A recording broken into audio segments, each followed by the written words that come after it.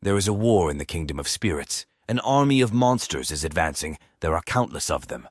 Their leader is a huge red-skinned demon with wings, fangs, huge sharp horns, and silver hair. He soared into the air on his giant wings, his tail covered in spikes, and in his hand he held a menacing staff. The demon let out a threatening roar and shouted that mid-rank spirits would never touch him. Suddenly, a huge red lion with blood-red marks on his face attacked him from behind. With lightning speed, he flew at the demon and with his sharp fangs bit into his hand with all his might, tearing it off along with his wing. At the sight of their wounded leader, all the other monsters were horrified. Before that, no one could harm him. Leo was joined by a bird of incredible size, which soared into the air and struck the monsters with lightning. With just one flap of her wings, many demons were burned, struck by a powerful blow. A huge white dragon appeared in the sky with a young man standing on its head, holding onto its horns. He was surprised because he asked his partners to wait for his appearance first. The guy noticed that the demons were more desperate than usual because he was in the last dungeon, which means his role here had come to an end. Our hero realized it was time to finish, so he thanked his friends and called on his weapon. He grabbed his huge glowing sword in his right hand and raised it to strike. The guy stood very firmly on his dragon's head, casting special spells on his legs. He pushed with force from the mythical animal and headed down like a stone. The landing was so powerful that the entire earth bent under his feet. Our hero boldly looked at his opponents because his closest associates fought behind him. Having finally defeated the last of the remaining demons, the guy found himself in front of a huge door. The dragon told him that since the entire spirit realm was beyond the threshold, now dungeons connected with the demon realm should not appear here, to which the guy suggested that it would be easier for him to go straight to the world of demons and seal the entrance from there in order to be sure that no one would come beyond the borders again. However, the dragon replied that divine beasts and spirits are different from people. They are weakened by demonic energy, so it is quite problematic for them to enter their realm. Only after this, our hero realized that he could not go further, so he thanked his friends. Finally, his long journey came to an end, with magical fairies flying around happily. The guy spent his last 10 years in this world, so he remembered how everything was in the beginning. The most ordinary day, when nothing foreshadowed trouble, he suddenly disappeared from his world. The last thing he remembered was his beloved mother, who saw him off in the morning with a smile on her face. His mother's birthday was coming soon. He was 25 years old then. He was everything to her. Due to the invasion of the demon kingdom, this world was polluted, so it needed a person who would not be affected by magical energy, so the guy was summoned, which made him very angry. However, after a huge amount of time spent in this world with his friends, the guy accepted him. Now it was time for the friends to say goodbye. They were very grateful to the man for his help, so the dragon pulled its paw forward and summoned a magical object. He said that the human world could use the seed of the tree of peace. It was a worthy gift. The guy promised to raise it as soon as he returned, but for now he hid it. He went through many hard times. He was often lonely. Now it's time to leave this place. The guy returned to his friends, waved to them with a smile on his face, and thanked them for everything. The huge, menacing lion was crying loudly because he had to say goodbye to his loved one. Our hero was embarrassed by this reaction, so he asked the animal not to cry because his tears could cause a whole river to appear. Not only were his friends sad, the guy also didn't know if he could get used to his new life. Will he have enough of a small restaurant where he will be a hero hiding his strength? A green light appeared in the sky above our guy's head and began to slowly descend towards him. Until this moment he had behaved well, but still could not hold back his tears and hoped that all his friends would be happy.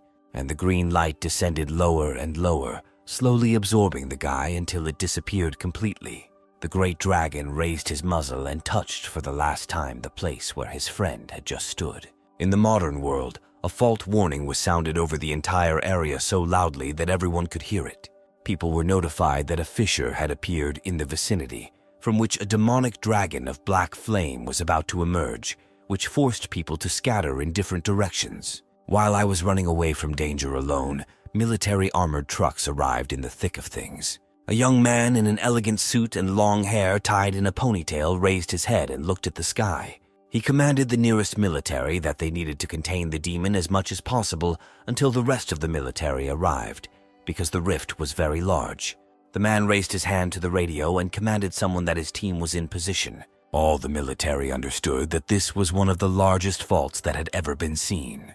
They were all in their places when it began to explode. Our hero appeared in the middle of the sky of Seoul with the words that the spatial teleport is worse than the realm of consciousness. Only after that, the guy looked around and was surprised that the entire city below him was in ruins. Right in front of our hero, there was a huge rift that was about to burst.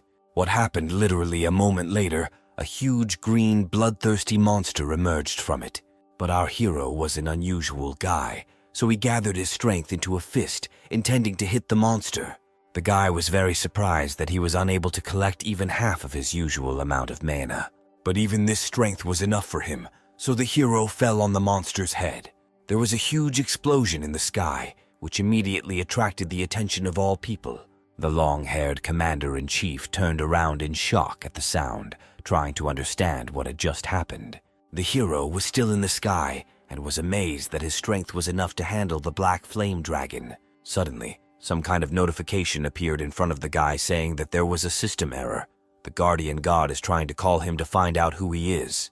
The hero was clearly surprised by this turn of events, because this had never happened to him before. Our guy thought it was someone trying to take him away again. He may have been weak before, but now he is a completely different person. The guy simply pulled his hand up and tore the mark from the heavenly canvas. He squeezed the magic letters in his palm with all his might. This turned out to be enough to completely destroy him, and the hero himself could hurry home. The gathered people looked at the sky and could not understand why the black flame dragon and the rift suddenly disappeared. Neither the military nor the main commander had ever heard of a rift simply disappearing before. Our hero lay on the grass and tried to tell the world that he was about to die of hunger. Kostya rolled on the ground from side to side and shouted that it was truly absurd to starve the savior of the world. And he answered him that spirits do not need food or other life-sustaining substances. The guy tried to argue for some more time, but realized that it was useless, so he abruptly jumped to his feet. He screamed that this was why he needed to stop doing this for his own survival. He could not survive on fruits and vegetables alone. The guy demanded meat. So he ran off in search of him, leaving the great dragon alone. Kostya's mother stood and listened to the fact that in a couple of months the building would be demolished, so she needed to find a new place and prepare for eviction. The man tried to explain this to the woman, but she did not want to listen to him and turned away. He was very tired of these constant persuasions, because this area is a fault zone and it is very dangerous here. The compensation is very decent, so he was not interested in how anyone could refuse such a thing. But the woman did not pay attention to his words and offered to eat something before leaving. She packed the container and talked about how she didn't care about money. Her son disappeared 10 years ago, so she must wait here for him. The man was amazed by what he heard and did not know what to answer, so he stood silently. He sat at the table and watched as the woman prepared food for him.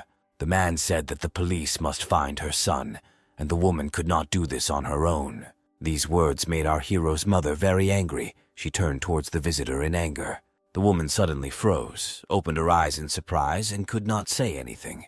It was at this very moment that the doors to her restaurant opened, and someone she had not seen for a very long time appeared in the doorway. Our hero returned home after a long journey and stood on the threshold with tears in his eyes. The woman was still in shock from what she saw. She could not say a word. She only slowly backed away. Suddenly, the strength left her legs, and Mother slowly began to sink to the floor. After some time, evening came in the city and it became dark outside. The owner came to the door of the restaurant and hung a sign saying it was closed for the day. At this time, our hero was sitting at the table and felt embarrassed and joyful. He looked straight ahead and could not believe that his mother was here. The woman was very glad to return, but could not hold back her tears. She slowly extended her wrinkled hands towards the young guy and wrapped them around his palm. The guy was very happy about this manifestation of feelings because he had not held his mother's hand for a very long time. As soon as he grew up, he tried not to do it because he was embarrassed. The hostess cupped her son's face in her hands and could not understand whether she was sleeping or whether all this was happening in reality. Kostya tried to explain to his mother that he himself did not fully understand where he had disappeared to. Apparently, he was sucked into the fissure. When he woke up in this world, it took him a while to understand what he wanted because of the ruins. The guy lied to his mother because he was afraid that she would not believe that her adult son had gone to save the world in the kingdom of spirits. The woman could not stop crying, but these were tears of happiness. At that moment, she recalled the time when she walked the streets and handed out leaflets with photographs of her missing child. They depicted a fairly old guy who smiled sincerely. Every evening, the woman returned home and walked into her son's empty room. At some point, she thought that he had run away from home on his own. Kostya hugged his mother and reassured her, saying that the worst was over. Using his magic, the guy decided to check the health of his mother. He was surprised that her stamina and energy were below average. Even processing did not give such an effect, which meant the woman was sick. Kostya suggested going to the hospital to check the health of his pale mother. However, she refused and seemed to know her body better than anyone. In fact, the woman realized that her cancer cells had spread in her body. She went to the hospital too late. This news greatly saddened her. The woman wanted to know how much time she still had left to live. The doctor suggested about 6 months, so the owner did not want to spend the rest of her life in the hospital when her Kostya finally returned home. So the woman smiled and shook her head from side to side, thus showing that everything was fine with her. She was very happy to see her son, who was considered dead, so she offered to set the table for him. Kostya realized that his mother was hiding something, but decided not to torment her with questions yet, so he pretended to believe it and went to his room. The guy calmly changed his clothes, sat down on the floor, and began to look around the room from all sides. He looked first at the ceiling, at the wall, at the dust that lay on his things. The young man realized that this place had also been empty for quite a long time, but he was pulled out of his thoughts by the voice of his mother, who was calling for dinner. Kostya went down to the first floor, and there on the table were several plates of very appetizing-smelling food waiting for him. The guy was amazed that his mother managed to prepare it all so quickly.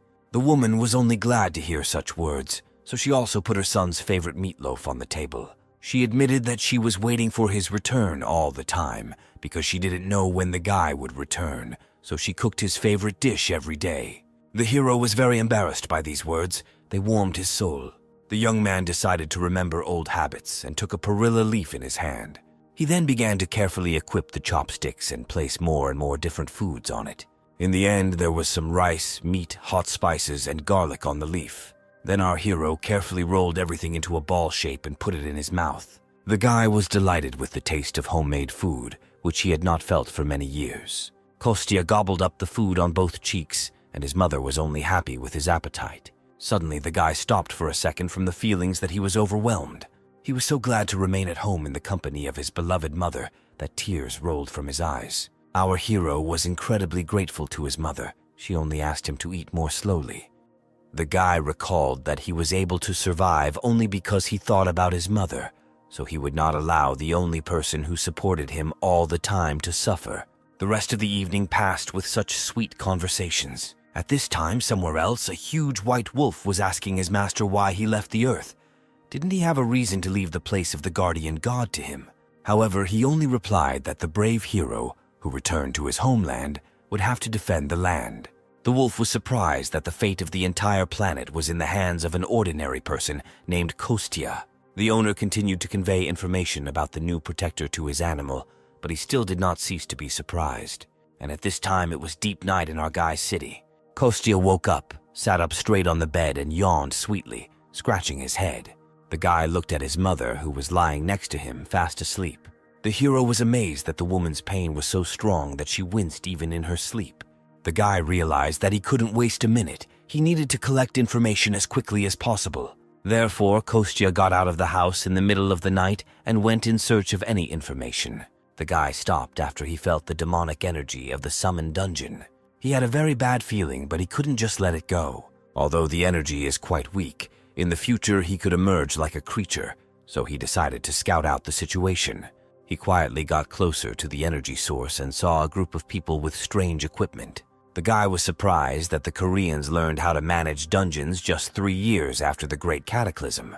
He guessed that was why the demonic energy seemed so weak. Kostya decided to find out everything anyway, so he pushed off from the building with all his strength and flew past people in suits with lightning speed. No one noticed anything, but one of them thought something passed nearby. And at this time, our hero was already on the other side of the magic gate. He found himself in something unknown to him, and a huge magic circle was shining in the sky, in the center of which there was something.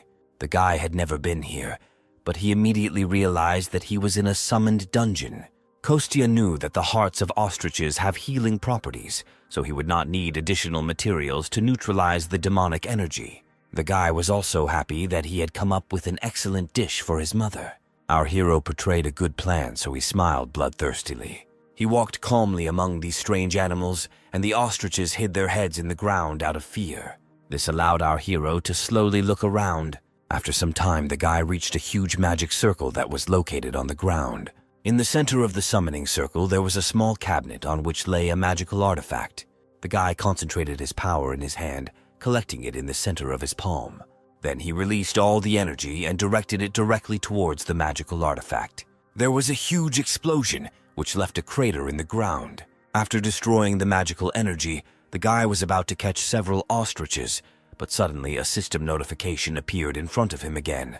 It reported that force was used that exceeded that allowed by the system. The guardian god tried to call our hero to find out who he is, so a huge magic circle formed under the guy's feet. Kostya obviously had no intention of going anywhere, so he hit the seal with all his might, destroying it.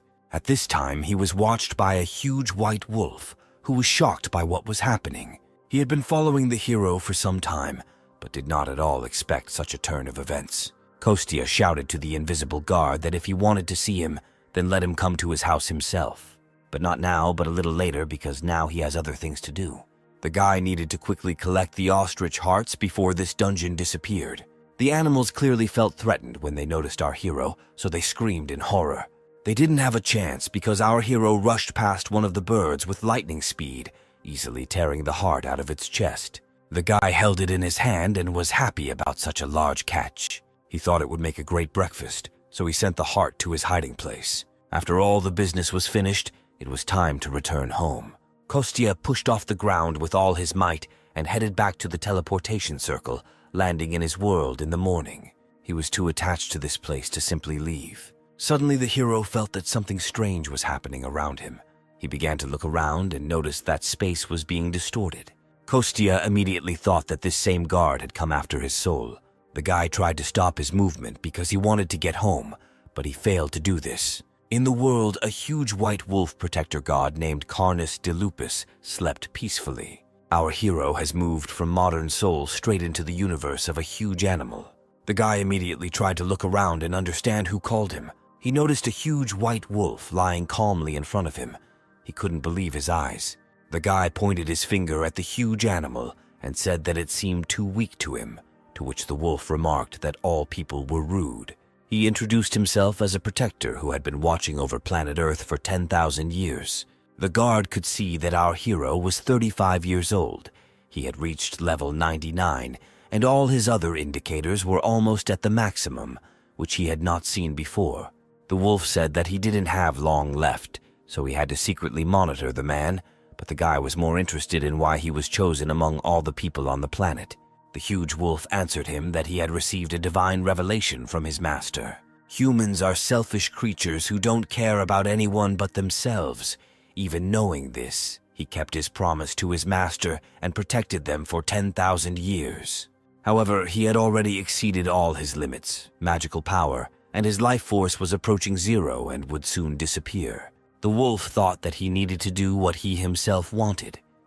It would be nice for the last moment of life while he was approaching death. Our hero immediately realized that the huge wolf was telling the truth. He was very angry. But these were just the words of a guardian who had already despaired and lost his essence. The wolf admitted that he changed his mind after he saw the karma of our main character. This is the ratio of bad and good deeds that people do throughout their lives. So 3 years ago, during the Great Cataclysm, the wolf felt a huge threat and gave all people a system similar to a game. So all people could easily see their karma, and the guard himself never set limits for its assessment. But our hero still went beyond its limits. Based on his spiritual strength, stemming from this very karma, it seemed to the guard that our hero would be quite suitable for the role of the next guardian. He looked at Kostya and allowed me to ask him some questions. The guy said he had a few, and the guard waited patiently. The guy just started shouting that the magician had gone crazy and was simply trying to give away the position of the guardian through the legacy. The huge white spirit was shocked by such an unexpected reaction from this strange man. The hero continued to shout that the work of the guardian was a complete scam and deception. He looked the wolf in the eyes and said with confidence that he was not going to do this. The guardian told him that it was too late to refuse this work. These words brought our hero into a slight stupor because he did not understand what was happening. Suddenly, a window appeared in front of him, indicating that the ceremony of inheriting the guardian of the planet would now begin. But the hero did not want to become a guardian at all, so he tried to free himself. He summoned all his power into one place, trying to break the cycle of inheritance. Even the wolf was amazed at how powerful the energy was under the control of a common man. Kostya didn't understand why they were forcing him to go through the heritage ceremony without even explaining anything. He noticed something strange and realized that his wrist was chained. Not only the wrist, but all other limbs were shrouded in magical chains. It was a complex chain magic circle, so the guy couldn't just break it with his magic power. The wolf didn't understand what the point was in being so angry and wasting other people's time. However, the guy said that it was obvious to him that the guardian wolf would soon die, so he tried to make him the guardian himself without even asking his opinion. The guy didn't believe that this was really what parents do, protecting people and watching over them. He asked the wolf to let him go, just send him back home. However, the keeper replied that he was obliged to find the receiver precisely because he protected people and watched over them. After that, he will need a new guardian, and Kostya can become one. The guy noticed that the status of a guardian makes him immortal, so it was easier for him to stop and continue to be a guardian himself. The wolf replied that he was given eternal life in exchange for protecting the world. It is difficult for him to recover on Earth, where there is no longer any spirit or divine beasts, because the planet and the guardian are one. Even if he is destined to cease to exist, the guardian cannot simply stand by and do nothing. After this explanation, Kostya admitted that he did not intend to be the keeper's successor. He tried to call upon his magical power again and free himself from his shackles. The guy said he didn't want someone like a wolf to rule his life again. This time, making even more effort, Kostya decided to open the circle of movement. After that, his favorite huge sword flew from storage into our hand. The wolf was amazed that the guy had enough strength to use his magical abilities. At this time, our hero had already freed his limbs with the help of a magic sword, after which he gathered his strength and delivered a lightning-fast series of powerful blows. Literally a moment later, all the seals and chains were destroyed. The hero was free from them. After this, the guy decided to defend himself, so he took the sword in both hands and put it in front of him. The wolf was furious because it was completely impossible to have a normal conversation with this guy, to which Kostya replied that it was precisely with the wolf himself that it was impossible to have a normal conversation. The guardian said that the guy turned out to be exactly the same as all the other people he was so tired of. He only cares about himself, and if he doesn't see his own benefit in something, he turns a blind eye to it. To which the guy noted that for such a person who wants a normal life, this is a good compliment. Kostya realized that he needed to calm down and think, because even though the guardian had become weaker, he was still strong. After that, the guy remembered that his friend had a dog, and when dealing with dogs, you can't fight with them directly. Kostya heard that dogs don't like to brush their teeth, so he climbed into the mouth of a huge wolf, after which he squeezed out a tube of mint paste to the animal and ordered him no longer to call upon the powers of other people. The wolf didn't want to give up quickly, so the guy had to get a second tube of mint paste. Even despite this, the old keeper still did not want to give up his position. Therefore, the guy remembered the conversation with his dragon, who never wanted to become a guardian. Such confidence from an old acquaintance convinced the guy that he too should never become a keeper. Kostya was distracted by these memories, so he did not notice the most important thing. At this time, the huge guardian wolf calmly freed himself and spat out the toothpaste from his mouth. He decided to use a different tactic in relation to this guy, so he asked Kostya to become a guardian for the sake of his mother. He will be able to cure her illness with the help of divine power if he becomes a guardian. Since the guardian is responsible for the life of all creatures in his world, he is able to heal any disease. These words made our hero stop and think carefully, after which he looked at the guardian and asked him to save his mother. In return, he promised to do everything for him, except become the new guardian. The wolf was surprised by this answer. It seemed to him that it would be more logical to become a guardian himself and save his mother on his own. However, Kostya replied that he did not know when he would get used to his new abilities, so he asked the current keeper for help. So with a sparkle in his eyes, he asked the wolf to take care of his mother first. The guy again summoned a circle of movement and pulled out his huge sword from it. With one single blow, he cut through space and opened a passage to his world. The guardian was amazed at the strength of this hero because cutting space is not so easy. And at this time, Kostya, already joyful, ran to his home restaurant and at the same time asked the wolf to reduce his size. The guardian did not fully understand why he was listening to this guy, but he began to rapidly decrease in size. Eventually, he turned into a rather cute little white dog. Kostya was satisfied with the size of the dog, so he asked first of all to look at the condition of his mother. The guardian already knew that the sleeping woman did not have much time to live. With one look at her, the wolf immediately said that she had no more than 6 months left. The guy still refused to become the next guardian, so he thought about a plan of action. The cute dog sat next to him all this time and looked at him with a sad face, after which he said that he no longer has divine powers, so he uses his life energy to compensate for this, because it is too risky to use the remnants of life force without a good reason and receivers. Therefore, the guy needed to come up with a solution to this problem, after which Kostya came up with the brilliant idea that vitality is similar to endurance, so the dog just needs to eat something to help him restore energy. He agreed, but immediately warned that he was not going to eat dog food. Our hero had already put on an apron and went to the kitchen to prepare food. There were definitely creatures on Earth like divine beasts or spirits that possessed magical powers. They used to live freely, but the stupidity of people led to their disappearance. And now it was their turn and the whole world was in danger. At this time, our hero stood calmly in the kitchen and thought about what to cook. And the little wolf stood next to him and did not understand what this man was up to. After these words, the guy woke up from his stupor and turned his attention to the furry animal. On the table in front of him lay the seed of the tree of the world, and the hero did not know what to do with it. Our man was surprised that the wolf immediately recognized this magical artifact. In fact, he didn't think that the guardian would only help such a magical object to be restored. It turned out that the guy did not understand the full value of this magic tree.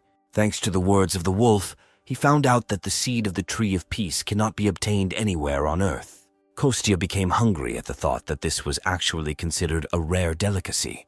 But the wolf was still interested in where such a strong thematic artifact came from in the hands of an ordinary person, after which all the memories of the last 10 years immediately came to the guy's head.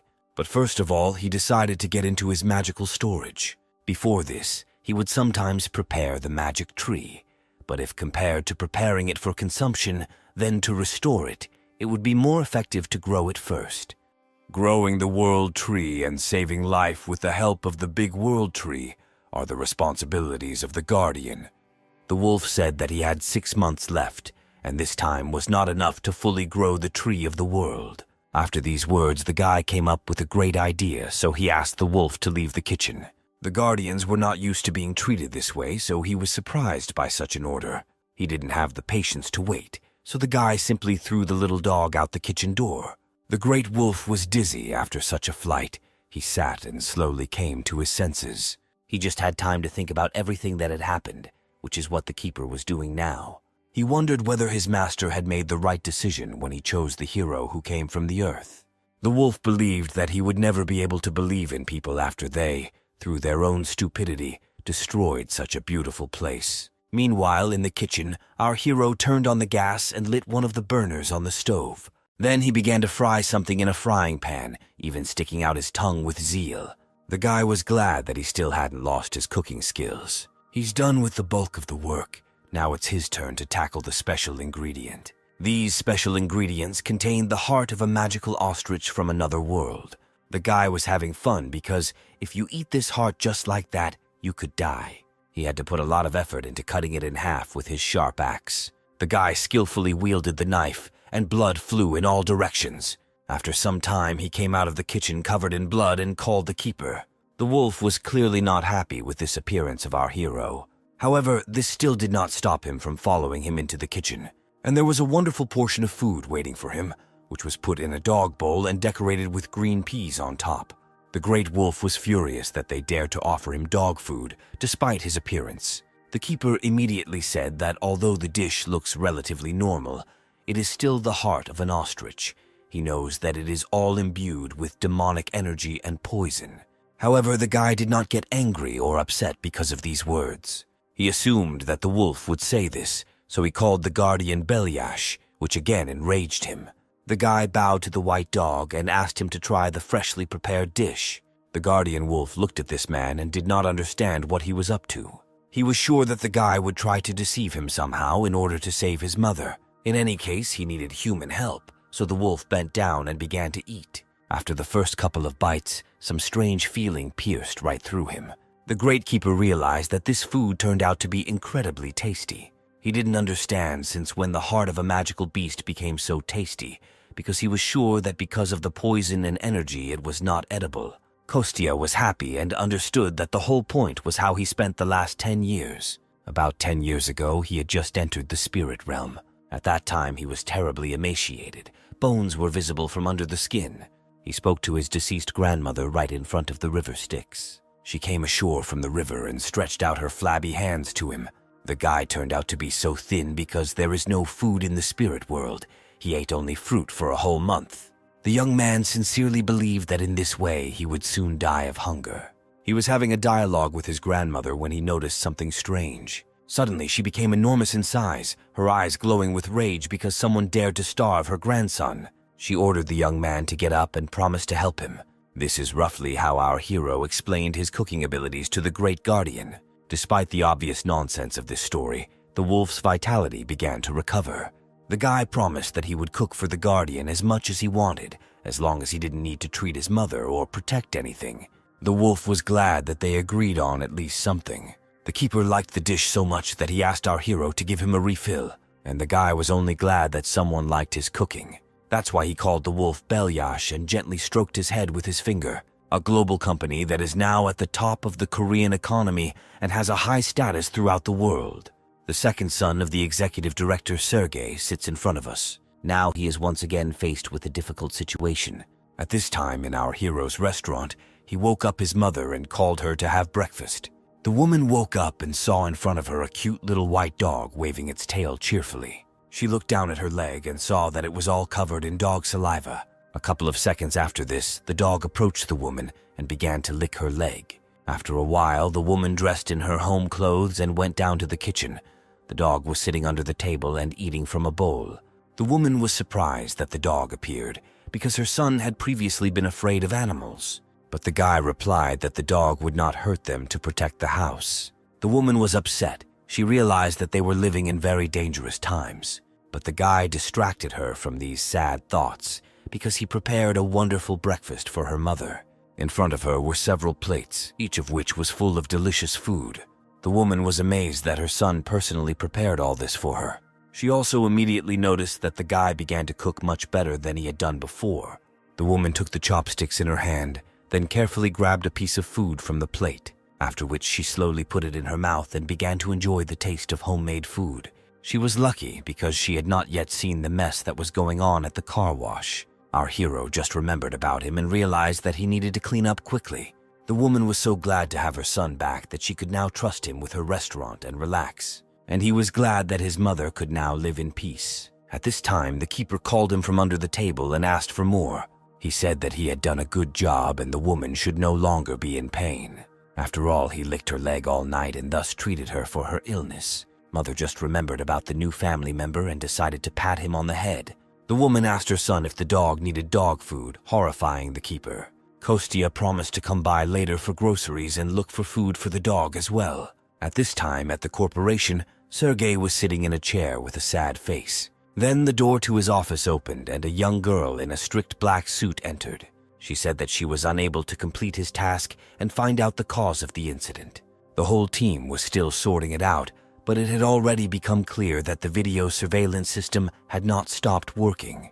Even the workers who were at the scene at the time said that everything happened just like that, without any reason. The girl listened very carefully to the testimony of each of them. Such a report from his subordinate clearly did not suit the young boss Sergei. The guy lowered his head to his chest and asked the girl if there would be any consequences this time.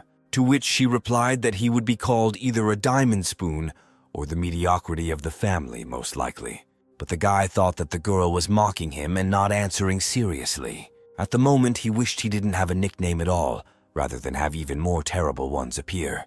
He had spent 500 billion won on this dungeon, so he was now worried about failing. After a while, Sergei calmed down and asked the girl if his father and older sister were aware of what had happened. And after receiving a negative answer, I was glad that this was at least one piece of good news. He admitted that he was too excited at first. Even though he was awakened, mediocrity will always remain mediocrity. The girl was unpleasant and sad to hear such words from her boss, after which Secretary Diana said that the chairman hates people who say things like that. The girl added that Sergei is the only one who is making efforts to resume dungeon trips, and even if he decides to stay, then let him find a more appropriate reason for this. These words touched Sergei. He was glad that Diana was alone on his side. The guy was looking through the list of members of the dungeon campaign and asked what happened to the first group, which was mobilized 6 hours after the incident, to which the girl replied that this group was still nearby. They are resting after studying the dungeon route. Nothing has leaked to the press yet, and she has already sent the recordings from the CCTV cameras to Sergei's tablet. The guy just found this data and decided to look at it carefully. He chose one video, which should have been the first, judging by the time. The young man hesitated a little at first, but then collected his thoughts and pressed play. Sergei and Diana watched the recordings together. At first, nothing special happened. However, after some time, something on the recording caught the young man's attention. The guy paused the recording and couldn't believe his eyes. All equipment was disabled. The portal was destroyed. People rushed in different directions to escape. The young man thought that this was definitely very strange for a standard hike. The sound was definitely not the natural destruction of a dungeon, and it didn't sound like a weapon either. It was more like the sound of something being destroyed by magical energy. He prepared for this campaign and trained countless hunters. After some thought, Sergei decided that he needed to see everything in person.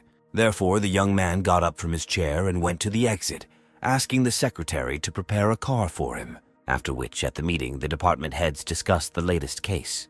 They came to the conclusion that the problem arose and did not depend on them. If the trial goes according to the worst-case scenario, then the losses will not be calculated in 1 billion won, but in tens of billions of won.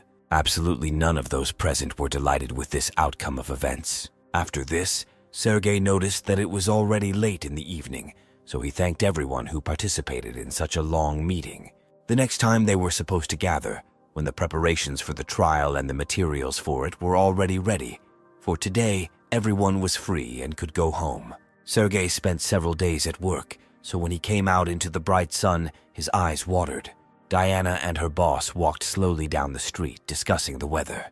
The young man was upset that everyone was suffering because of him. He was very ashamed that he made his secretary wait for more than 18 hours. To which the girl replied that she was ready to follow her boss. The main thing is that he does not stay. These small words of support greatly inspired Sergei. Sometime after the start of the walk, the young people stopped in the middle of the road.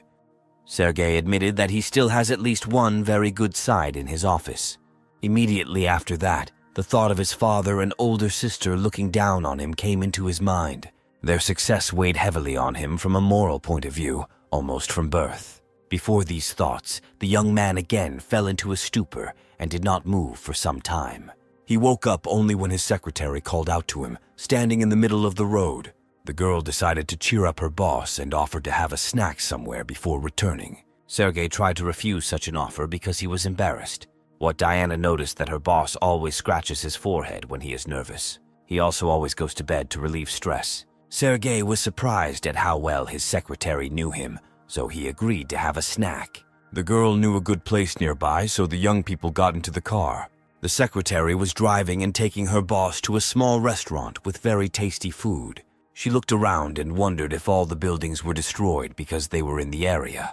After some time in the trip, when Sergei had already begun to fall asleep, Diana said that they had arrived. Of course, it turned out to be our protagonist's family restaurant, which was welcoming customers for the first time since he returned. Diana asked for a table for two while the boss looked around. The girl looked at the menu carefully, and Kostya thought that he had come across very interesting visitors. Suddenly, the voice of the keeper was heard in his head, who offered to show the guy the visitor status windows. The young man did not really like the fact that he was talking to him using telepathy. However, he still agreed to look at the visitor status windows. He saw that Diana was 30 years old. She was a simple, kind swordsman of level 34. Sergei is 32 years old. He's a rare good magic archer of level 25. Immediately after this, Kostya realized that his intuition had not let him down, but he still did not understand why people like them would come here. The voice of the guardian in his head is that people like them are called awakened. The guy was angry that the wolf could even read his thoughts, but he said that he was simply too predictable. 3 years ago, after great capitalism, magical powers or separate classes began to awaken in some people, just like in the game. Kostya thought that the awakened ones could give hope to people after the invasion of demons. At this time, he reflected on this topic and observed his unusual visitors. He mentally asked the guardian how strong these people were right now, to which he replied that they are among the 10% strongest among all people and 30% among hunters. After this information, Kostya decided that it would be difficult for them to resist even mid-rank demonic monsters. Diana wanted to place an order but was surprised that there was only one dish on the menu. One girl gave not only the quantity, she was also surprised by its price. Kostya also saw the price on the menu for the first time, which has doubled over the past 10 years. The guy thought it was too expensive, but the girl said it was too cheap for the modern world. The Sergei noted that the restaurant would go bankrupt if it sold food at such a low price. Hearing these words, our hero's mother came out of the kitchen into the restaurant hall. The guy was very surprised that the prices of all goods had risen so much, which surprised everyone present. The woman replied that she had been working for the last 10 years not for the sake of income, but so that her son would have a place to return to. The woman surprised the unusual visitors of the restaurant with her heartbreaking story. Despite everything that had happened, Diana noticed that the kitchen smelled very tasty. Sergei also liked the smell, so he asked to prepare a very spicy dish and bring drink. The girl refused to drink with him because there was no spare driver. At this time, Kostya was in a stupor because of how quickly events were unfolding. But his mother called him from the kitchen and asked him to help, so the guy had to force himself to move. Kostya approached his mother and asked if they were selling their food too cheap, but the woman did not listen to him at all. She was only glad that visitors appeared for the first time in a long time. She came up with a brilliant idea which she immediately voiced to her son. Since these were the first visitors since the guy returned, the woman invited him to cook the food himself. The guy was a little shocked by what was happening, but the grandmother wished him luck in his thoughts. At this time, at the other end of the city, something strange was happening at an abandoned construction site. The man smiled bloodthirstily as his victims begged him to spare them. He said they didn't have to make him out to be some kind of crazy person. Just answer one question. He was interested in which of these two connected people loved the other more. None of them could say a word. They just bowed in silence. The guy was very amused by this reaction of this couple. He looked down at them, then straightened his jacket and grinned. The guy admitted that the absence of love is nothing to hide. Therefore, he decided to choose his first victim at random. It turned out to be a guy. At this time, strange visitors were still dining at our hero's restaurant. Kostya put his hands in front of him and very persistently refused something. At this time, Sergei argued with him and, on the contrary, very persistently offered to take something.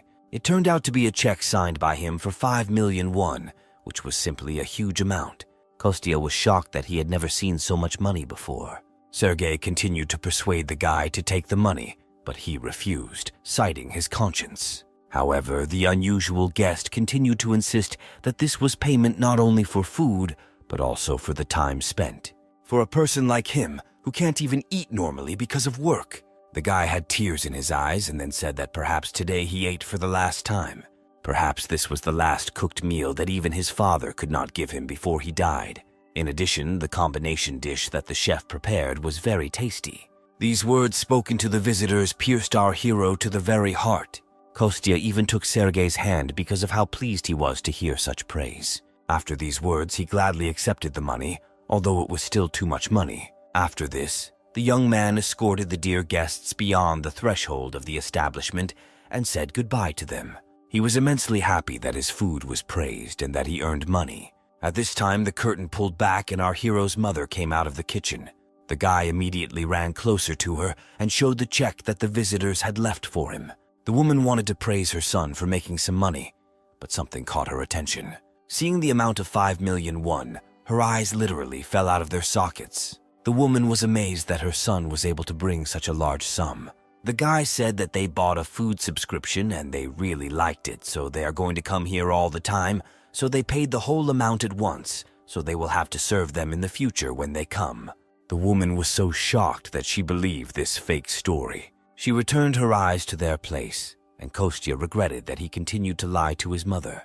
The woman was still happy with this money because she just needed to pay for the institute. Our hero didn't even immediately understand what kind of institute we were talking about, so he asked his mother again. The woman explained that she would need to inform him of his return, buy basic necessities, and change clothes to new ones. The guy decided not to add to his mother's problems, so he went to the law enforcement center himself. Since people now disappear quite often, the procedure for restoring status is not so long. While Kostya was thinking about this, he came across a center worker who offered to help. The man looked at the documents and said that he had already collected everything he needed. He just needed to scan them. While he was telling this, the guy listened attentively, but something attracted his attention. The worker had a bracelet with a magic stone on his left wrist. The man said that everything was in order with the documents, and at 35 years old, Kostya looked quite young. After that, he asked the young man whether he had ever used magical engineering procedures, to which he received a negative answer. Kostya justified himself by saying that he had previously lived in the mountains for a long time, so he had never heard anything about them. The worker explained that magical engineering fully corresponds to its name. It is a new science that combines magic and the powers of magic stones. As an example, he demonstrated his bracelet, which was made with her help. However, this bracelet is not an artifact, although it is very similar. Only awakened ones who are able to control magical powers can use artifacts. But things made with the help of magical engineering can also be used by those who are not able to control it. Therefore, these bracelets can be called simple imitation of artifacts, after which the worker said that such items could be bought at the hunter's market. However, he did not have time to warn Kostya that he could be deceived there, and he had already rushed off. The guy walked away happy some time after purchasing a mobile phone, but it turned out to be a hoax. The guy hoped that it was a bargain. He was not at all aware of the current prices, although he still had a whole 1 million won left, so he could go and buy his mother an artifact for protection. The guy walked through the city and tried to remember what the employee there told him about magically created objects. After some time, Kostya reached the hunter's market where he could buy them. He held a small pebble in his hands and was amazed that such a tiny stone cost as much as 3 million won, although they were lying everywhere in the dungeons of the Spirit Kingdom. He asked the seller if there was anything cheaper, to which he replied that they had the lowest prices in the area. After that, Kostya said that he needed protection from a person or from a middle-ranked demonic monster. The seller noticed that a few million won would not be enough to protect against a mid-ranked demonic monster. It would require at least several 100 million won. The guy was amazed that the rubbish that could be found just walking through the realm of spirits was so expensive here. Suddenly, the voice of the guardian was heard in his head, calling him very persistently. The wolf was still angry about his new nickname Belyash, which our hero awarded him. Despite this, the keeper still warned Kostya that a looter had broken into their restaurant. The seller was surprised that such a young guy managed to share something with the looters. After all, the marauders are the awakened ones who over time have lost their way. But before he could finish speaking, the young guy who had just stood in front of him disappeared.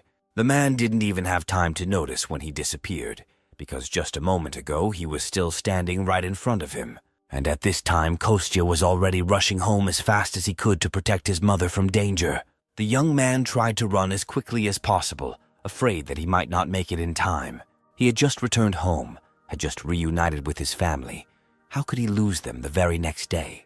At this time, the villain who had just recently killed the couple was holding a red candy in his hands. He opened his mouth wide, then put the ball on his tongue and swallowed it without chewing. He then licked his fingers, which still tasted like candy, after which he bent over, slowly stretched his back and stiff joints. He grinned at some thought that had just occurred to him, after which he began to laugh under his breath and walked with a cheerful gait away from the murder scene, closer to the city center. The guy was clearly in a good mood. He was singing and dancing, carrying something in a black bag. The main character's mother was cleaning the kitchen when someone entered the restaurant. The woman at first thought that it was her son who had come, so she was surprised when she saw another man on the threshold. He was also surprised that he was called by a different name. In fact, his name was Misha. The guy calmly entered the restaurant and was amazed that only one dish was served there. But the woman's attention was more attracted by the fact that he came here with a suspicious package in his hands. The guy didn't care about this at all. He just clarified whether the restaurant specialized in this one dish, after which he calmly walked up to the table, pushed back the chair and sat down on it, and threw the black bag directly on the floor next to him. Something in this package haunted the woman, the smell or its color. At one glance at this bag, from which hair was sticking out, the woman fell into a stupor and could not move. Misha immediately realized that the woman had noticed what was in his package. Therefore, he said that if the food in this restaurant was tasty, then he would kill her painlessly. And if he doesn't like the food, then the boss's mother will end up just like these unfortunate people. The woman immediately went to the kitchen to cook. The marauder continued to smile and sat calmly at the table, crossing his legs. The guardian immediately felt that this man was clearly a marauder, so he became very angry. He looked at Misha and used his ability to see the window of his skills. The guy was 29 years old. He belonged to the class of ordinary assassins. He was evil and had level 33. Judging by Misha's karma points, he didn't try very hard to hide. This is not the guy who was worth getting into without using divine punishment. At that moment, the marauder also noticed the puppy, so she decided to play with him and called him to her. He didn't even have time to do anything when the door to the restaurant suddenly opened with force. At this time, Misha's attention was distracted by the guardian, who lay on his back and pretended to be a cutie. Therefore, when our hero appeared on the threshold of the restaurant, the looter perceived him only as a noisy brat. He continued to call the dog, but he turned his back to him. Moreover, he demonstratively and without turning around, walked in the opposite direction, closer to Kostya, who had entered. Only after this did the looter pay attention to who entered the restaurant. All his clothes were covered in the blood of the people he had killed before, and from a black bag standing next to the chair, evidence of his atrocities peeked out. The hero silently and with a menacing look approached the marauder, mentally asking the guardian where his mother was. He also asked the wolf if he could erase people's memories, calling him by his real name for the first time. After this, the keeper realized that the guy was very serious about the intruder. After this, Kostya decided not to hold back any longer and released a huge stream of mana around himself. It was so strong that many objects began to rise into the air. The young man uttered only one word, but he put into it the firm intention to drive the looter out of this restaurant and protect his mother.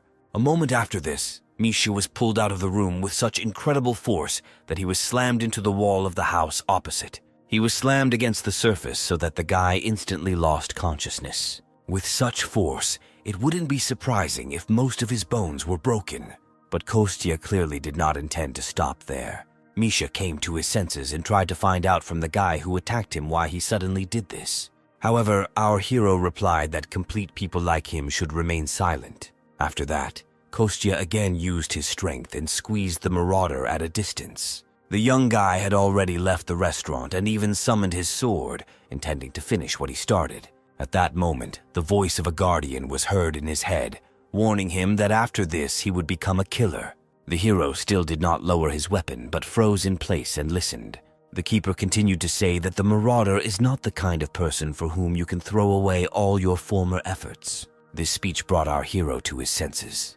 He began to calm down little by little. The guy realized that if he went any further, he would definitely become a murderer, and he couldn't let all that time turn into dust. Therefore, Kostya hid his weapon, then approached the marauder and listened to him beg him for mercy.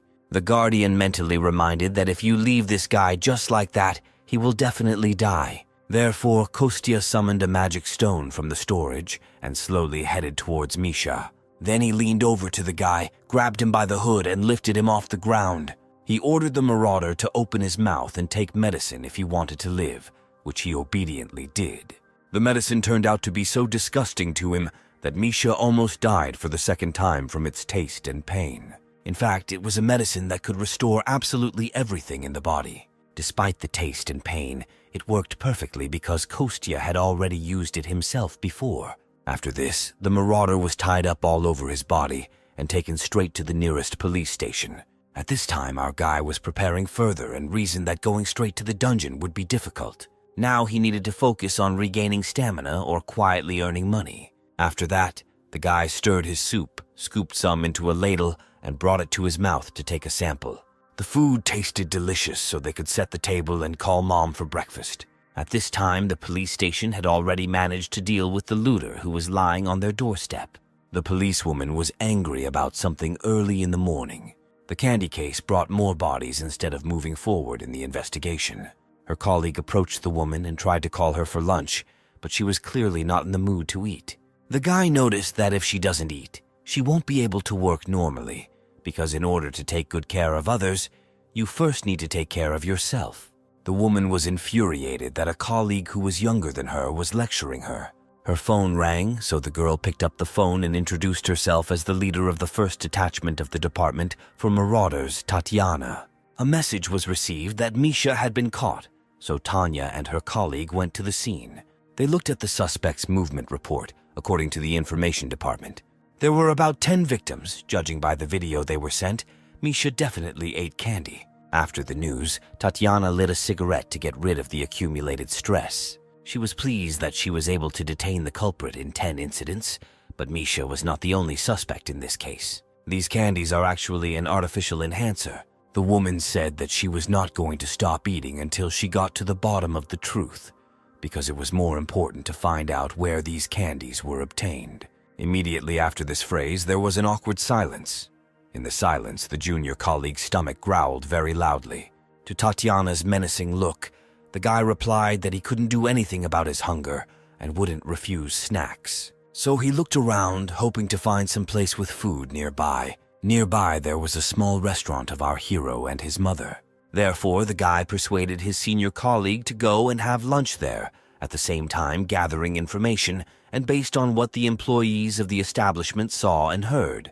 The guy and the girl entered the restaurant, where Kostya met them with a smile on his face. The couple entered the establishment just as the hero was cleaning. They too, like all previous visitors, were surprised that there was only one dish on the menu. So they ordered 2 servings, sat down at the table, and continued talking about their own things. Tatiana was clearly unhappy with the current situation, and instead of investigating, they spent time sitting in a restaurant.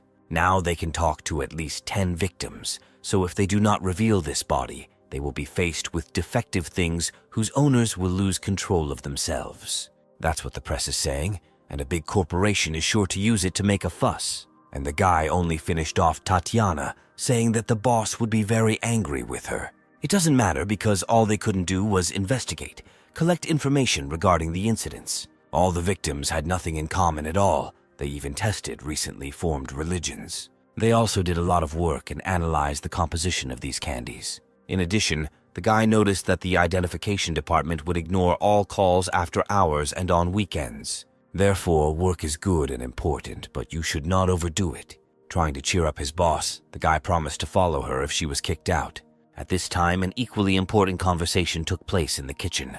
The keeper told Kostya such important information that it took the guy some time to perceive it. Because of the visitors, they had to communicate only mentally. It turned out that all this time the wolf was level 1. In order to move to the next level, it was necessary to successfully complete the quest to fulfill Tatiana's wish so that the boss would not punish her. Kostya immediately guessed that Tatiana was the same woman who was now sitting in their restaurant and waiting for her order. However, he did not understand at all how he could make sure that the boss did not punish her. And the wolf continued to talk about how the guardian's strength directly depends on a person's faith. It changes when something bad happens or a desire appears. But if this request is granted, then the divine power of the guardian grows. But Kostya correctly noted that using strength for this is the same as pouring into a bottomless pit. Therefore, the wolf decided to check with the guy whether he really understood what he just said. The guardian reminded the hero that he must complete this quest if he wants his mother to recover faster. Kostya couldn't even think of how he could solve the problem of people he was seeing for the first time in his life. He He brought the order to his visitors, interrupting their conversation for a moment. The guests really liked the appearance of their food, but the guy still couldn't stop worrying about the task hanging on him. He tried to think of some reason to speak to his guests. That's why he invited them to bring some radish kimchi, which the restaurant owner had prepared in winter. Tatiana wanted to refuse, but her colleague said that beef soup must be eaten with radish kimchi. She usually doesn't like this kind of snack, but the rest of the food in this restaurant was really good, so the woman decided to try it anyway.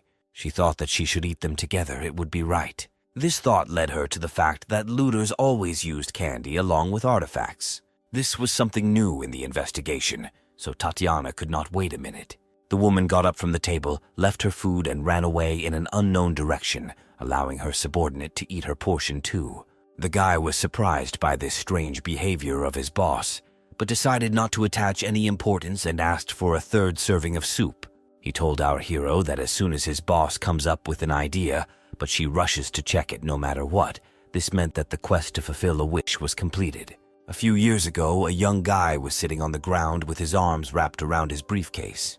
Right in front, some girl threw another guy over her shoulder. She did this because they bullied weaker students. The beautiful girl told the bullies not to even try to say anything bad about the orphanage or about herself anymore, after which she straightened her clothes and was about to leave. At the last moment, the guy with the briefcase called her by the name of Dasha. He invited the girl to eat rice cakes with him, which he does quite well. These were memories from the childhood of our hero, who was surprised that his mother was still in contact with Dasha after so many years. To this woman, she replied that she was just a lonely child in this dangerous world. Thanks to mutual support, it was a little easier for both of them. Therefore, today the woman wanted to meet her young friend together. Our hero's mother was heading towards the exit and asked him to finally prepare dinner. Then the woman left the restaurant and slammed the door behind her, leaving the guy alone with the wolf. He knew immediately that she was heading to the hospital, but wanted to keep it a secret from him. The hero wanted to thank his childhood friend Dasha for helping his mother, so he invited Belyash to go for a walk to buy groceries. At this time, in the city, a young girl with fiery hair greeted her old friend, whom she called Mother. She apologized for being late due to being kept at the Hunters Association, after which the woman and the girl took each other's arm and went to the hospital. At the doctor's appointment, he looked a little discouraged. It turned out that our hero's mother felt much better. Her condition has improved markedly. The tumor has greatly decreased. The doctor said this doesn't happen often, but it's definitely a good sign. The woman burst into tears from the feelings overwhelming her at that moment. She was very grateful that the illness was subsiding, and she had the opportunity to spend more time with her son. After a long time, the owner of the restaurant admitted to herself that she wanted to live again. At this time, our hero went to the nearest beach instead of the store. There he built a kind of fishing rod, tying some strange fish to an ordinary rope. So he decided to take revenge on this fish because it tried to kill him, and now he made bait out of it. Kostya took the rope in his hand and began to spin it around himself with all his might. At some point, he caught a good position, applied additional force, and threw the bait into the water. At the same time, she flew so far that it was impossible to see the crash site from the shore. Kostya decided that this sea looks like this because of demonic monsters, which means there must be someone like the Kraken or something more interesting there. The guy complained that they now use ordinary freshwater fish for fish cutlets, but it is important for him that the taste reminds him of the sea. The wolf most likely didn't know, but the Kraken is very tasty, although its head and bones contain poison, so you can't eat a lot of them. While our hero was telling the keeper various ways to prepare Kraken meat, his makeshift fishing rod began to twitch. There was someone huge at the other end of the rope, but it was saturated with magical power, so it couldn't be easily broken. At that moment, a fight began between the monster and the fisherman to see which of them was stronger. Kostya held the rope with all his might, pressing his feet into the ground, trying to prevent the monster from falling off. Gradually, he began to pull the rope towards himself, so something gigantic appeared in the distance. The wolf was once again amazed that his master chose clearly not an ordinary person as his next guardian. And at this time, next to him, a battle was taking place not our life, but to the death. With one last strong jerk, Kostya pulled a real monster ashore, which was several hundred times larger than himself, which once again confirmed the fears of his guardian god. The broth for the soup begins to boil on the stove, and the roasted meat sizzle in the frying pan. It was Kostya who returned from fishing and began to prepare fish cutlets from the kraken, which he had caught recently. At this time, Dasha and our hero's mother were returning from the hospital and stood in a traffic jam, which usually should not have happened in this place. The girl was very hungry, so she asked the hostess what would be served for lunch today. The woman looked at her adopted daughter and became thoughtful, remembering what they had. She remembered that Dasha was very fond of rice cakes, which her son Kostya often prepared. The lady offered to cook them, but the girl responded by suggesting that it would be better to go to another place and eat the stew. In the middle of their conversation, a bright red light suddenly appeared from afar and lit up the entire sky. Both women paid attention to it, and Dasha suggested that these could be waves from the fault. The owner of the restaurant immediately began to worry about the girl, because this meant that it was time for her to run away. In fact, Dasha was an official member of the Korean team that works with S-rank awakened ones. People called her the Crimson Witch, the Flame Witch, or the Destroyer. However, the girl herself thought for a minute and told her mother that she was not going to go anywhere. She noticed that the rift had not yet appeared, but it should happen soon, and the government should have already sent competent people to a rift of this level, and she herself had a day off today. Moreover, the girl was worried that her mother could not drive the car. She would have problems if she stayed here. But the hostess reminded her that she herself knew very well how easily a person could one day simply disappear, hinting at his son Kostya. Therefore, Dasha decided that she would stay in the car and stick together with the woman. It was at this moment that our hero's mother decided that she needed to inform the girl about the return of her son Kostya. At first, Dasha didn't even understand what she meant. This news seemed so incredible to her. The hostess said that the guy was sucked into the rift. He lost both his memory and sense of time. He looked 25 years old, as he was at the time he disappeared, which greatly surprised Daria. The woman admitted that this is why she looked so happy lately. She also added that she was so lucky only because she had the opportunity to help others and lived a good life. A son and beloved daughter returned 10 years later, as well as a short life that became much longer. The woman said that those who have known grief must become strong, and in such situations make every effort to prevent this from happening to other people, after which she looked meaningfully at Dasha and asked her not to worry too much. After all, the woman believed that the girl would have enough strength to save both her and everyone present here. So she will wait for her right here in the car until she returns.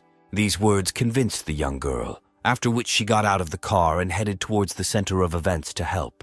At this time, the people nearby were in a panic because the rift was about to open and the awakened ones had not yet arrived.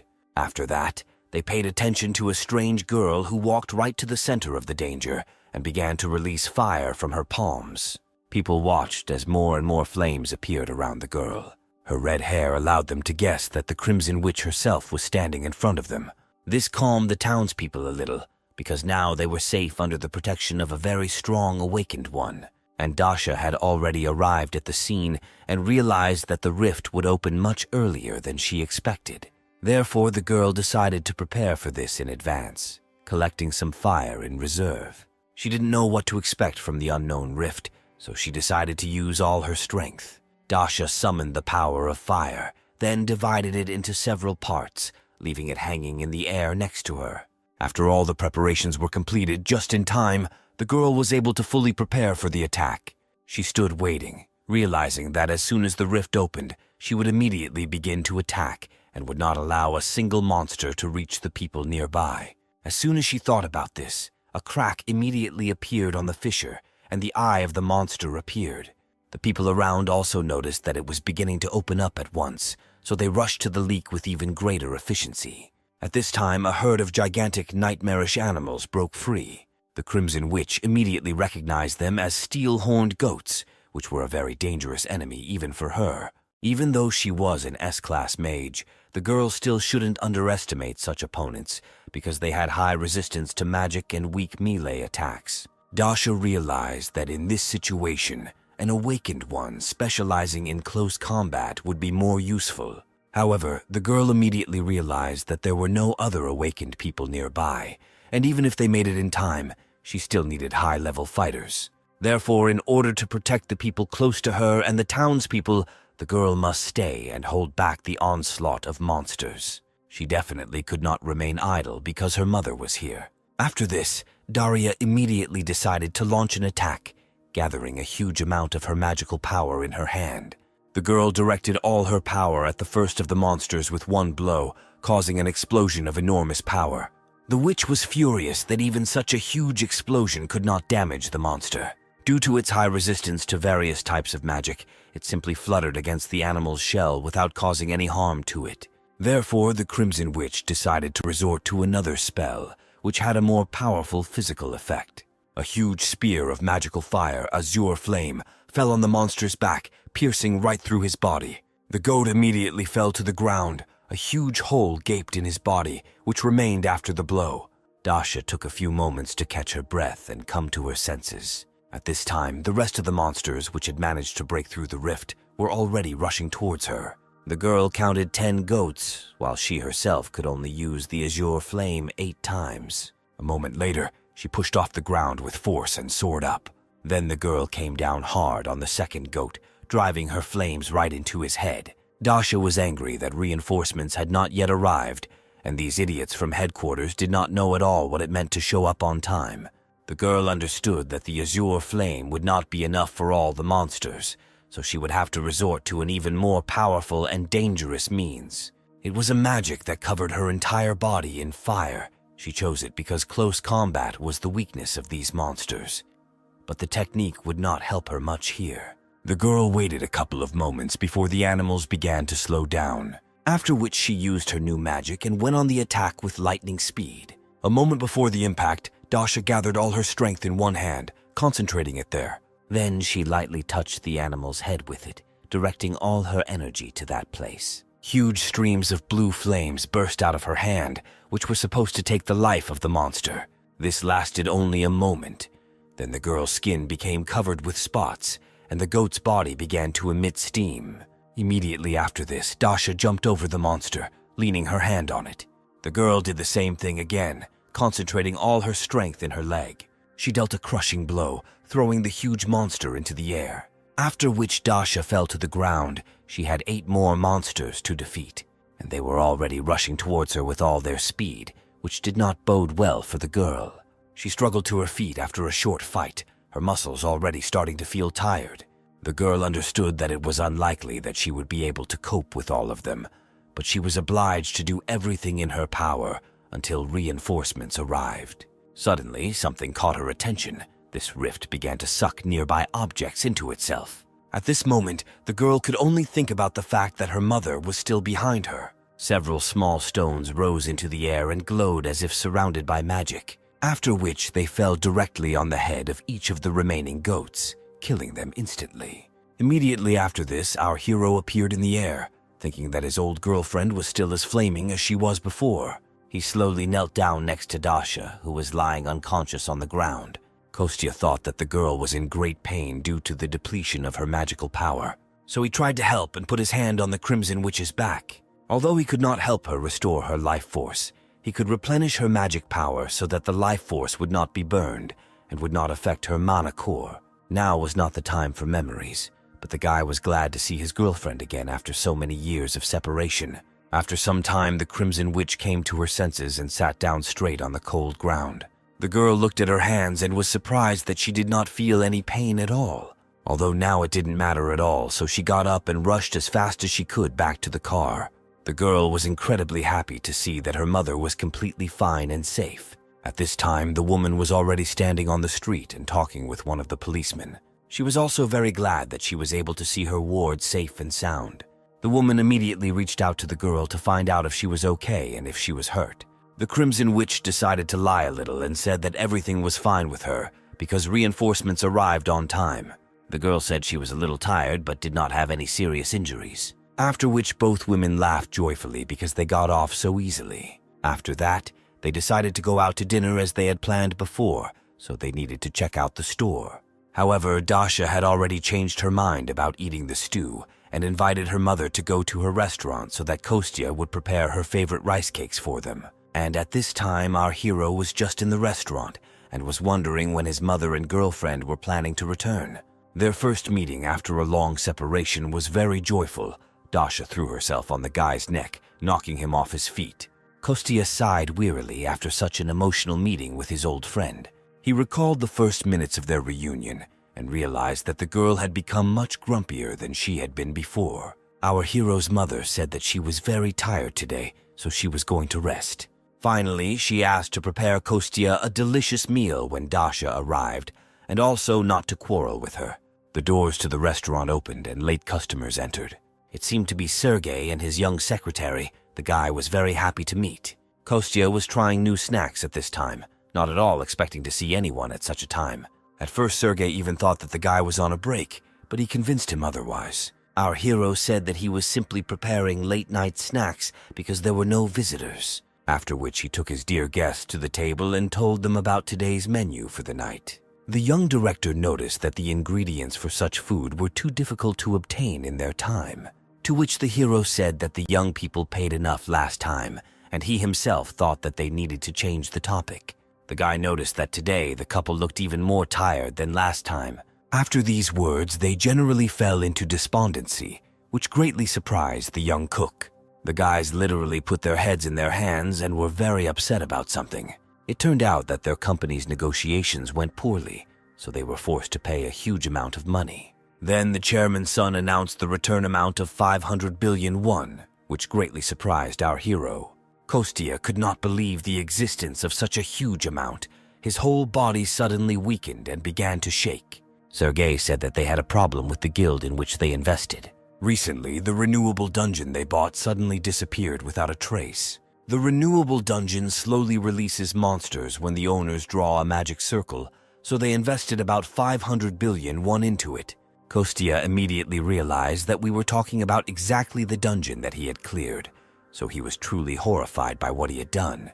He said that this was an unaffordable amount for most people, so he asked if they were talking about a place that, until recently, was filled with all kinds of equipment. Sergei confirmed that all this belonged to their guild. There was so much stuff piled up there that the guy most likely noticed it when he passed by. The main problem was that they missed a great opportunity for the guild to become stronger because their awakened trained in that dungeon, which provided them with financial stability. They strived to become a strong guild, capable of clearing difficult dungeons and recruiting strong awakened ones. After which Kostya immediately asked what exactly happened during the negotiations. Because of such questions, Sergei suggested that Kostya could hide his identity, hiding behind a restaurant, and in fact be a journalist, but the guy convinced him. He admitted that his mother owns this place and he just helps her because he loves to cook. After this, Sergei admitted that they were really lucky to meet here by chance, after which he asked the name of our hero. The guy introduced himself and said that he was 35 years old, which greatly surprised the guests because he seemed much younger than them. After that, Sergei introduced himself and clarified that he will turn 32 this year. If the guy looks on the internet, he will find out that he is the head of the Manhwa Company Guild. The chairman's young son then looked at his secretary meaningfully. The girl immediately introduced herself, stated her age, and clarified that she was now the secretary of the head of the guild. Kostya thought that he already knew this, but he only said out loud that in fact he was unemployed, and he was still very far from being a reporter. After which he began slicing the meat, and the young people decided to make friends with such a good cook and invited him to have a snack with them. Our guy agreed with pleasure. At that moment, the keeper mentally called him, and a big white dog ran into the kitchen and stared at our hero. He told Kostya that a new quest had appeared to fulfill a wish. The number of karma points as a reward for completing a quest depends on the consequences that will be caused by successfully completing it, so this one promised as many as 5 million points. This meant that the two guests who needed help clearing the A-rank dungeon were not blinded by their own interests, so helping them meant helping a lot more people. Kostya thought that this would help raise the level of the Guardian, which would mean curing his mother's illness faster. At that time, he had just finished preparing the dish and placed it in front of his visitors. The guys were completely delighted with his appearance and clarified whether cooking was really just a hobby for our hero. The guy admitted that the restaurant has been in his family for 3 generations, so he is interested in this area. After which the guests tried the dish and were completely delighted with its taste. The whole trio was sitting nicely and having dinner when Kostya decided to find out if the guild could get their money back.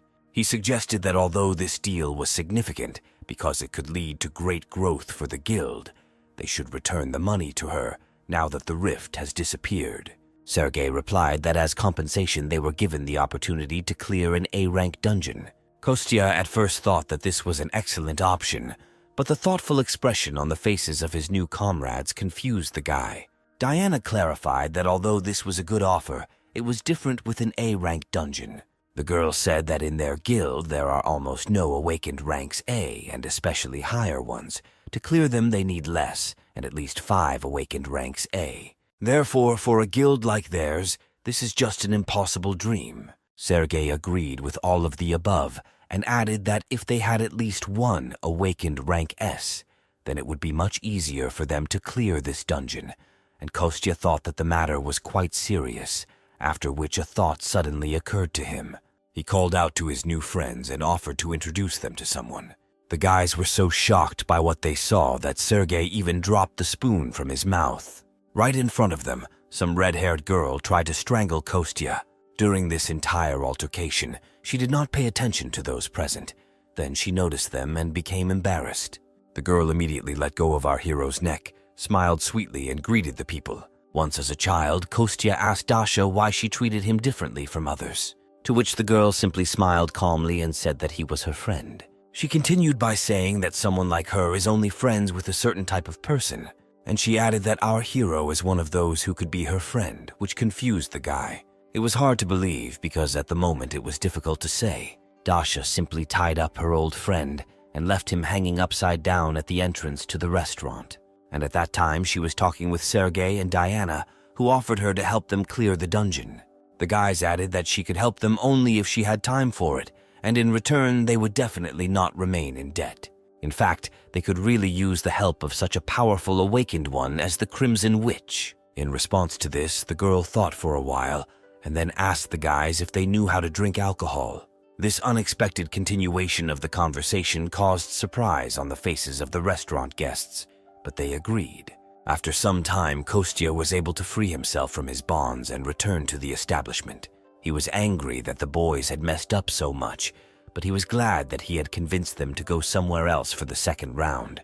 The guy noticed that the quest was still not completed because the corresponding notification window had not appeared, but he thought that the girl would somehow sort out this matter. The Guardian replied that the level did not rise so quickly. Perhaps this was due to the fact that the guys were quite famous. After which Kostya offered to go to the mountains with him as a reward for the quest. He said he was going to get ingredients to cook a nutritious meal for him and his mother. He was going to dig up and prepare a plant that could only be found on the mountain. It was useful for those suffering from lung cancer. In addition, this mountain is considered a gray area, and Galgoro black bears have often been seen there. These are demonic monsters, the danger level of which reaches the first level. In addition, they have a rather nasty character, and they capture a large territory. And as soon as an intruder appears on it, they begin a battle with him to the death, even if the intruder is the same bear. Therefore, the only race that can get along with them is the Golden Bees, which can hardly be called demonic monsters. The keeper clearly didn't like being put on a leash, but Kostya noticed that it would be difficult to move around the city without it, so he asked the wolf to be patient a little. It was all for the sake of restoring stamina and finding ingredients for the food that the guy was going to cook, which pleased the keeper a little. The truth was, let it all be for the sake of finding the next guardian and trying to impose succession on another person. But the wolf still had little reason to justify going into someone else's house to save a dying man. This behavior only meant that the guardian actually loved people very much. After which, Kostya thought that he was really taking advantage of the kindness of his guardian god. However, the guy noticed that he was not going to become his successor. He was not going to become someone as great at all. After this, a complete image of a guardian wolf immediately appeared in our hero's head. The guy has already forgotten what he looks like in his usual size, after which the hero decided that it would not be difficult for him to protect one single person. After some time, this strange company of a man and a white dog arrived on the mountain. The guys had been walking around looking for the plant they needed for a long time. Finally, they found the necessary ingredient and began to assemble it. Kostya was just telling his friend that the taste of this plant is not the main thing, because it helps well in restoring stamina. Before he could finish speaking, he immediately felt the presence of a huge black bear. The wolf also immediately felt the energy that emanated from this monster. Our hero put the plants behind his back, straightened up, and asked the keeper to hold the bear for a while. He would have done it himself, but he had something more important to accomplish than that. He took out a glass jar from his bag that he had prepared in advance. The honey from the bees he talked about at home is very tasty and restores a lot of stamina. After these words, the keeper agreed to detain the bear, which made our hero very happy. The guy asked to give him about 10 minutes to collect honey, after which he had to return and help the keeper. A huge bear, angry at the presence of strangers on its territory, advanced on the intruders. Kostya saw the monster approaching, so he once again asked his guardian friend to detain him for 10 minutes, after which he promised to return soon and set off at lightning speed in search of honey, so as not to waste a second of time. The smaller wolf took a deep breath from the fact that such a difficult task was assigned to him. At this time, the bear wasted no time. With its huge paws, it broke the thick trunks of perennial trees with one blow. The guardian looked at his opponent and could not believe that he had actually agreed to this adventure. At about the same moment, Kostya had already reached the place he needed, so he was now sitting on a tree and thinking about a plan of action. The guy was still a little worried, but he was sure that the keeper would be able to take care of himself, and he had more important tasks now. From his mana, the guy formed small golden balls that were supposed to help him in his business. Then, still high in the tree, Kostya sent them to the nearby territory. He knew that even by lightly touching the bees with magical power, they could be forced to return to the hive, and it would not be difficult for him to find them. As soon as he thought about it, one of the bees fell into his trap. Thanks to this, our hero immediately guessed where he should go next. Therefore, he pushed off with force from the tree branch and moved after the insect. It was not difficult for him to find a bee among all these forest plantations thanks to his magic. After that, all he could do was follow her closely. After all, he will need about 5,000 bees to receive honey at least once a month, and in addition to the excellent taste, it also perfectly restores stamina. Therefore, Kostya was very happy that he was able to stumble upon a large flower field, which was completely filled with bees.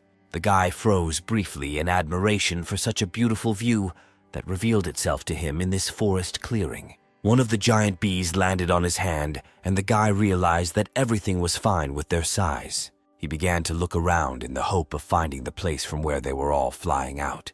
Having walked a little to the side and moved the branch to the side, our hero found what he was looking for. Not far from the clearing, among the small trees, there was a huge beehive. Kostya was very surprised by such a huge size, although he was counting on it.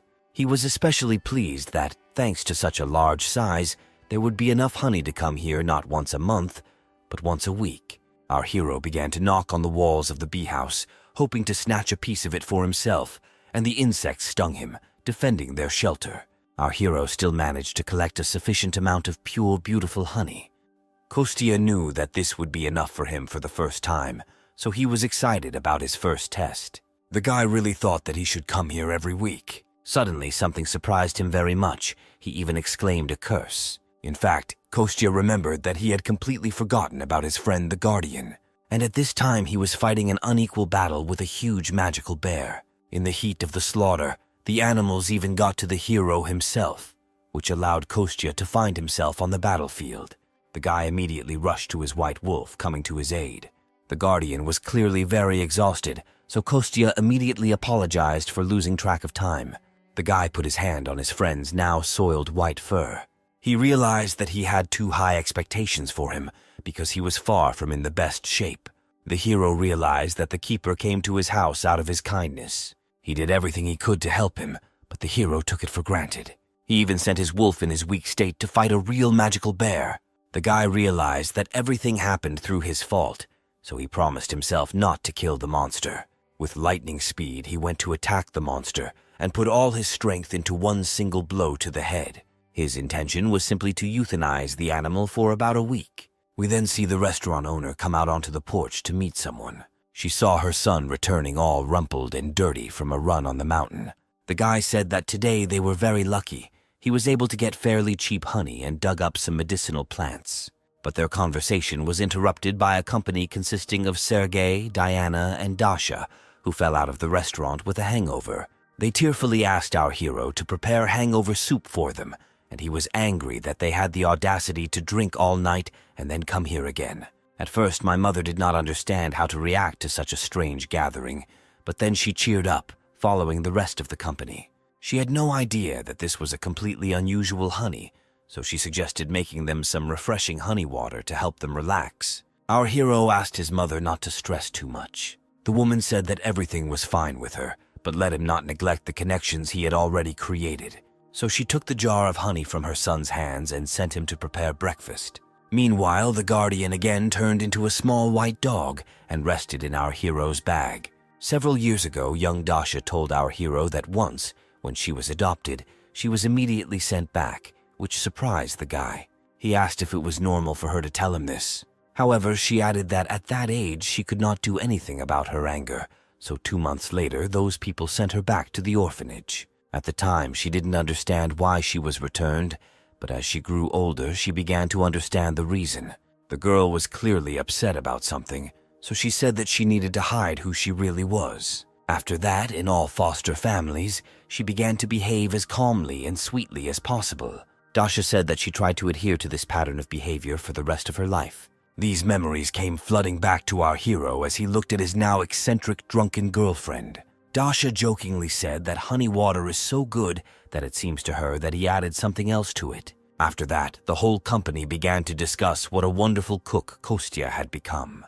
They also complimented our hero for looking very young for his age. They endlessly demanded hangover soup, breakfast, or honey water, which greatly irritated our hero. The guy warned that he wanted to fry some of the plant that he had dug up in the mountains. But he immediately warned that he wouldn't give much to the guests, because in fact he was doing it for his mother. Sergei was immediately surprised that even though the guy had honey and plants in stock, it was extremely difficult to get this food at this time. The guy asked his secretary whether Kostya would be uncomfortable if he also paid, although he had even prepared a gift. He prepared them as a thank you to his friends. One of his employees gave them to him this morning. Dasha was very inspired by such a surprise, so she asked to give her gift first. She joyfully extended both hands forward, expecting Sergei to put something in them.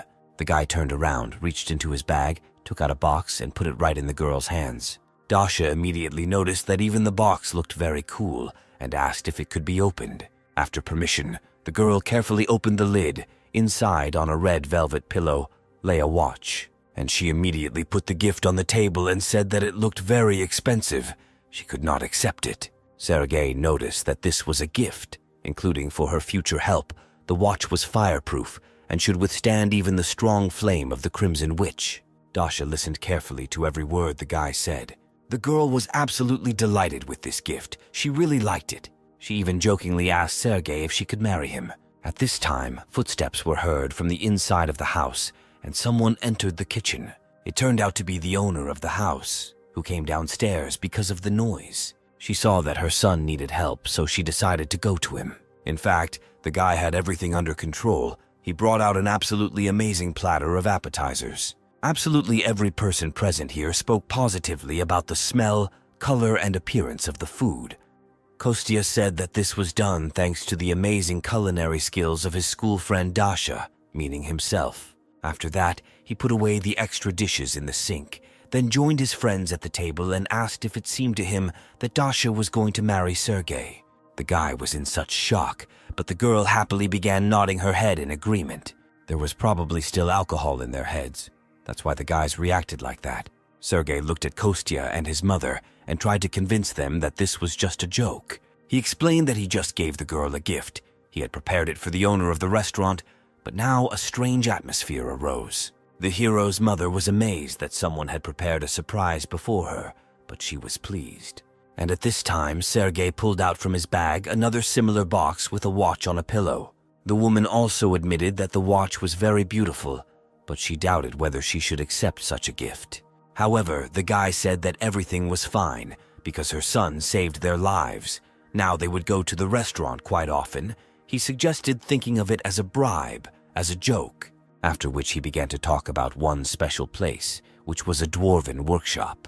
The guy continued to talk about how the dwarves are one of the races that came to Earth after the Great Cataclysm. Sergei added that the Great Cataclysm was both a disaster and an opportunity for them too, since they could not find ways to return and decided to adapt to life on Earth because they had no other choice, so the government gave them a region to settle. The company recruited them to sell little things that they could make with their techniques. I didn't have time to finish when Dasha immediately understood what was going on. She said that they recently aired an advertisement, and a kitchen knife made from it looked very cool. The company is quite popular among housewives. Mother was surprised that her gift was bought in such a great place. Sergei awkwardly noted that since they were shopping in one place anyway, he put away the gifts there too. The guy began to talk about how it was always profitable, but he was afraid that he had upset his mother too much with his cold calculations. However, the woman still said that she would accept such a gift with gratitude. She admitted that if she refused, it would be rude to them because they spent so much effort on getting this watch. Sergei was very pleased that such a wonderful woman thanked him sincerely. Before the guy could remember the joy, someone's strong hand grabbed him by the tie. Then the fist clenched forcefully and even began to cause some pain to Sergei. It was Kostya who put a threatening expression on his face and ordered his friend to be honest with him. Sergei was even frightened by such an unexpected reaction to this story, and Kostya, with a furious expression on his face, asked where the workshop that makes the famous kitchen knives was located. Sergei was confused. Even tears appeared in his eyes. He did not expect such a question and such a reaction at all. After that, the guys were separated. Sergei went to cry to his secretary, and Mom and Dasha scolded Kostya. This still did not stop the guys from going to that same dwarven workshop a little later. Kostya was in this area for the first time because he appeared during his absence. He expected it to be some kind of strange place, but it looks quite good, a fairly reliable building. He ordered the wolf to follow him, although he did not understand why he came here. The guy explained that it is ideal to be as passionate about completing the quest as possible. This was the only way to quickly cure our hero's mother, with which the keeper could not but agree. He wanted to answer something to our hero, but he was not allowed to do so. A red disc flew right in front of the wolf's nose, and a beast-like monster rushed after it. It was surprising that people did not run away in fear. On the contrary, they watched this performance with enthusiasm. The Guardian looked at all this as if he was not at all surprised. He admitted that the dwarves were quite comfortable on the ground, because such physical abilities could be used to perform acrobatic feats. However, then he looked at how some human child was sitting on the neck of an animal and added that they were a rather aggressive race, so their pride could be hurt. Kostya looked around and noticed one dwarf whose fur color seemed familiar to him. Suddenly, a security alert sounded throughout the village, calling on all visitors to leave the place, but our hero clearly had no intention of following this decree. Kostya was almost caught by a guard, so he had to quickly go behind a tree and hide from his sight. The guy thought that sooner or later he would be discovered, so he needed to use the skill of stealth. However, as soon as he started using magic, someone suddenly attacked him from behind. The guy barely had time to jump away from the tree when a blow immediately fell there. If he had not managed to do this, then now his body would also be cut, but in several parts like this trunk. The monster held enormous power in his hands. Even the earth cracked under his onslaught.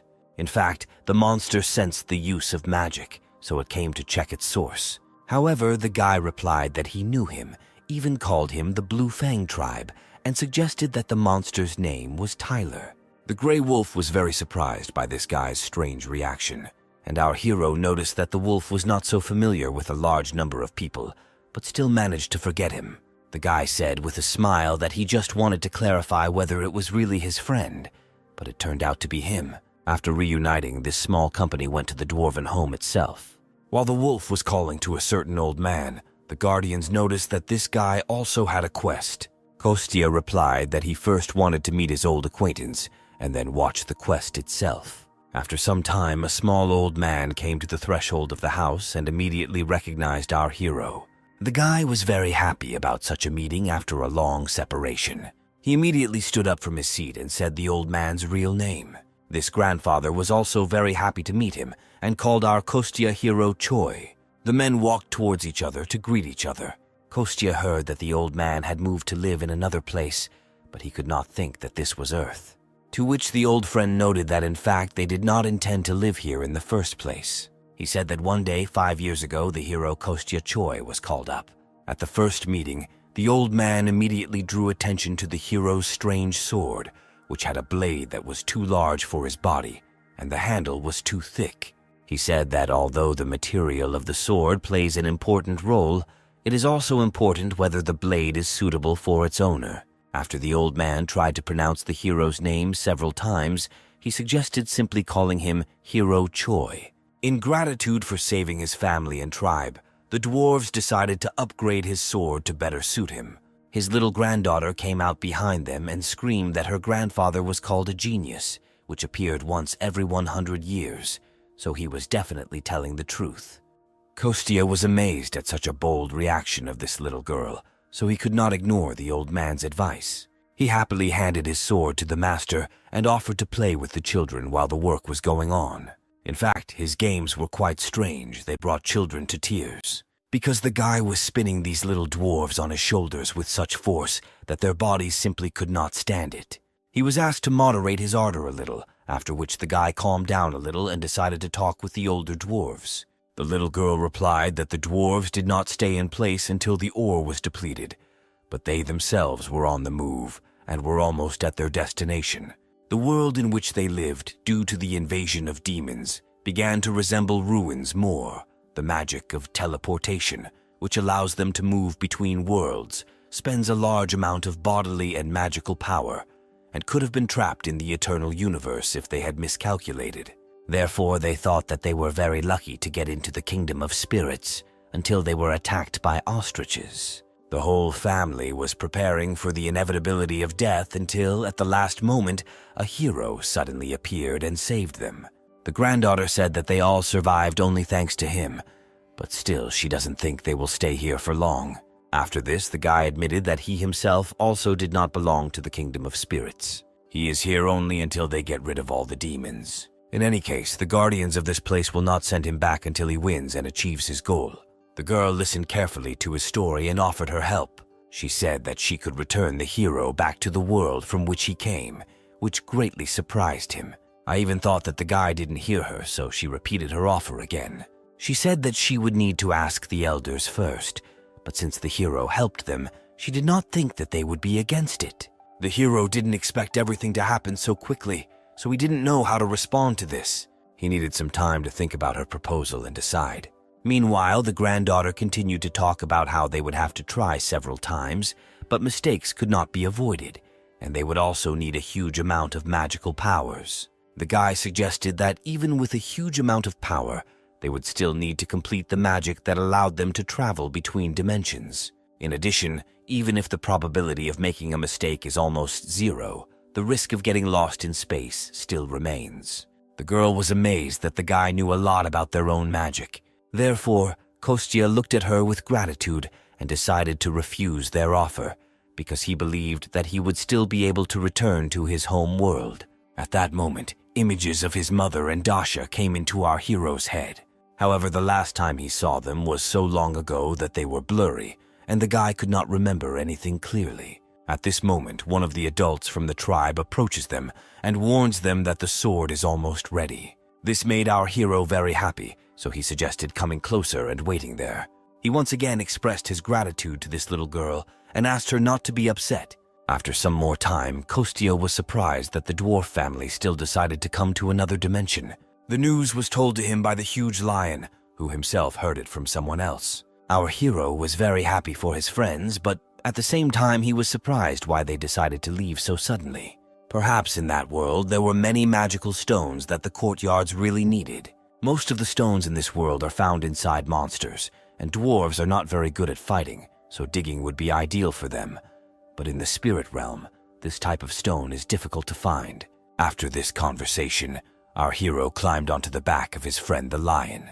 He decided that he definitely needed to say goodbye to his old acquaintances. Lev warned that Maxim was there, helping the tribe to travel their magic through the dimension. Our hero was not very friendly with this Maxim, but promised not to do anything. After which this strange couple immediately went to the village. The huge lion covered long distances in just one jump, so the hero had to hold tightly to his mane. And at this time in the village, the elder was already running towards our Kostya. Both of them were very glad to see each other after quite a long separation. Kostya said that he hoped that the tribe would get used to this place and settle here, but it seems too difficult for them here. He can help them with many things, but he was powerless against the ecosystem. The guy noticed that the old man had tears in the corners of his eyes, ready to flow. He admitted that the hero already helped them a lot. He saved them from death many times. If not for him, they themselves would have become spirits and would not have tried to travel through dimensions. After these words, another dwarf came out of the crowd and brought out something in his hands. The old man asked to accept this as a small parting gift. This bow was made by one of the best blacksmiths in the history of their tribe. At one time, he was the 7th leader who became famous for his artificial skill. This bow does not need arrows. You can simply pour in magical power, and the arrow will appear on its own. Kostya was amazed and asked if they were sure that they wanted to give him something valuable. However, in response, the elder bowed to him and said that thanks to his courage, they themselves wanted to become better. This is their way of repaying him. He offered it himself because the bow is the treasure of their tribe. However, before this, they all consulted together, so this is a gift from the entire tribe. Only after this, Kostya noticed that now not only the old man, but also absolutely all the inhabitants of this settlement were bowing to him. The magic portal had already been opened, so the old man finally only added that he prayed that in the future there would be no difficulties on the hero's path. Remembering all this, our hero could barely hold back his tears from the surging emotions. But at this time, the whole company sat in the human world and enjoyed their reunion at the game. The old man admitted that he did not hope that he would be able to see the hero again, so he was really happy. Then he added that he heard that Kostya wanted to ask him for a favor. After that, our hero remembered why he came here in the first place. He handed the elder a note with a drawing and said that he was going to give it to a hunter he knew, so he just needed the device to work without having to put in a lot of effort. The old man thought for a long time, so the hero even thought that this was too difficult a task. Grandfather explained that the density of magical power on the ground is too weak, so now they cannot activate the brazier using magical power, and the mana cores were damaged in the last move. And they were prepared for the fact that something would go wrong during the spatial transition, so they landed on the ground without any problems. He apologized for the fact that the hero had put so much effort into finding them, but the tribe was defeated. To which the hero remarked with a smile that they had absolutely no need to apologize to him. The elder was surprised by the guy's easy reaction to his words. However, the hero asked his elder friend to come a little closer to him, after which he pointed his hand in his direction and began to exude some kind of magic from it. He used this power to restore his friend. The old man immediately felt that something had happened to his mana core. Kostya explained that he tried to invest magical and life force, although today is the same as before, but it should have been much better. After which he gave his friend a whole glass of golden bee honey which could help him. The guy admitted that he was lucky and was able to get some, so now he is happy to give some of it to his friend. Kostya said that he would try to make sure that the entire tribe could restore their mana core, but in the middle of the conversation, he noticed that the dwarf began to cry. The guy immediately rushed to find out what happened suddenly that the old man reacted like that. He said that with such help he would only need 1 day to complete the task. He was very grateful for the help. He looked at the drawing on the sheet and said that he would try to complete everything on time.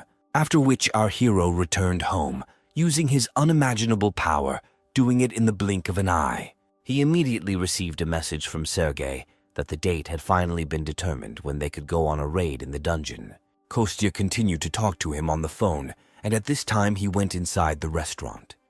Sergei said that in 3 days the dungeon itself will appear, and their raid will take place in 7 days. After that, our guy asked if his friend Dasha had told him about this. He was not satisfied with the answer, so he invited Sergei back to his restaurant to discuss the problem.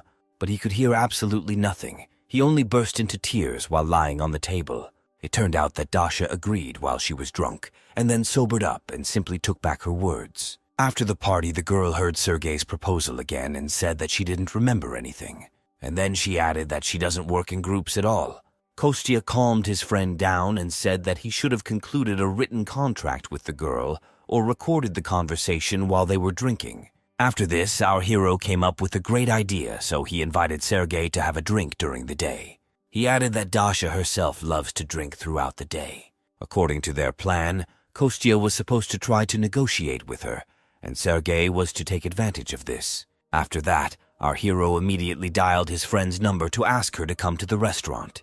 The girl did not pick up the phone for quite a long time, but eventually did so. She immediately said that she had warned Sergei yesterday that she would not do anything for him.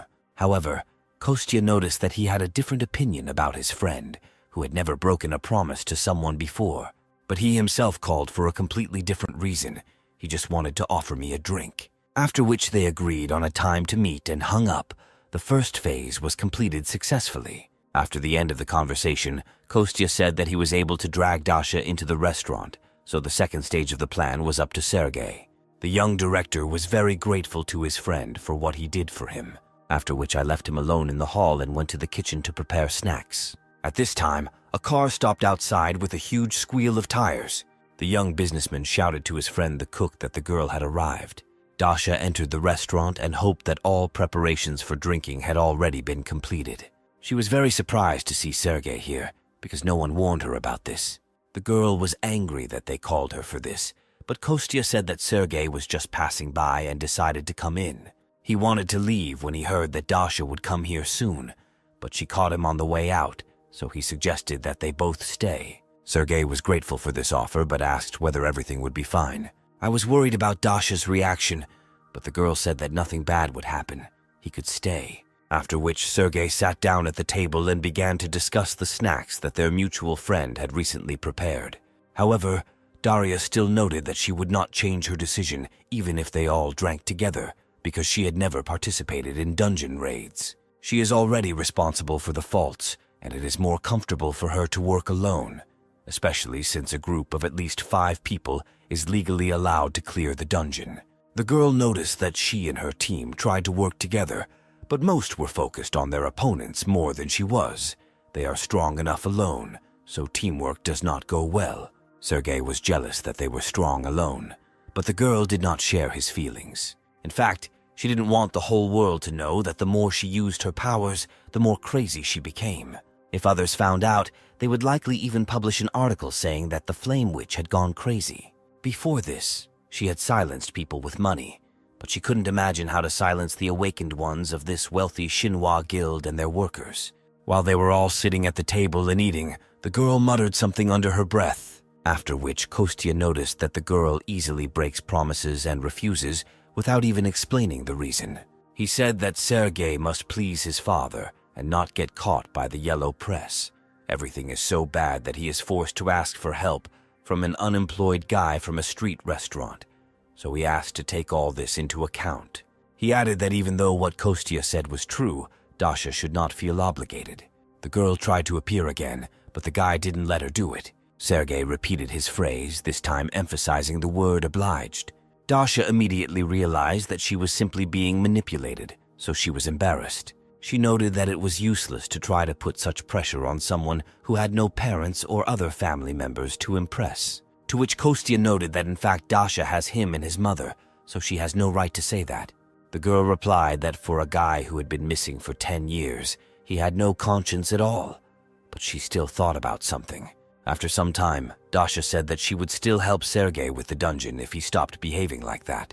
To which Kostya noticed that the girl had been constantly changing her mood lately. However, she didn't answer anything. She just continued drinking and praised the taste of the alcohol. Our hero thought that sometimes he doesn't understand his girlfriend at all. However, I noticed a system notification that the quest to conclude a contract for a raid in a dungeon with Dasha was completed. He received 5 million karma for this. Literally, a moment later, Dasha and Sergei were already drunk and went on a revelry. While the guys were resting and preparing for future work, Kostya went to the kitchen and decided to clean up a little.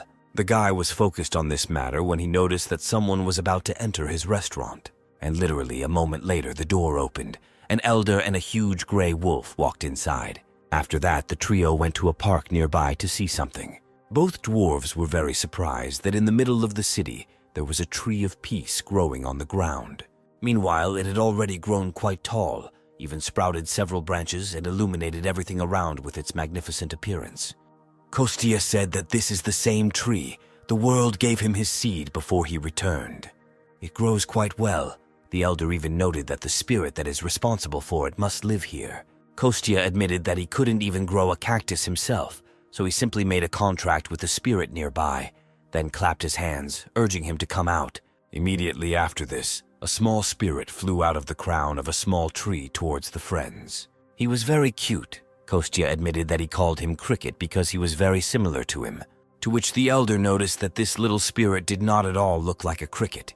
These words struck our hero to the very heart. However, the grandfather admitted that the spirit had done an excellent job looking after the place, after which the cricket flew up to the wolf and handed him a golden leaf. It was real moon grass, which he never ate, because it is very difficult to find. Kostya told him to try it, although the wolf will not be able to regain its true magical power, but it should restore a decent part of it.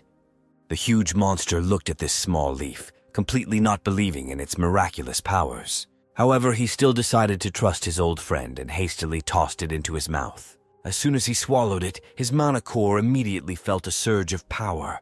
The wolf noticed that this method worked. His energy immediately increased. Kostya noted that this is a temporary effect, but moon grass grows here, so the wolf can sometimes come here and take it. He also asked his old friend the elder if he could enter into a contract with spirits on Earth. But without waiting for an answer, Kostya stepped a little to the side, bent down and began digging in the ground, after which he pulled the small mole spirit to the surface, offering to try it on him first. He said that if something happened, he would help with his magical power. After that, both of them, the elder and our hero, extended their hands to the spirit. They laid down their magical powers in an attempt to form a contract. This method worked because the little mole immediately greeted his owner and asked for a name. Kostya noticed that as soon as the old man gave him a name, the mole would become his spirit. Grandfather was very embarrassed and decided to name his new mole Gray. Immediately after this, a contract between the old man and the spirit was concluded. That little mole turned into a shiny little ball and disappeared into thin air until he was called. The old man noticed that the hero constantly helps him even in this world. He said that the thing behind the wolf's back was what the guy asked for. Kostya took the burden off his old friend's shoulders and opened the box. He was amazed by the appearance and magical power of this beautiful bow. He was worried that the hero didn't like his gift, but the guy noticed that it even exceeded his expectations, after which our hero decided to try it out first. The guy supported the weapon in his hands and noticed that it was beautiful, like any work of this master. The old man and the wolf looked at their friend and one thought occurred to them. They realized that no matter how much time had passed, this guy remained the same hero they had once met. Looking at this guy, they realized that he most likely chose the right path. He allowed them to live peacefully, so all they can do is help him without question. At this point, the meeting was over. The guys said goodbye until next time. Immediately after this, our hero's phone rang. He thought it was Sergei. However, as soon as he picked up the phone, Kostya almost went deaf from the scream that came from the speaker. He was ready to kill his interlocutor for such a domestic attack, but he restrained himself. Sergei joyfully called him to report that everything worked out for them. He had just reported to his father. And since this is good news, he decided that Kostya should be the first to know about it. He also added that tomorrow he would have to meet his father. The hero was very glad that he could help his friend. His sense of guilt only grew with each new word from Sergei that this was entirely his fault. However, this was not all the news, because the young chairman once mentioned the hero in a conversation with his father. Therefore, he said that he wanted to meet with him, so on the day of the dungeon raid, the whole team would have a snack at their restaurant. This news was so big that Kostya was delighted and at the same time terrified of the upcoming cooking. A few days later, there was a raid. Kostya carried boxes of food on the road. He looked around and thought that too many people had gathered here. Even his mother was tired under the influx of such a huge number of people, so the hero sent her to rest until lunch. He told the woman he could do it alone, but in reality the guy was terrified of how much work he had to do. Suddenly a man approached him wearing a very expensive shining watch on his wrist. He looked very good for his age. His appearance was clearly well looked after. The man introduced himself as Sergei's father and extended his hand to our hero for acquaintance. Kostya was surprised that usually people of higher status do not look at people of lower class. Sergei's father clearly noticed the confusion on our hero's face. When he turned to Kostya, he immediately thought that something terrible would happen. For example, he could order to stop hanging around his son because they live in different rooms. The guy had a low status. In the crowd, he had to humiliate him in his refined, aristocratic manner, after which he and his mother would be forced to flee into exile because that's what they do in the TV series. This happened only in his imagination, but Kostya had already begun to mentally apologize to his mother. He decided that if he apologized first, the man would be more lenient because he would take him by surprise. Therefore, the young guy immediately bowed to the man, hitting his head hard on the table, and instead of all this nonsense, he offered him to work for the company. Sergei's father was amazed at such a strange reaction of our hero, and the guy, who was bleeding from his head, did not expect such a generous offer at all. After some time, when the blood was stopped and ice was applied to the head, both men sat down on a bench nearby and began to talk. First of all, Kostya thanked his friend's father for his experiences and once again apologized for what happened. The man repeated that he would like to work with the young man, but noticed that he was going to refuse. Kostya really noticed that now he wants to devote himself entirely to his family, so he's not sure whether he can cope with his work.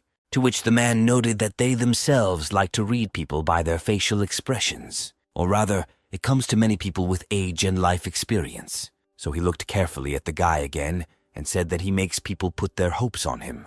Kostya was very grateful for this assessment and was even a little embarrassed. They would have continued talking about their business if a whole crowd of people had not suddenly run up to the president. They informed him that a raid on the dungeon would begin soon. Reporters were already waiting for him. The president turned to Kostya and said that he had already understood from the conversation that he had rejected his proposal. However, it still remains in force, so I asked our hero to think again, after which he said goodbye and left. After that, Kostya decided that he should go check on the guys just in time. Dasha looked so bad that Kostya even clarified what was happening to her, and the girl replied that she was so nervous that she might even vomit. The hero was surprised that his girlfriend could be nervous, for which he received punishment. The girl noticed that this was indeed her first experience of working in a team, that Kostya noticed that if she refused you again, then Sergei would burst into tears. Dasha admitted to her friend that the more she used fire, the more she lost her sanity, so she was worried that this would cause bad rumors about the Crimson Witch's reputation.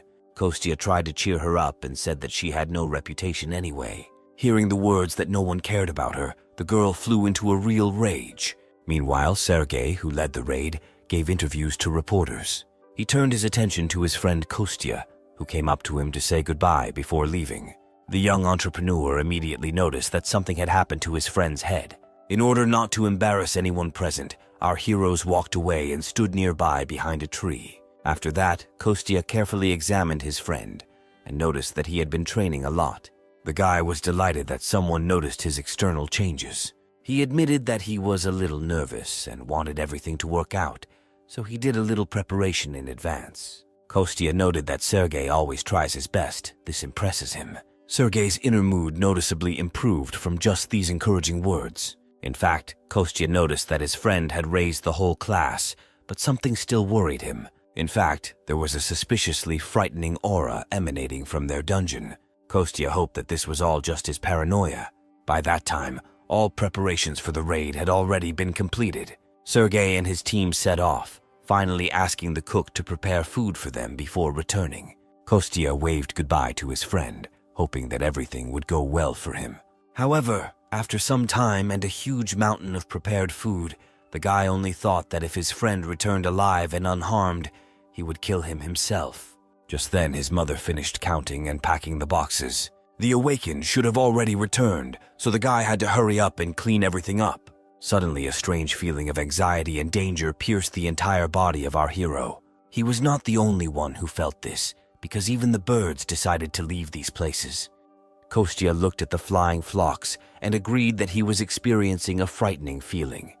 At this moment, even the guardian began heartrendingly calling for our hero. He was literally screaming that something was clearly wrong with the dungeon. But literally 8 minutes ago, Dasha stood in it, breathing heavily after the fight. The girl had just single-handedly defeated a whole crowd of giant scorpions. She was so strong that everyone else in the raid didn't even have to make any effort. The Crimson Witch at that moment was worried that people were looking at her like she was crazy, after which Diana noticed that they entered the dungeon only 6 minutes ago. Sergei was also amazed at how strong his new friend turned out to be. After that, The guys went as close as possible to the Crimson Witch to help her if she needed anything. The girl noticed that there were no more monsters nearby, so Sergei allowed her to go outside with the others. He promised that he and Diana would catch up with the remaining team members when they were sure that the cleanup squad had begun work. The Crimson Witch was satisfied with this answer, so she and several other people headed out. All the guys made a promise to each other that they would see each other outside. However, as soon as they left the dungeon, something strange immediately began to happen to him. It seemed as if the sky was covered with cracks and split into several parts. Our hero Kostya immediately felt that something was wrong. He noticed a strange energy. The technical team also detected an anomaly. A fissure appeared right in the dungeon, and in terms of indicators, it was at the level of a catastrophe. Kostya ran to the specialist and tried to find out whether his friends had time to leave the danger zone. The man immediately replied that most of the hunters had left the dungeon, but Sergei, Diana, and the cleanup group were still inside. After that, Kostya immediately threw off his extra apron and gloves and rushed to his friend's aid. At this time, a young businessman, his secretary, and a cleanup team found themselves inside the rift. They all also felt that something was wrong. Not far from them, in front of the cave, they noticed a fissure of frightening force. Looking at him, the guys could immediately tell that they couldn't do it alone. And the cleanup group, which was even weaker, was truly horrified by what was happening. Everyone present was very scared because they did not know what awaited them ahead. However, something had to be done, so Sergei decided to take command. He decided to calm his guys down and ordered them all to prepare for defense. He said that as soon as he and the secretary checked everything, then, if possible, everyone would head towards the exit. He also convinced people that everyone outside should already know about the rift, so once things calmed down, they could assess the situation. He asked everyone present to remain calm and, on behalf of the entire company, declared that he would not let anyone die here. Immediately after this, Sergei and Diana went to reconnaissance of the situation. Sergei admitted that no matter how much he ignored the fact of the strength of this fault, there definitely should have been a bladed panther there.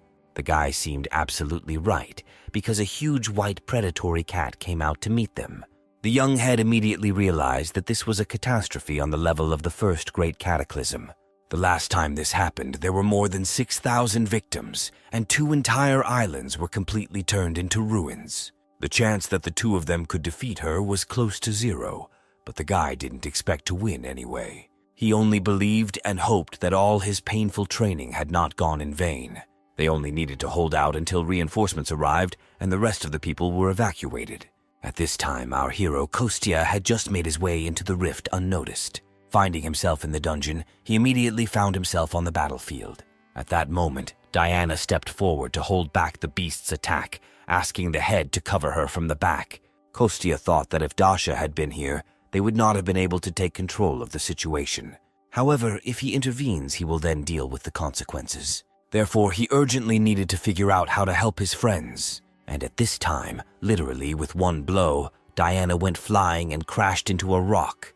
The blow was so strong that the girl clearly suffered serious injuries. Sergei was horrified that even his strong friend was so easily injured. Now he was the only one who needed to protect them both. Seeing such reckless actions of his new friend, Kostya could no longer sit on the sidelines. He took the gift from the elder and threw it with all his strength right in the middle between the monster and Sergei. This caused the young director to jump to the side and lose his balance for a while. But then a voice rang out in his head, ordering him to take the bow in his hands. The guy absolutely did not understand where it was coming from, what kind of bow he was talking about, until he saw a weapon stuck in the ground in front of him. Only after this did the young man notice that the voice was coming from this very bow. He did not know that his friend Kostya was speaking to him through him, who was ordering him to take up arms. Sergei had no choice but to obey this mysterious decree. Then the voice ordered the guy to collect all his mana in one place. Concentrate it in your hand and turn it into the image of an arrow. Sergei himself did not understand how this happened, but as soon as he thought about the arrow, his energy also turned into it. The guy didn't hesitate for a long time, launching his outfit straight at the beast. The arrow flew quickly, hitting the huge panther right in the throat. It had such a strong impact that Sergei immediately lost his balance and fell to the ground. At this time, outside, the father of the young director was shouting that he did not care about the condition of the dungeon and any expenses.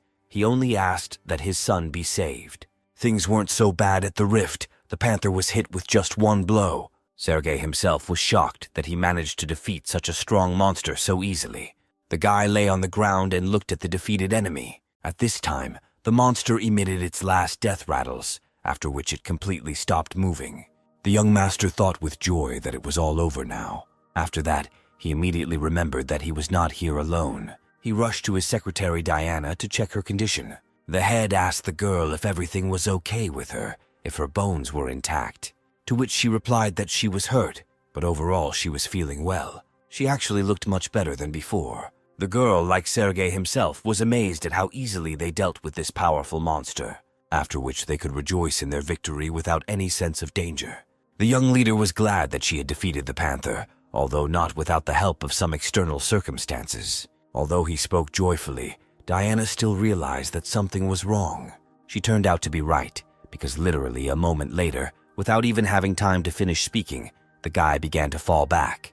He had lost too much of the strength he had put into that last blow. Fortunately, the secretary managed to catch her boss before he fell, after which the guy came to his senses a little.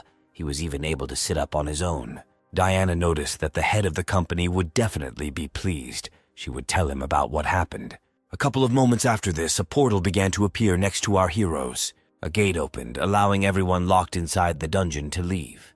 A whole crowd of doctors was already standing outside, and Sergei's father was worried about the condition of his son. He remembered the feeling he felt when he was told that there was a rift on the scale of a catastrophe inside, and no one could contact the people who were stuck in it. At one point, the head of the corporation was even told that the chances of his son returning were 0. However, now the danger had passed. All the hunters were returning home. Sergei and Diana had already left the dungeon and noticed the director nearby. The man immediately rushed to hug his son, which embarrassed him a little. First, he checked to see if everything was okay with his boy, if he was safe. Immediately after this, Sergei reported that he was able to deal with the panther that came out of the rift. Her corpse should have been enough to cover the losses of the guild, but everyone present was more amazed by the fact that the guy dealt with her himself. Diana only confirmed his words, saying that by that time she could no longer fight. The chairman's father noticed that his son had done a good job, but the reason for his excitement was not the panther. In fact, the total would be enough for him to return his son safe and sound. Kostya and Dasha stood nearby and watched the reunion of relatives. A few days later, Sergei joyfully entered our hero's restaurant and presented him with great news. However, Kostya was not so happy about this. He was rather amazed. The young president admitted that he decided to build an institute for the awakened on this site. He added that it was quite difficult to get permission to build outside of a designated residential area, but after his victory over the panther, he was gladly given permission. He also planned to change the location of the guild office, but promised not to touch the alley with his friend's restaurant. But the problem was that Kostya hated loud noises. He hoped to live in this place like a lazy, retired billionaire. And Sergei continued to say that he would like his friend to be in charge of food for the builders. However, the guy didn't even have time to agree when a bun flew into his face. Kostya ordered his friend to turn up and get out of this territory, to which Dasha noticed that she and her mother had already agreed to this proposal. The girl said that the hero's mother really liked this idea. The lunch would last only 30 minutes. They would pay for the ingredients, and since there would be a lot of work, they would provide a good assistant. After that, Kostya had no choice but to agree with the proposal of his friend Sergei, who had already eaten the bun. At this time, the Guardian was enjoying the message that they had successfully completed 2 whole quests and received additional points. For them, a whopping 65 million karma points were awarded, which allowed him to immediately rise to the 3rd level, which meant that now he could finally sign the student contract that he had been waiting for so long. It was late in the evening when someone shouted loudly throughout the entire restaurant and asked to take care of him. At this sound, sleepy Kostya came out to check what was happening there. He was not yet fully awake. His mouth was with the remains of saliva. His eyes were crusty. At the entrance to the restaurant, he saw a young girl with a backpack on her shoulders who was talking with his mother. It turned out that this was Miss Olga, who would be helping them with the restaurant for some time. A couple of hours later, we see the main character sitting at the table and looking very gloomy. The keeper pesters the guy with questions about whether he was kicked out of the kitchen, to which the guy snaps and orders him to close his mouth. He remembers his last conversation with Sergei when he said that they have a very small premises. They should expand, so he should buy the neighboring building, after which he immediately fulfilled his promise, so Kostya was shocked by such a huge number of tables for visitors. The guy was a little angry that everything was decided for him. He even thought that all rich people were like that. The hero did not fall for this. He knew that the guardian had left last night and returned only at dawn. The wolf was annoyed that, due to Kostya's bad mood, he was now taking it out on him. He actually admitted to going to Tyler the dwarf at home. He said that when Kostya helped Seryozha, the keeper increased his level, and now he could sign a student contract.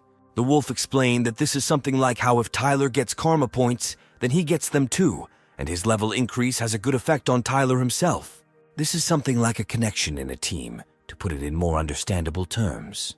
The guardian also said that if Kostya can regularly complete quests for him, then he will be able to completely cure his mother of her illness as soon as she reaches level 5. The guy was very happy with this news, because it meant that he could help his mother faster. While they were talking to each other, not noticing anything around, the door to the restaurant opened and someone entered it. Kostya had to pretend that he was actually just playing with his dog all this time. In fact, Diana and another man came to the guy because they wanted to turn this premises into a restaurant. He understood that everything depended on the business for which they bought the land, but still clarified what they needed from him. Diana explained that after surveying the entire area, they discovered a vegetable garden in the backyard of this restaurant. Perhaps it should be destroyed. Kostya remembered that he had recently argued with Sergei about this. He didn't care about the safety of this place, but he was worried about the tree of the world. So he said that they grow vegetables there for the restaurant, so he would like to keep the garden. After which Diana proposed to assign this entire territory to the status of an eco-park. After which the secretary said that as soon as they completed the design and expansion, they would begin construction. But Kostya was confused by the man who was sitting next to them. It was Daniel, the foreman who would oversee the construction. The girl brought him with her to introduce him personally. The guy was very cheerful, despite his suffering appearance. He shook hands with Kostya. The hero was surprised that such a young guy was already the head of a construction team, which embarrassed Daniel. Diana sighed and said that the guy used to work in their guild, but he did not have any unique ability, so he was reassigned to construction. Although he does not have a unique ability, he is still awakened, so he is able to work much more efficiently than ordinary people. Immediately after this, Kostya learned that he had a quest to fulfill a wish to return Daniel back to the guild. At the same time, the guy literally felt with his back how the guardian was looking at him intently from behind. Our hero learned that the builder had the class of the largest warrior, which was very rare, especially since he had unusual abilities. A larger body meant that the more a person ate, the more fat he accumulated, his bone structure becoming extremely dense. Inflammation meant that stored fat and bone density would be used. And if he had features related to strength, speed, mana, then his mana, defense, and recovery would increase. And the last compression power was the most useful feature. The guy only needed to reach the 8th level. Our hero understood that this guy had the potential to become really strong. And at that moment in the kitchen, Olga and Kostya's mother were having fun and cooking together. Diana continued to talk about how they needed to start with demolition, and since the equipment would be moving, the restaurant's residents might hear loud noises coming from that direction. Kostya agreed, offered to feed all the workers and at the same time get to know them. He said that such work was not a burden to him, and he would only be happy to help the guys. Everyone left. After a while, night fell, but someone still did not sleep. Small gray mice with red eyes ran through the trash cans, squealing pitifully. One of them looked quite unusual because she had some kind of device attached to her body. This is a mouse, and it behaved a little differently. It even stood on its hind legs and sniffed something. As if sensing danger, the animal immediately began to run. It rushed through the middle of this deserted street as if its life depended on it. But in fact, the mouse had well-developed intuition, because all this time a strange green cat was watching it. However, the animal did not manage to escape, because the predator overtook its prey in one jump. The first thing he did was press the button on the device on the back of the mouse with his strange green paw and claws, after which there was a fairly strong explosion that caused pain to the animal. Licking its wounds, the cat reasoned out loud in a human voice that it was a self-destruction device. He walked literally a few meters, after which he stopped, sat on his hind legs, and began to glow. Suddenly, the same green wings began to appear on the cat's back. A few moments later, there was no trace of the animal left. Instead, a bird soared into the sky. After some time, construction was in full swing. Cranes and building materials were delivered. Workers scurried back and forth, laying out their plans and discussing construction. At this time, life in our hero's restaurant changed dramatically. Every day, it was visited by quite a lot of workers who really liked the food in this small establishment. The guy was only too happy to feed all these hard workers because he really liked to cook, but that didn't change the fact that he still needed to discover Daniel's secret ability and complete the quest. Therefore, between work, our hero ran and looked after his ward. This time, just as he wanted to come up and talk to the guy, something stopped him. In fact, it was one of the brigade leaders who ran up to Daniel and asked him about his well-being. It turned out that just recently Daniel was injured very seriously, which could even lead to a fracture, but there was not a scratch on him. Although the guy was not sure that Daniel was seriously injured, he dissuaded him and calmed him down. After that, Kostia's short break ended and he went back to the restaurant to cook. And there, Olga was already serving the workers today's dish, pork in sweet and sour sauce. While the girl was serving everyone at dinner, our hero did not stop watching Daniel. He lost sight of him for a while, but after just a couple of minutes, he found him again. Kostia climbed onto the roof of a building under construction and looked down at his charge. It even seemed to him that sometimes he was going overboard with all this surveillance. The guy was worried about his traumatic plan, but he knew that he wouldn't die from this anyway. Kostia was ready to use his strength and test his ward, but he was suddenly interrupted by the appearance of Olga, who came close to Daniel. Kostia was surprised that these two were hanging out together. He even thought that they were close. Just at this time, Daniel blushed very deeply and sweated with excitement. He looked at the girl and asked her if she had thought about the proposal that he had recently made to her. She clearly did not want to continue this conversation because she hesitated at such a question. The girl looked straight at her colleague and said that this would be a little problematic for her. The guy immediately realized that there was no chance for him here, so he decided to just silently agree. And Olga continued to criticize that although he is a good and kind person, she is embarrassed by their large age difference. They also had differences in many other trifles, and if they cannot even agree on this, then disputes will always arise over other trifles. At that moment, the girl enthusiastically said that she hoped to quickly pay off her student loan.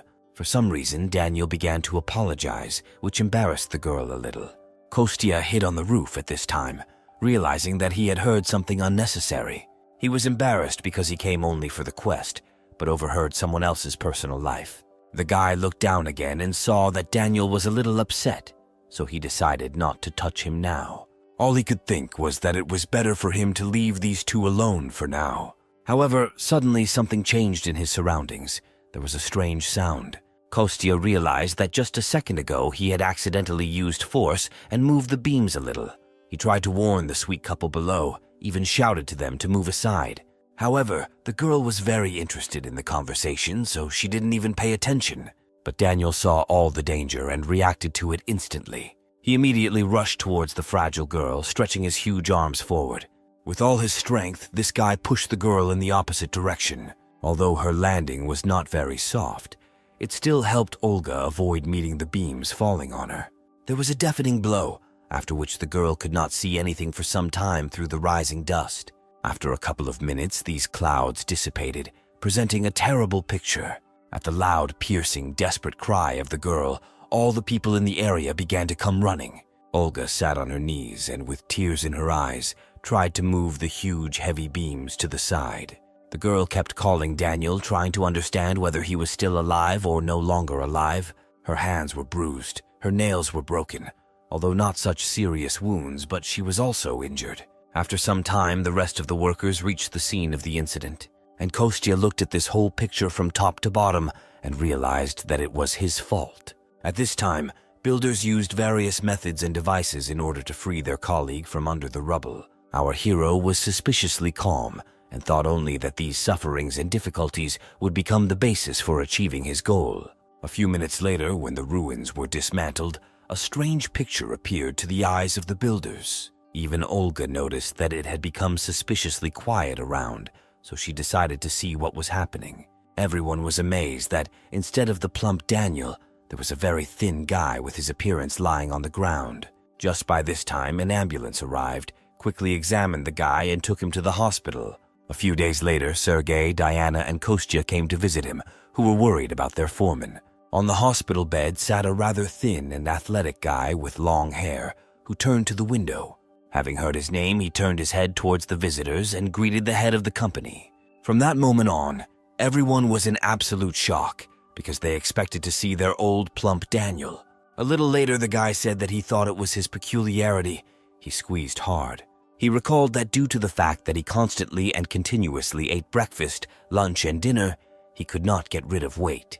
During rehabilitation therapy, his body only stopped getting thinner when he used a lot of force. He admitted that he even jumped off the roof once to make sure of this. Although it was reckless, it was able to confirm the guy's expectations. At that moment, the door to his room suddenly opened, and an excited Olga appeared on the rock. Daniel was very surprised by the presence of this girl here, and everyone present was also a little shocked by how exactly she appeared. And at that moment, the girl herself stopped and threw all her things onto the floor. After that, with tears in her eyes, she rushed towards the hospital bed. She ran close to the patient and leaned on his bed, asking if he was okay. Daniel was shocked that the girl even knew where he was. He wasn't worried about himself at all, so he decided to ask the redhead if everything was okay with her own hand.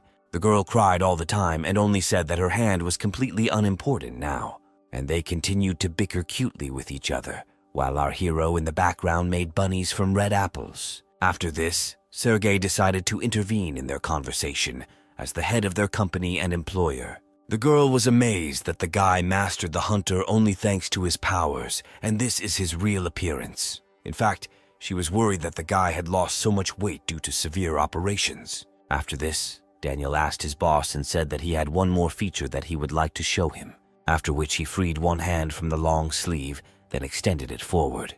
The guy began to concentrate all his power in one place gradually. It was after this that his hand began to glow and acquired a purple hue. Daniel said that he initially thought it was just a morphosis, but in fact it was a slightly different feeling, as if something, ready to explode at any moment, bit into his hand. It's like there's a magical force around him even though he can't use it.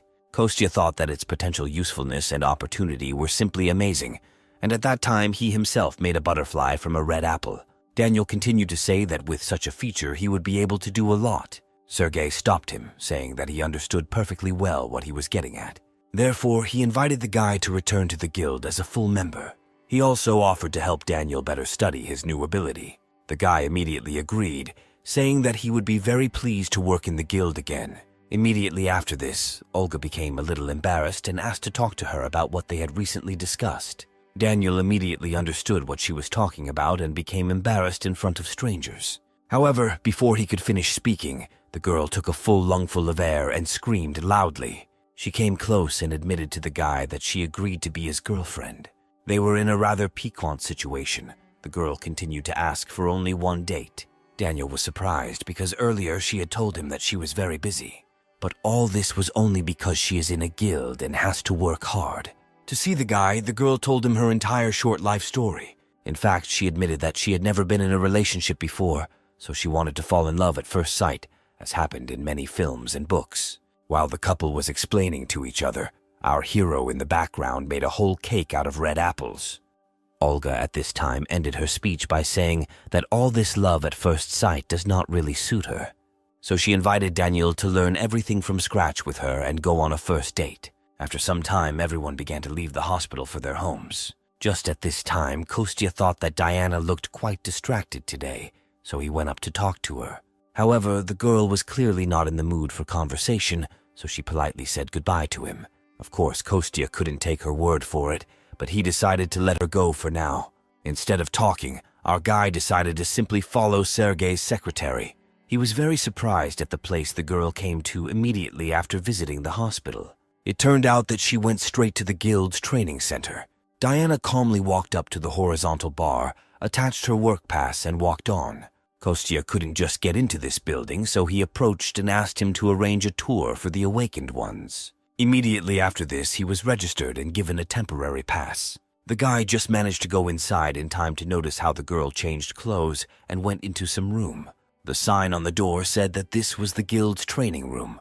Kostya used his invisibility skill and quietly went inside until the doors closed completely. There he saw Diana standing alone in the middle of an empty room, inside of which your power was growing.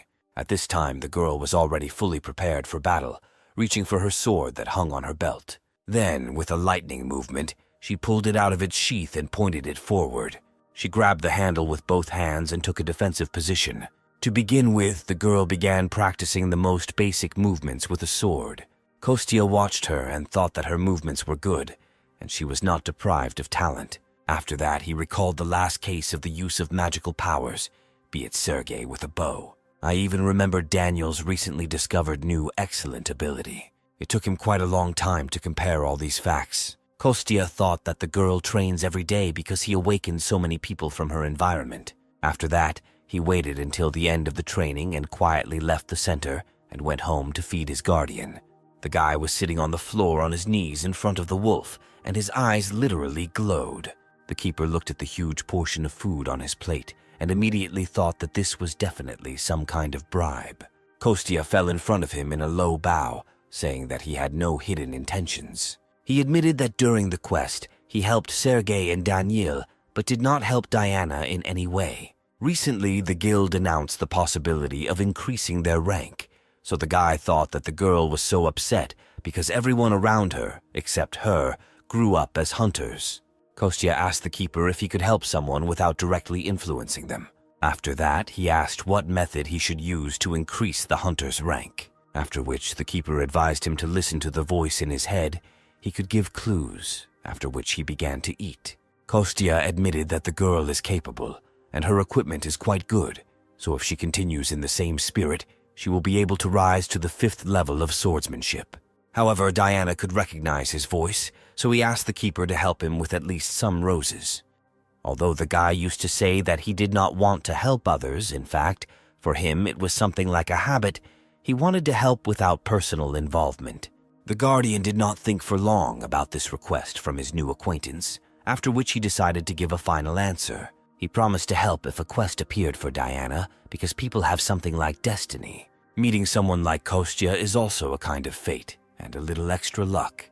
The hero noticed that these words sounded as if they were being spoken by some stubborn old man. After that, the keeper and Kostya went back to the training center to see the girl in action. They used the invisibility skill and watched her from afar. But they didn't have to wait long, because just at that time a quest from Diana appeared. They needed to increase its level in the next 7 days, after which the keeper promised that he would do it himself. The guardian promised to help the girl with the help of telepathy, so Kostya could go about his business for now and look back later. After such strange behavior, the guy noticed that the guardian's behavior very much reminded him of a tsundere. However, he still decided not to interfere with the wolf doing his job, so he went home. There, he decided to change clothes and go to the conference to which Sergei invited him. The guy quickly had a snack and said goodbye to his mother, after which he went to the company. The woman was glad that her son had been quite busy lately and had even found new friends. And at this time, the opening ceremony of a new office was taking place in the conference hall of the Manhwa Guild. Quite a lot of people gathered there who could cover this event in the media. Several individual journalists were invited who had already set up their cameras and were ready to film. Kostya came almost to the opening itself, so he was amazed by a large number of people. He decided not to go down, but to stay alone on the balcony and watch everything from above. And just in time, because at that very moment, all the poems and the speaker came out on stage. It turned out to be Sergei, who immediately thanked everyone who came to the opening ceremony of the new office and decided to personally see the birth of a new project. Kostya sat on the balcony and thought only that from afar, his friend really looked like the son of a very rich family.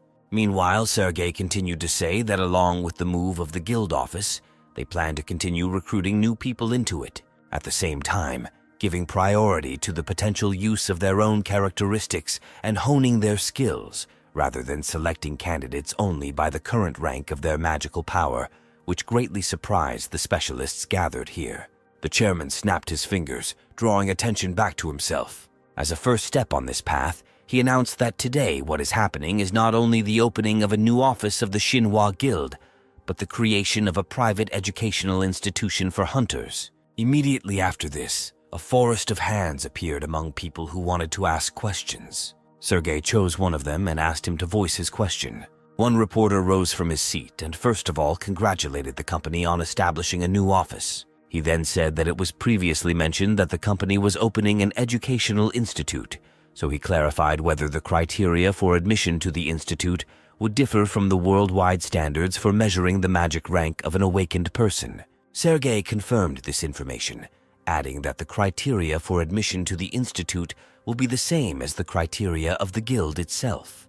Then the guy looked out from the whole crowd at one more person who wanted to ask something. He addressed a young lady in a formal suit and glasses who was sitting in the third row. The girl saw a report that said that during an unexpected awakening, Sergei heard a strange voice, and it was thanks to him that they were able to kill the Snow Panther. Because of this story, many low-ranking awakened people gained hope. More and more hunters who were quite weak before went to recheck their ranks. However, it is worth assuming that this can only happen to the head of the Manhwa Guild. Therefore, she was interested in whether educational institutes would not be just a simple squeeze of money from the dreamy awakened ones. Kostya was amazed that all the reporters asked such tricky questions. On the other hand, he understood that such questions do not arise out of nowhere. He understood that everything initially became possible only because of his help. However, Sergei was clearly not at a loss from such complex questions. He thanked the reporter and said that such thoughts are quite understandable because he himself constantly asks himself this question. It is possible that a miracle happened to him.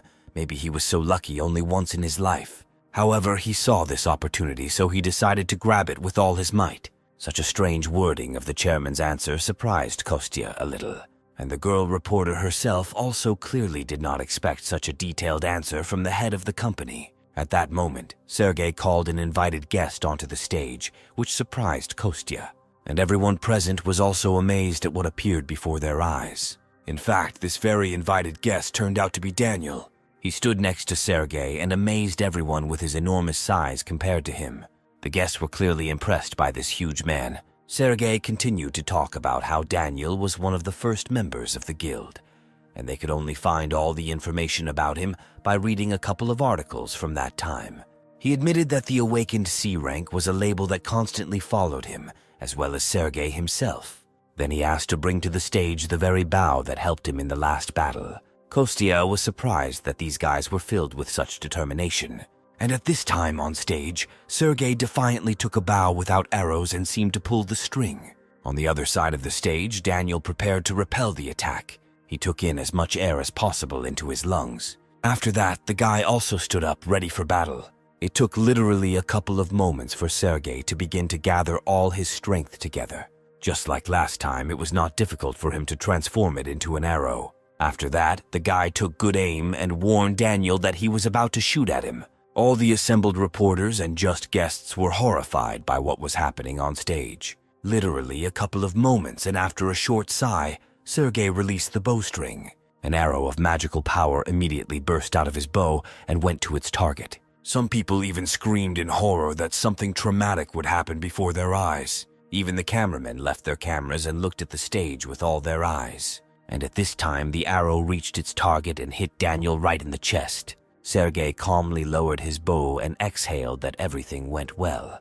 At this time, a cloud of smoke rose on the opposite side of the stage, hiding everything that was happening behind it. Kostya came to the dwarven village and looked for his old friend in his house. He was surprised by his arrival and asked to warn him next time, although he had said before that he could come at any time. After which the old man laughed and said that all this was said out of emotion. He was just heading to the workshop, so Kostya asked to go with him. The old man agreed to go there together, since the young guy wanted to look at her. After this, the keeper suggested splitting up. He himself wanted to go to Tyler. The hero was even glad about this course of circumstances and smiled very much. The guardian looked at him and said that even without completing the quests, he was not so weak that any person would take care of him. At this time, the old man was completely oblivious to the fact that two people next to him were almost ready to fight. After that, the company went to the workshop, which was filled to the brim with various types of weapons. Some dwarves were just now engaged in forging new products. A huge magical furnace was flooded, which helped them in their work. The guy admitted that it was quite stuffy in the workshop, just as he remembered the last time. The elder announced a short break for all workers, but Kostya could not stand it and even took off his shirt. After which the old man noticed that an ordinary person would not be able to enter this room because of the heat, because the average temperature rises to 80 degrees. After that, he summoned a huge piece of magic stone from behind the portal and asked him to make a shield out of it. The elder was delighted with the appearance of this stone, because it was an excellent material that would never be seen on Earth. Kostya admitted that he received it after a battle with that huge panther. He remembered that the world had really tried, since he had never encountered such a monster in the spirit realm. The elder looked at this huge stone and said that his old friend's request would be fulfilled, but he admitted that this metal is too tough for the local equipment, because to create an account you need a very high temperature, but due to the structure of the earth and the absence of the spirit of fire here, their capabilities are very limited.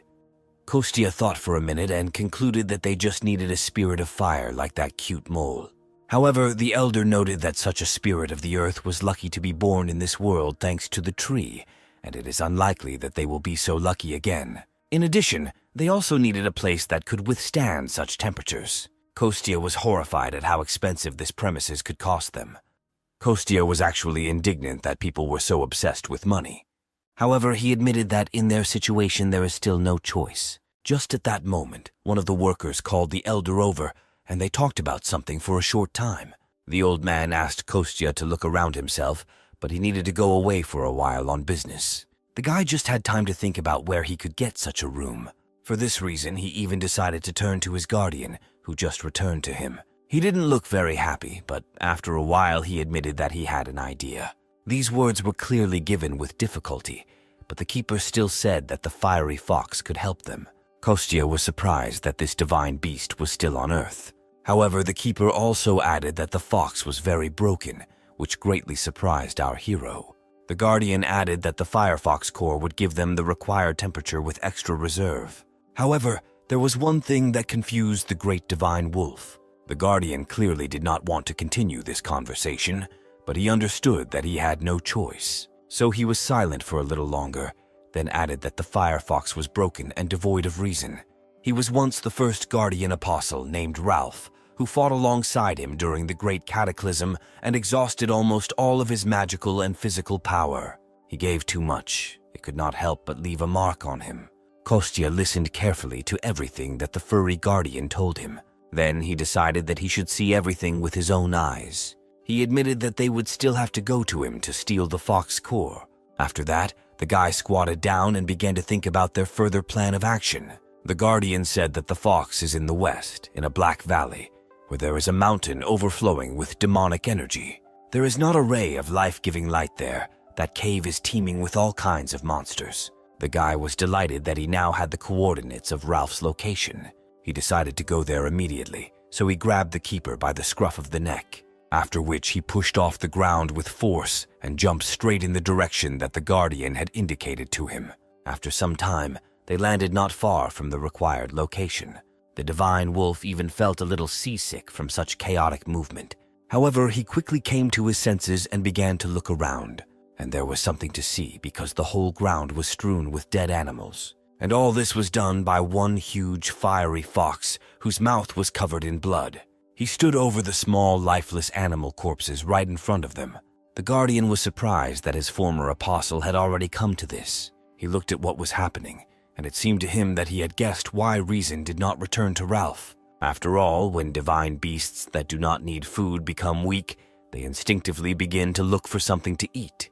If he tries to replenish his magical power by absorbing monsters, it leads to only one outcome.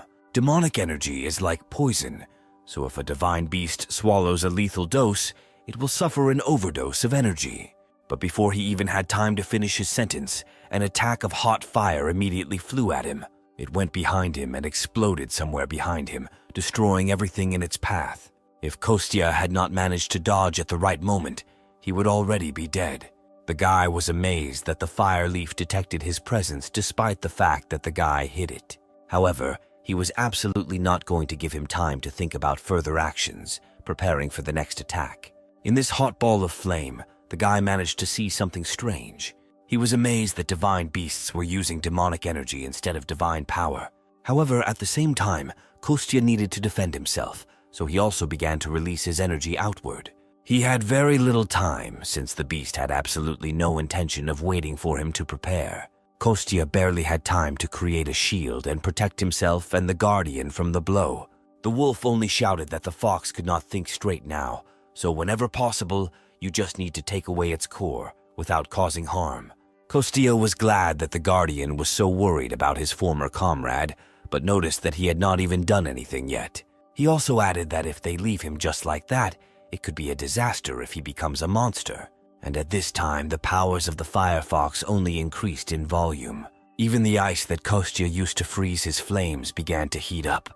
With one quick movement towards the guardian, our hero threw him aside as far as possible, after which the shield was destroyed and the attack achieved its goal.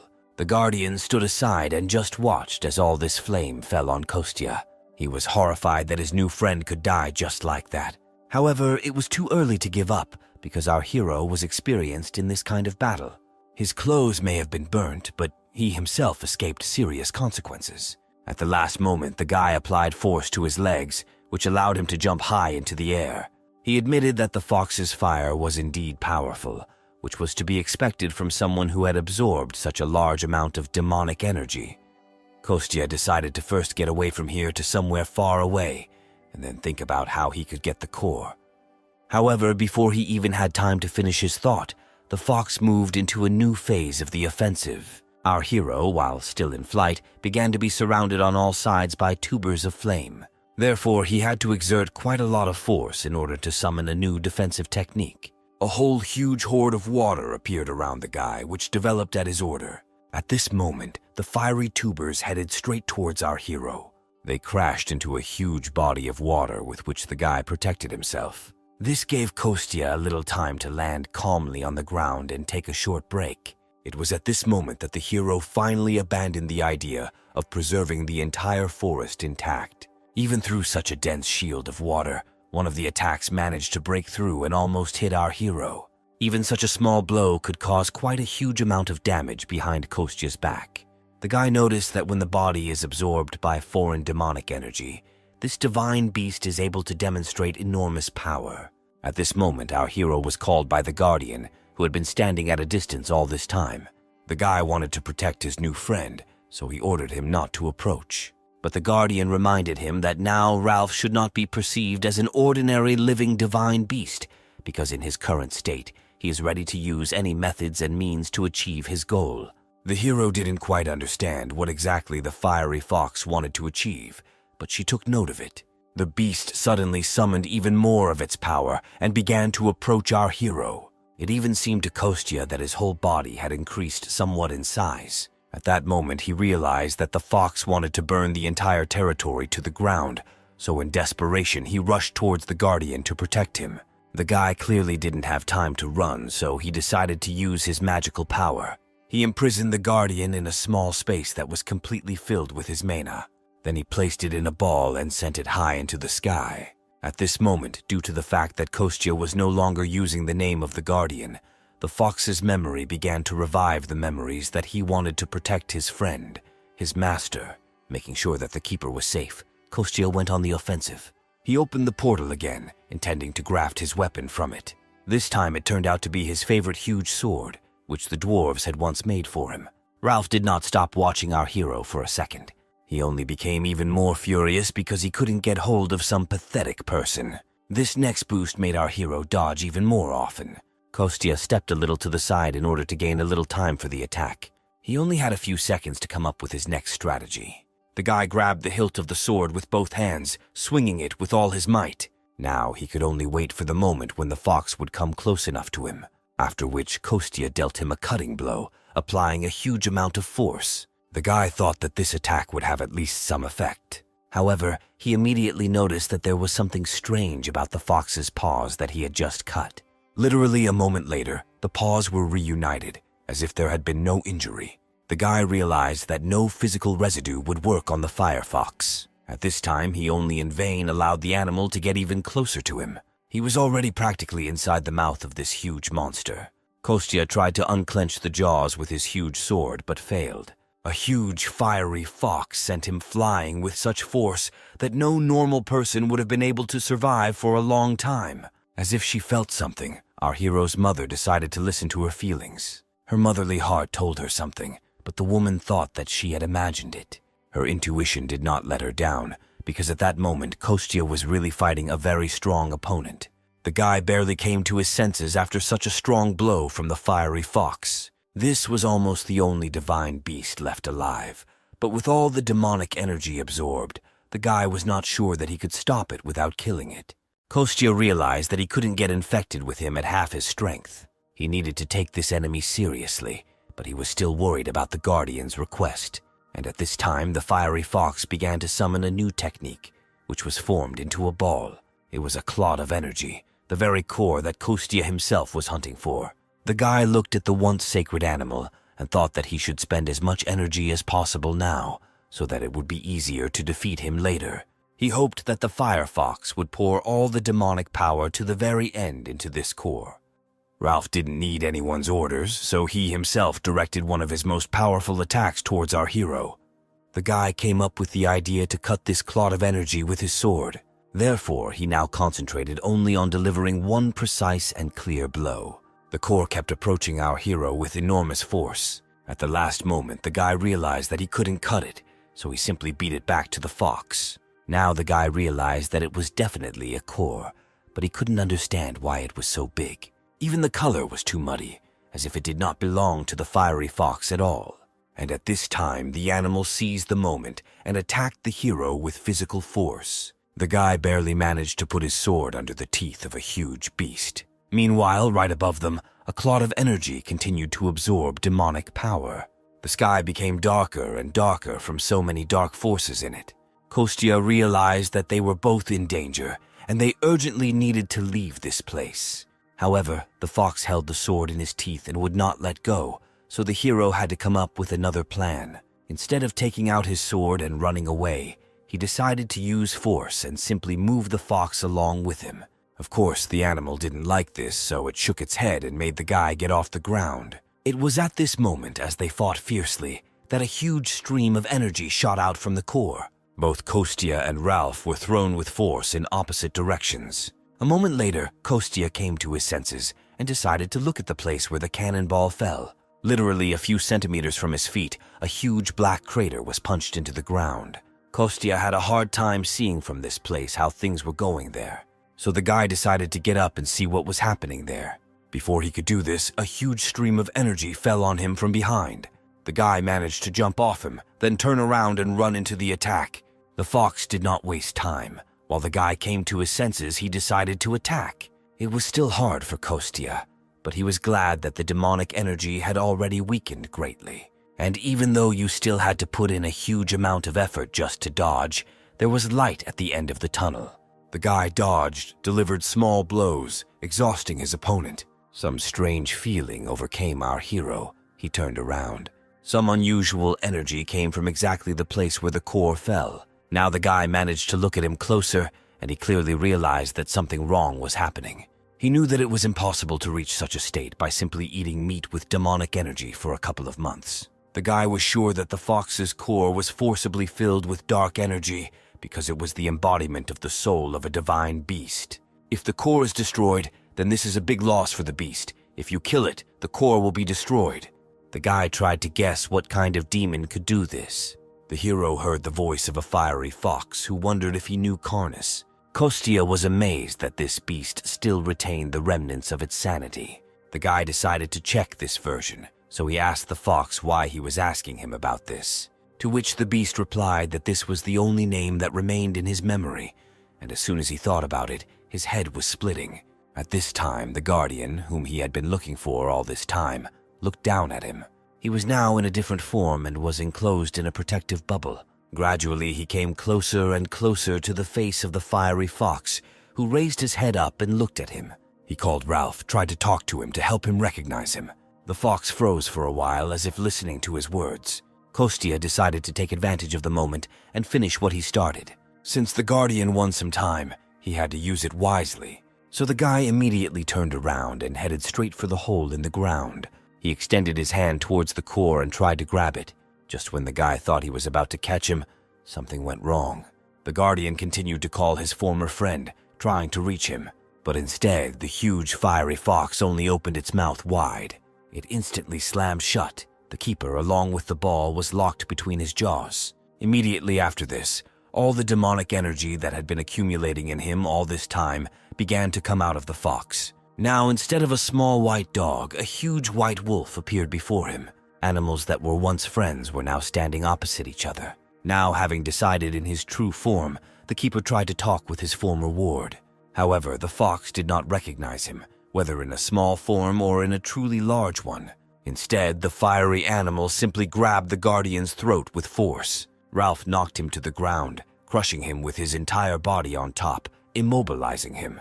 The Guardian was angry and frustrated that his charge could not remember him. However, he still needed to continue to defend against his attacks. So our wolf used water magic, which made the fox jump away. The Guardian literally built a shield of water with all his paws, which forced him to let go, after which he jumped up and began frantically calling out to our hero Kostya. He said that the core is half of the soul of the divine beast, so if they win, they will be able to return at least half to it. At this time, our hero fought desperately to free himself from the core. The guy literally extended his hand inside the core but could not do anything else with it. Meanwhile, the firefox was becoming more and more crazy every minute. His grin became even more menacing. His entire mouth was covered in blood.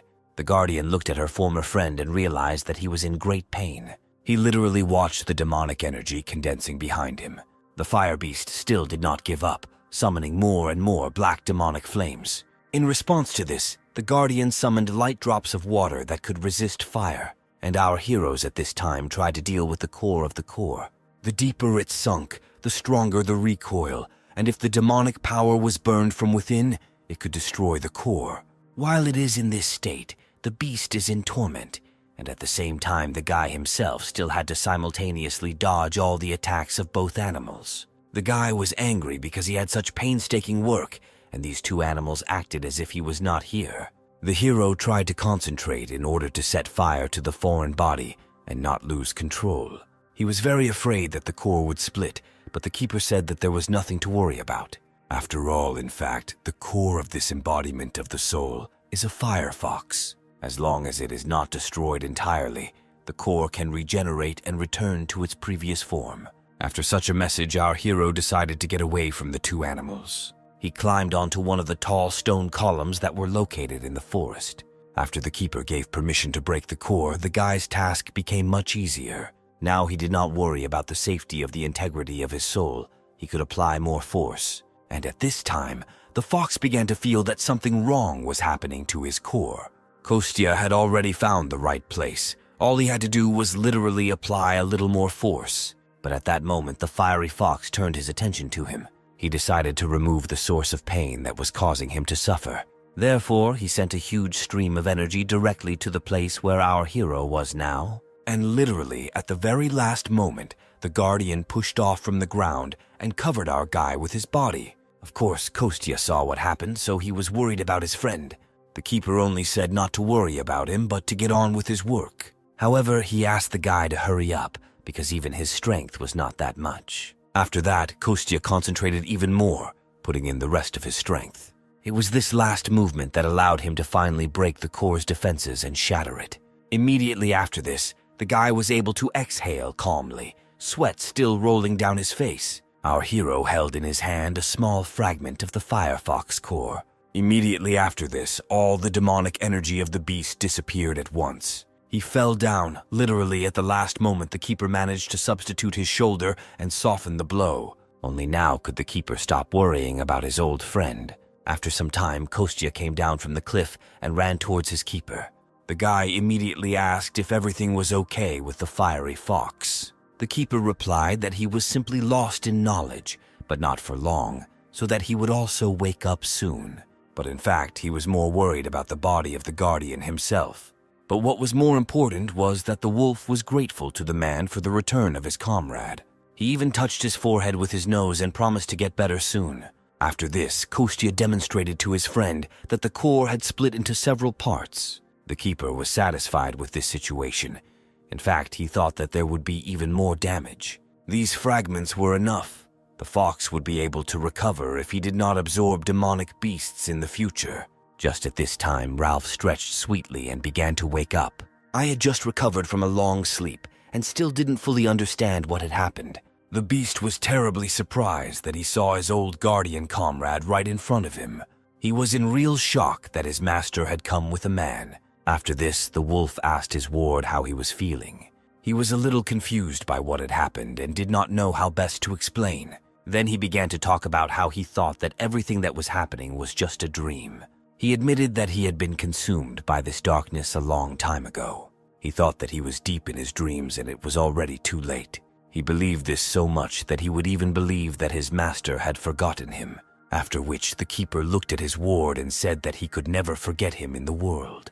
The firefox replied that he wanted to believe in it. It betrayed the meaning of his life, in which no one would lend him a helping hand. The hero stood nearby and watched the explanations of the two old friends. After this, the keeper invited his ward to go with him. This proposal made the fiery fox very happy because he no longer needed to be alone. But even so, he decided to refuse this generous offer and remain completely where he was. The guardian assumed that he was worried about the restoration, but the fox only slowly raised his head and looked at the night sky. And then he replied that he first needed to restore everything that he had managed to destroy. He said that he could not let the land where the divine beast lived dry up and die. Then he looked at Kostya and asked if he had come for his core. The guy tried to deny it at first, but then admitted everything. The fox noticed that his words contradicted each other. Everything was too obvious. He added that on any other day with his character, he would have knocked him down and killed him long ago, tearing him in half. But today he helped him, so he forgives him and gives him life. He also noted that even now, the guy is capable of tearing apart a weakened divine beast if he just wishes it. People have an evil nature, so with such power he would not spare him, even if it cost the fox his life. However, the owner intervened and said that it was he who brought this man here. This is a brave man who will protect the earth and take the place of the guardian. After this, only the fox realized that this was the great man about whom the owner spoke in predictions several thousand years ago. After that, he no longer looked at the person that way, although he expressed disappointment. The fox noted that he does not believe in a specific person, but in humanity as a whole. Either way, he was going to stay in this place and focus on recovery. Some hostility immediately arose between the fox and our hero Kostya. The guardians returned to their earthly appearance and promised that even years later, he would definitely return to pick up his comrade. After that, our heroes headed home, leaving the fire beast to rebuild everything it had destroyed. In parting, the keeper added that even if the whole world disappears at once, he will disappear, preserving the memory of his comrade. He promised that he would never be able to forget him, no matter what happened to them. Ralph was delighted with such words from his master. It gave him true joy. After these words, he gladly allowed our heroes to take the remains of his core. Olga had a hard time getting up because she had to carry a lot of things. Beloved guy, Daniel turned around at the girl's words and noticed that it was hard for her. Instantly, he ran up to the girl to help her carry her things. Olga was upset that the guy was not caring for her enough. It was an ordinary quarrel between two lovers, which happens to everyone. This situation was witnessed by the head of the company where both of them worked. He asked forgiveness for his subordinate because he carried him with him everywhere. However, the girl did not obey the boss at all. On the contrary, she only shouted at him for being so overworked. She demanded a day off for her boyfriend and also recalled the dangerous performance. That time, everything really worked out with a demonstration of Daniel's strength. His body absorbed the energy and took on its best form. The girl was worried about the fact that in the morning she worked in a restaurant, and in the afternoon she disappeared with business at the guild. She demanded a day off, or at least one day when she and Daniel could be together, but he covered her mouth with his hand. Everyone understood that this was not serious at all, so they were not angry. Immediately after this, the driver shouted from the passengers that he needed to leave, so everyone in the group rushed to take their seats. At this time, an abandoned temple stood in the middle of the desert. In its center, there was a dark entrance that allowed one to enter a place never seen before. A small green mouse crept there unnoticed through a gap in the floor. She quietly watched what was happening inside, spied.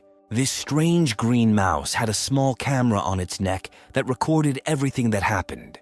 The werewolf looked at what was in front of his eyes and could not understand what these creatures were up to. Very small people rushed back and forth with tools in their hands. A beautiful, dark-haired, slender woman commanded them menacingly. She was worried that the gate was almost completed, but Pasha was not finished yet. The girl was thinking that everyone was working too slowly at that moment when someone called her from behind. Another little man with glasses ran up to her and said that the gate ball was completed. Raisa looked at the small sphere in his hands and was very happy about it. Then she pulled herself together and praised Pasha for doing such a difficult job. She added later that after this, she simply had to treasure him. This cute boy was incredibly embarrassed by such open praise. Raisa did not think that on Earth it would take only 3 months to create a ball, but now she held it in her hands. She added that this is only thanks to such a master as Pasha. Thanks to these words, the boy added that in the future he would be able to make an even more effective device. He said that he understood the essence in general terms, so it would take him about 2 months. However, the girl turned her eyes and said that Pasha, with his abilities, would be enough for a month. The guy was again embarrassed by such praise and promised to try to cope in a month. After that, the girl smiled joyfully and said that this is exactly how she appreciates him. After that, Pasha went back to his laboratory, and Raisa stood and joyfully waved goodbye to him. She did this until the guy disappeared around the corner, after which the smile disappeared from her face. The girl straightened her hair. She was unhappy that she had to constantly persuade and praise the dwarves so that they would at least do something. Although she understood that for a traitor like her, there was no option to be picky. The girl slowly approached the gate step by step and thought that she would not have another chance. She came close to the stand and realized that even if she had created a gate without the key and battery, she would simply have wasted her energy. She took the ball in her hand and extended it towards this strange installation. She mentally prayed that this would help them achieve what they wanted. As soon as the ball entered the groove, a gate immediately opened in front of the girl. She was incredibly glad that she managed to do everything right. The girl took the key back and thought that it could be used about 9 more times. She hid the ball in a small bag and secured it to her belt, after which she turned to someone and ordered them to go out and not crowd in the dark. Immediately after these words, boys and girls began to appear out of nowhere. They looked exactly like Raisa but had different hair and outfits. She told them that she was able to achieve everything only thanks to the dwarves and resources. She also added that they all knew that they had an unenviable position, but today's success should have changed a lot. Her subordinates looked down at the girl and listened carefully to her every word. She stood confidently in front of her followers and talked about their successes. Raisa added that today she was more worried than she expected. Her subordinates did not even immediately understand what the girl was talking about. Literally, a second after this, the girl sharply looked up somewhere. She directed the force of her blow to one of the inconspicuous corners in the wall. After that it was destroyed, the girl discovered a green mouse spy. She was furious that she hadn't noticed him sooner. She used her power again, trying to get the spy. However, right before her eyes, the green mouse suddenly sparkled brightly. Literally a second later, huge wings appeared. She rushed right next to Raisa, hitting her painfully somewhere in the waist area. The girl immediately noticed that this strange green bird had stolen her bag with the ball. The result of their long, painstaking work was stolen by some spy. Raisa understood that this could not be allowed at all. She was once again convinced that it was indeed a bag from her belt, after which she ordered to immediately mobilize all forces and find the green eagle. Her subordinates were not supposed to act alone, but to attack in groups. Immediately after this, all the boys and girls gathered here took up arms.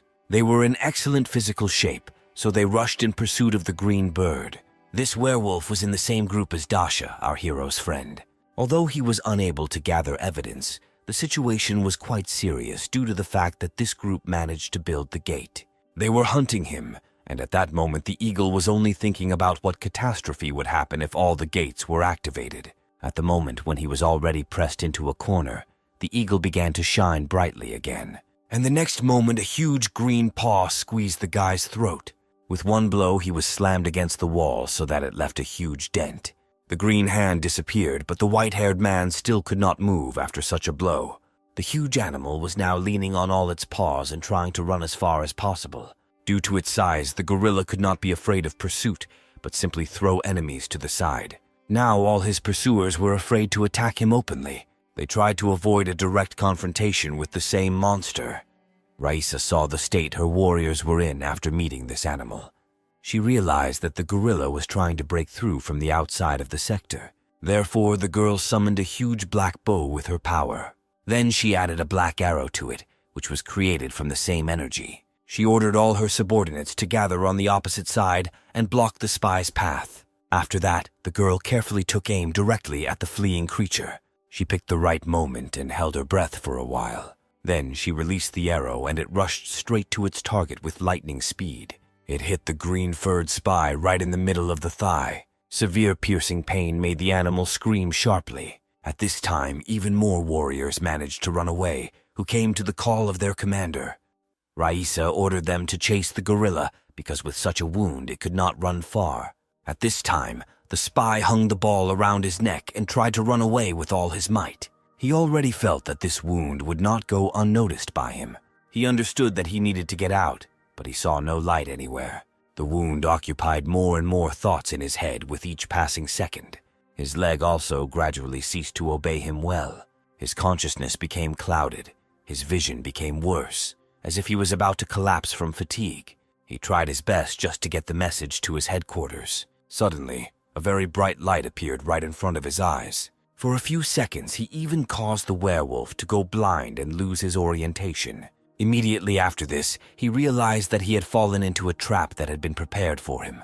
Right in front of the front stood guards with weapons in their hands, guarding the exit. Above them and on the sides were archers who were ready to shoot at any second. And most importantly, the commander of this detachment came out in front of him. Raisa stood and looked down at the driven green animal. She only shouted that the spy had nowhere else to run. It seemed to her that now he must give up, because there was simply no other way out. To her surprise, the huge gorilla only smiled triumphantly instead. The girl did not expect such a reaction at all, so she could not understand what he was going to do. The spy, with the last of his strength, told her that he had not lost yet, after which the huge green gorilla again glowed with bright light. This time, this transformation quickly caused the entire destroyed temple to shake, because delivering a message to the guild was more important than saving one's own life. Raisa stood and looked in front of her. I don't understand what's going on here. The girl was amazed that the cornered animal did not give up. Instead, the beast began to glow a bright green light again, indicating that it was ready to take on a new form. The last transformation was of such incredible proportions that the entire structure began to shake and threaten to collapse. And at this time, Kostya was somewhere in the middle of the forest and noticed a strange sound. The keeper was surprised that the guy was using the brave man's sword to butcher horned pigs. The hero replied that such an artifact of the legendary class cuts like a legendary one. Thanks to the variabilities of this artifact, the hunt was extremely easy and successful. Kostya reported that he heard a strange roar of an incomprehensible animal and suggested that the keeper check it. Belyash was not delighted with such an offer because he had not even fully recovered yet. And the hero himself fell into this place on the way home and suddenly, for no apparent reason, began to chop up the pigs, declaring that they needed to finish for dinner. However, Kostya still suggested going to look at this beast because fights are the most interesting thing to watch. The guardian said nothing but thought that the situation looked too serious to simply be an observer. A huge green tail, all covered with durable scales, developed from side to side. Instead of a gorilla, a gigantic crocodile appeared in the huge hall. He threw his opponents in different directions, swallowing some. The dark elves looked at their enemy and did not dare to attack. They would be amazed at how easily their brethren die in battle.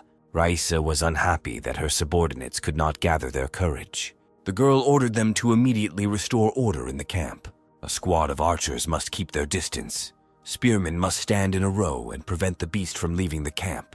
The crocodile was amazed that just one order from the main one was enough, and the system was already in order. The girl reminded that the beast could not use its left leg, so she ordered to attack there and kill it. In any case, they needed to return the gate ball, and she did not care about the fate of the spy himself. Initially, the crocodile planned to take the ball and find out its key properties and deprive him of them. However, he understood that most likely he would not be able to escape with the ball. Therefore, the awakened one threw the bag with his loot as high as possible. Raisa was horrified by such careless handling of such a great artifact. The spy only thought that the elves were too skilled at archery, so there was no point in trying to escape by air. He clearly had a new plan in mind, and the commander-in-chief looked at it and waited for the next step. In fact, the beast realized that its only chance to destroy the ball was to swallow it. The crocodile slammed its mouth shut with great force, hoping that the ball would break inside it. Raisa was horrified that all the work done recently had gone down the drain. The girl literally saw with her own eyes how the ball shattered into small pieces. She stood in the middle of the hall opposite her almost defeated enemy and watched how he managed to deceive her. The girl was truly furious that this green beast managed to so easily destroy their work. The spy had clearly made a huge mistake, as the commander-in-chief was truly furious. In order to somehow implicate the spy, the girl ordered all the archers to aim at him. The crocodile stood silently, completely surrounded on all sides by opponents. At this moment, he was completely prepared for his imminent, inevitable death. Suddenly, a little girl appeared in the man's thoughts, bleeding from her mouth. The man recalled the last minutes of his beloved daughter's life. All he could think about was that he would soon be able to meet his sweet little Anya. However, something clearly went wrong. Instead of being destroyed, the ball began to work. A huge stream of dark energy was released out of the lock. It pierced the insides of the huge green crocodile, quickly being absorbed into its insides. The beast, ready to die, suddenly raised its head high and black smoke poured out to save it. Even Raisa did not expect such a reaction, but she noticed that something strange was happening to the spy. The girl ordered all the archers to shoot at the same time. Immediately after her words, more than 100 beautiful and well-aimed shooters lowered the bowstring. The crocodile was pierced by sharp arrows into literally every part of its body. Suddenly, as if from a crack, a strange thick smoke began to appear. He was getting closer and closer to the elves, making them worry. Many of them sought help and protection from their commander, Raisa. However, only turning to her, they noticed that the girl herself was bleeding. A strange clot of energy of incomprehensible color pierced the girl's body right through. Even one of the dark elves could not survive such a wound. While they were worried about their commander-in-chief, dark energy took over the beast's body more and more. The deputy commander was horrified by what was happening and ordered the remaining elves to retreat immediately. All subordinates immediately rushed away from the scene of events, saving their lives. This is exactly the picture that our main character Kostya found, who appeared right above the hole that had formed in the ceiling. The guy had just arrived and was still trying to figure out what was happening here. From this smoke appeared a huge green leg of a monster, which was swollen to incredible sizes, and the once green crocodile himself turned into a huge, strange golem. There wasn't a single living soul left around him. Everyone ran away. One of the elves charged his arrow with dark energy and aimed at the monster. He put a lot of his strength into the last blow, then released the arrow. The elf wanted to avenge his commander-in-chief, who died in this battle. However, this was not destined to happen, because at the last moment the monster felt threatened.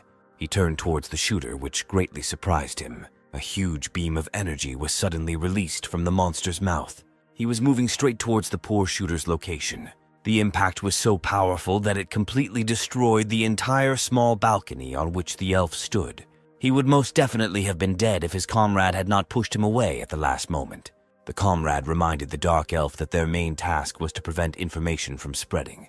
The commanders will not return, but they must prevent information leakage and survive. At this moment, the energy began to spread in all directions and strike chaotically. The two elves barely managed to avoid inevitable death and escape deeper into the castle. Our main character calmly watched all this from above. The Guardian even clarified whether Kostya was going to capture these dark elves. However, he noticed that the Keeper himself had forbidden him to do this just recently, to which the wolf replied that this does not apply to other races. After all, karma is given in different quantities depending on the reasons and its volume.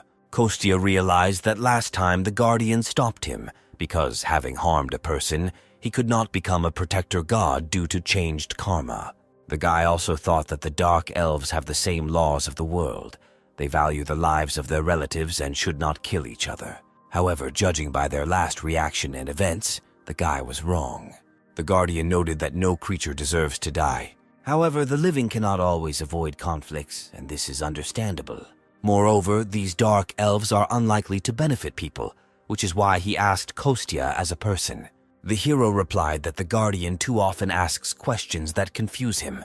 The wolf noticed that the guy was too hostile. He may not want to become a protector god, but even so, such statements and actions only prove his immaturity.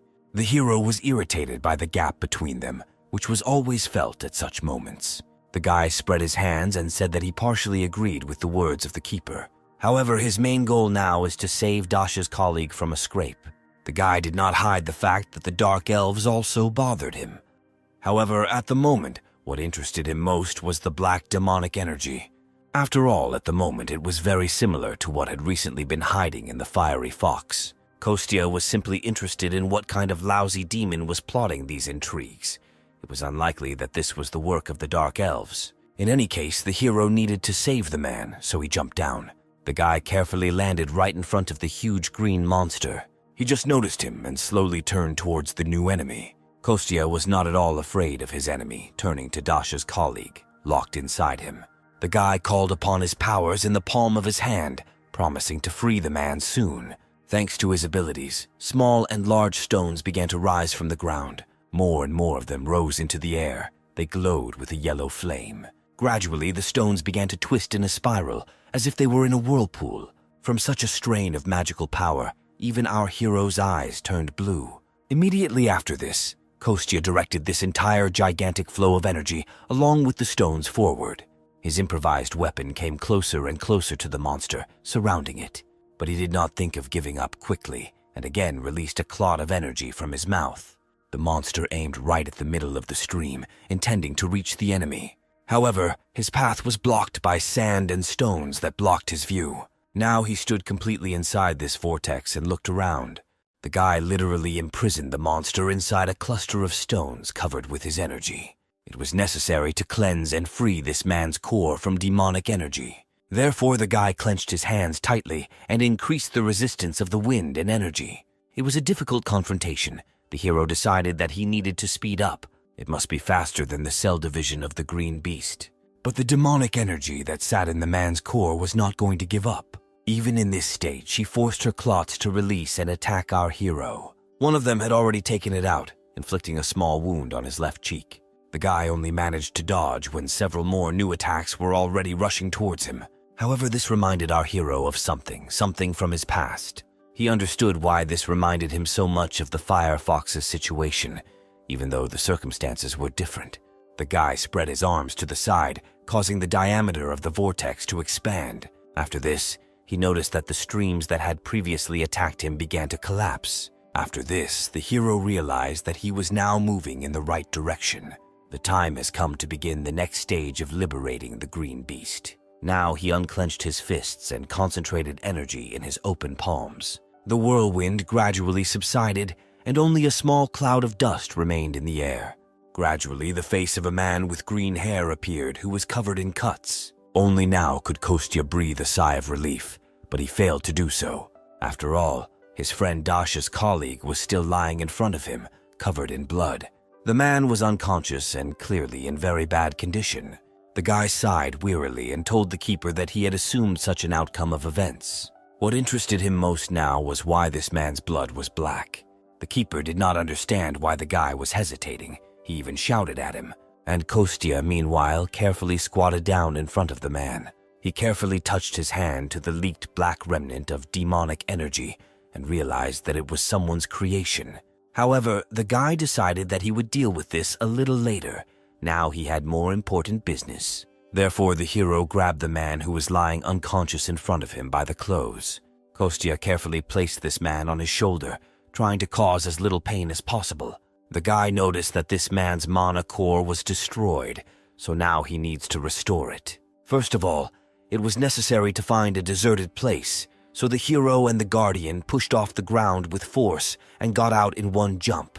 After some time, the man began to gradually regain consciousness. He clearly felt tired and overwhelmed, slowly opened his eyes and realized that he was in an unfamiliar place. The man was able to focus his gaze on the young guy who stood in front of him with a white puppy on his shoulder. The awakened one clearly did not expect to see such a strange picture, so he shouted sharply and loudly. Our hero also did not at all expect that the man would come to his senses so quickly, so he screamed along with him.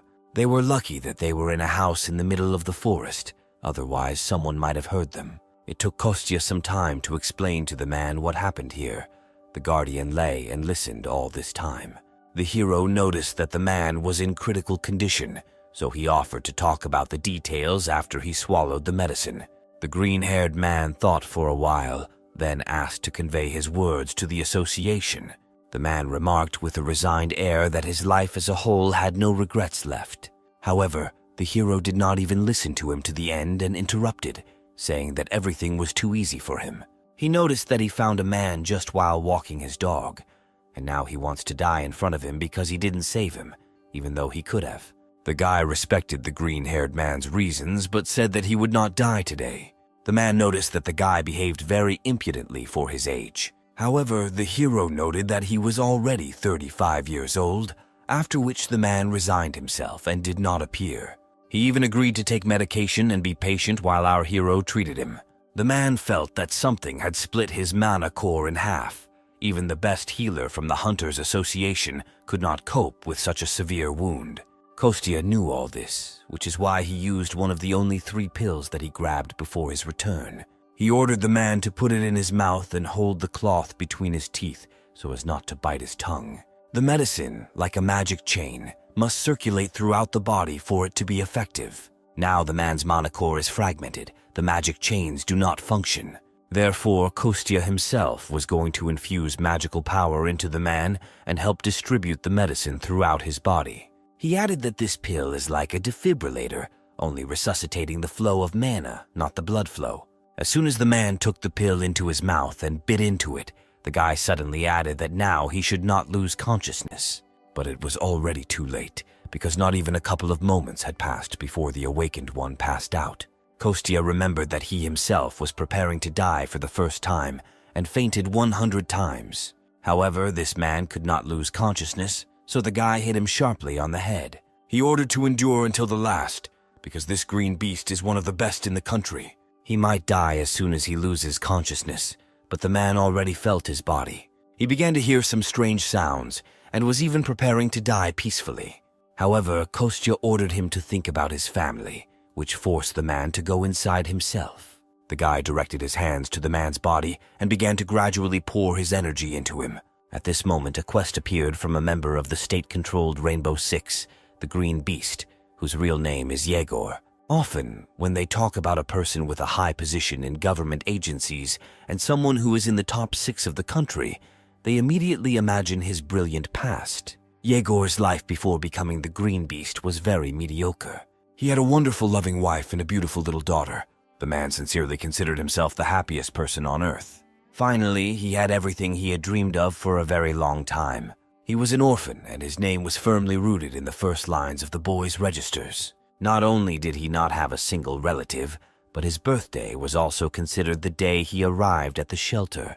The guy lived his days quietly and peacefully in an orphanage. But everything changed dramatically when one took even one step beyond it. A child without parents, whether a troublemaker or a quiet one, it doesn't matter, they were all called problematic. Because of this prejudice, he was unable to make a single close friend. Therefore, the guy grew up alone without a single close attachment.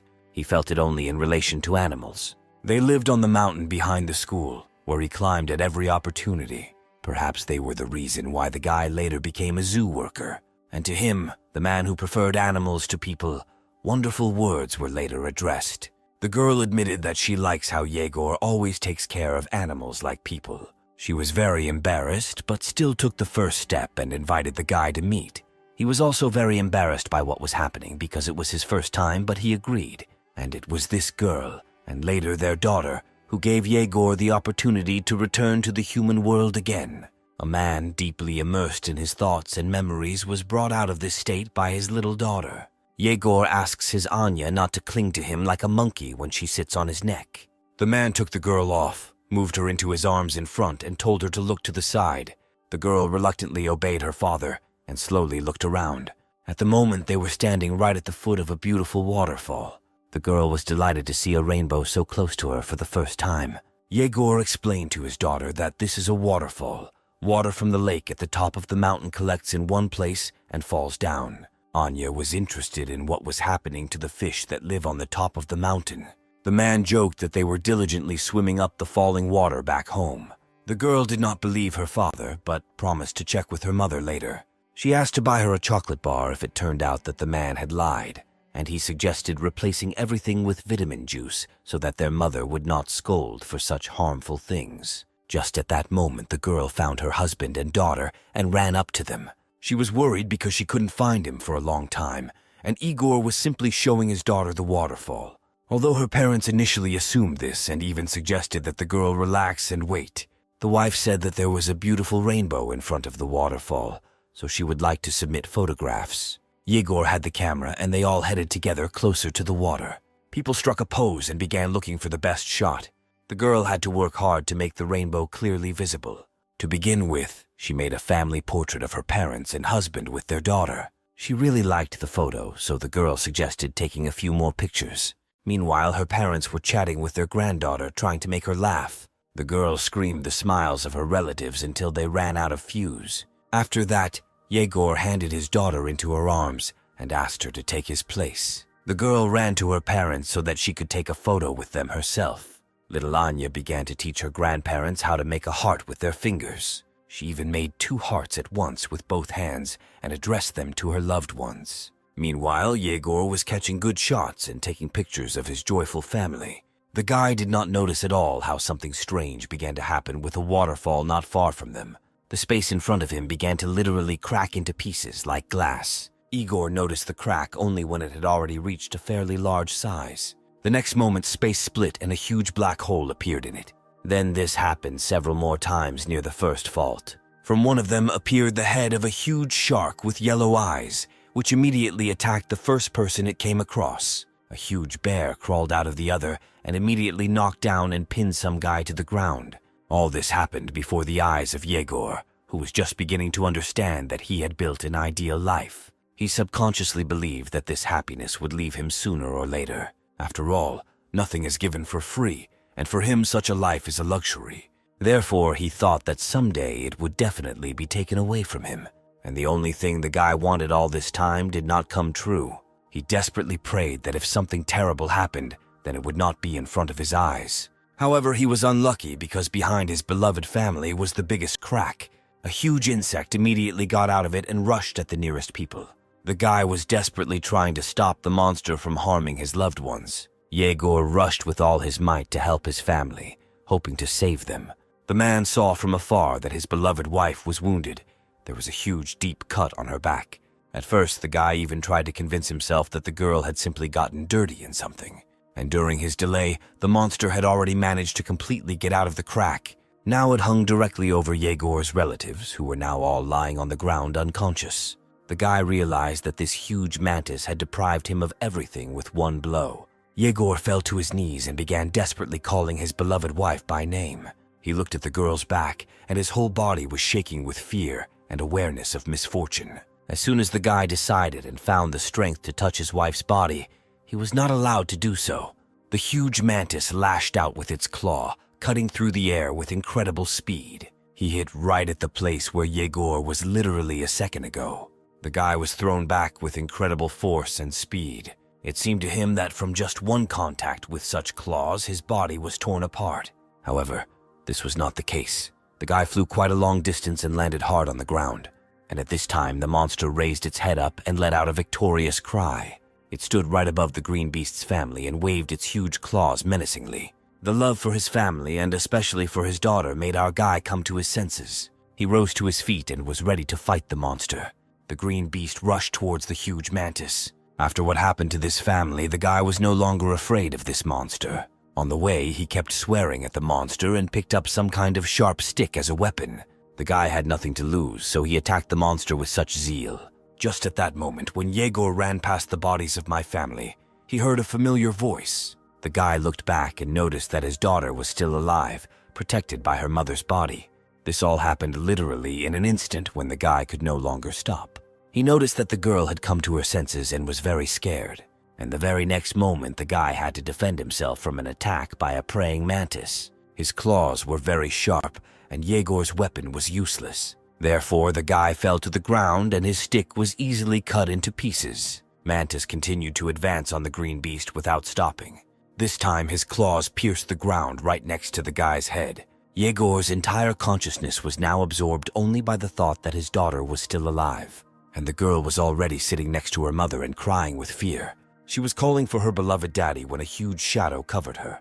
Anya slowly turned around to see what was happening behind her. Yegor understood that he could now lose the last survivor of his family. At that moment, something arose deep inside him. Some strange feeling grew stronger and stronger with every step he took. It appeared in his chest, but now it was spreading throughout his body. A strange energy and green glow enveloped the entire guy from head to toe, and the claw of the huge praying mantis was already a few millimeters from the girl's body. One more step, and it is not the human foot that steps on the ground, but the paw of the beast. The monster's huge, sharp claw was torn off with one strong jerk. A huge green tiger carried her away in his powerful teeth. Anya, with tears in her eyes out of fear, clung to her mother's body.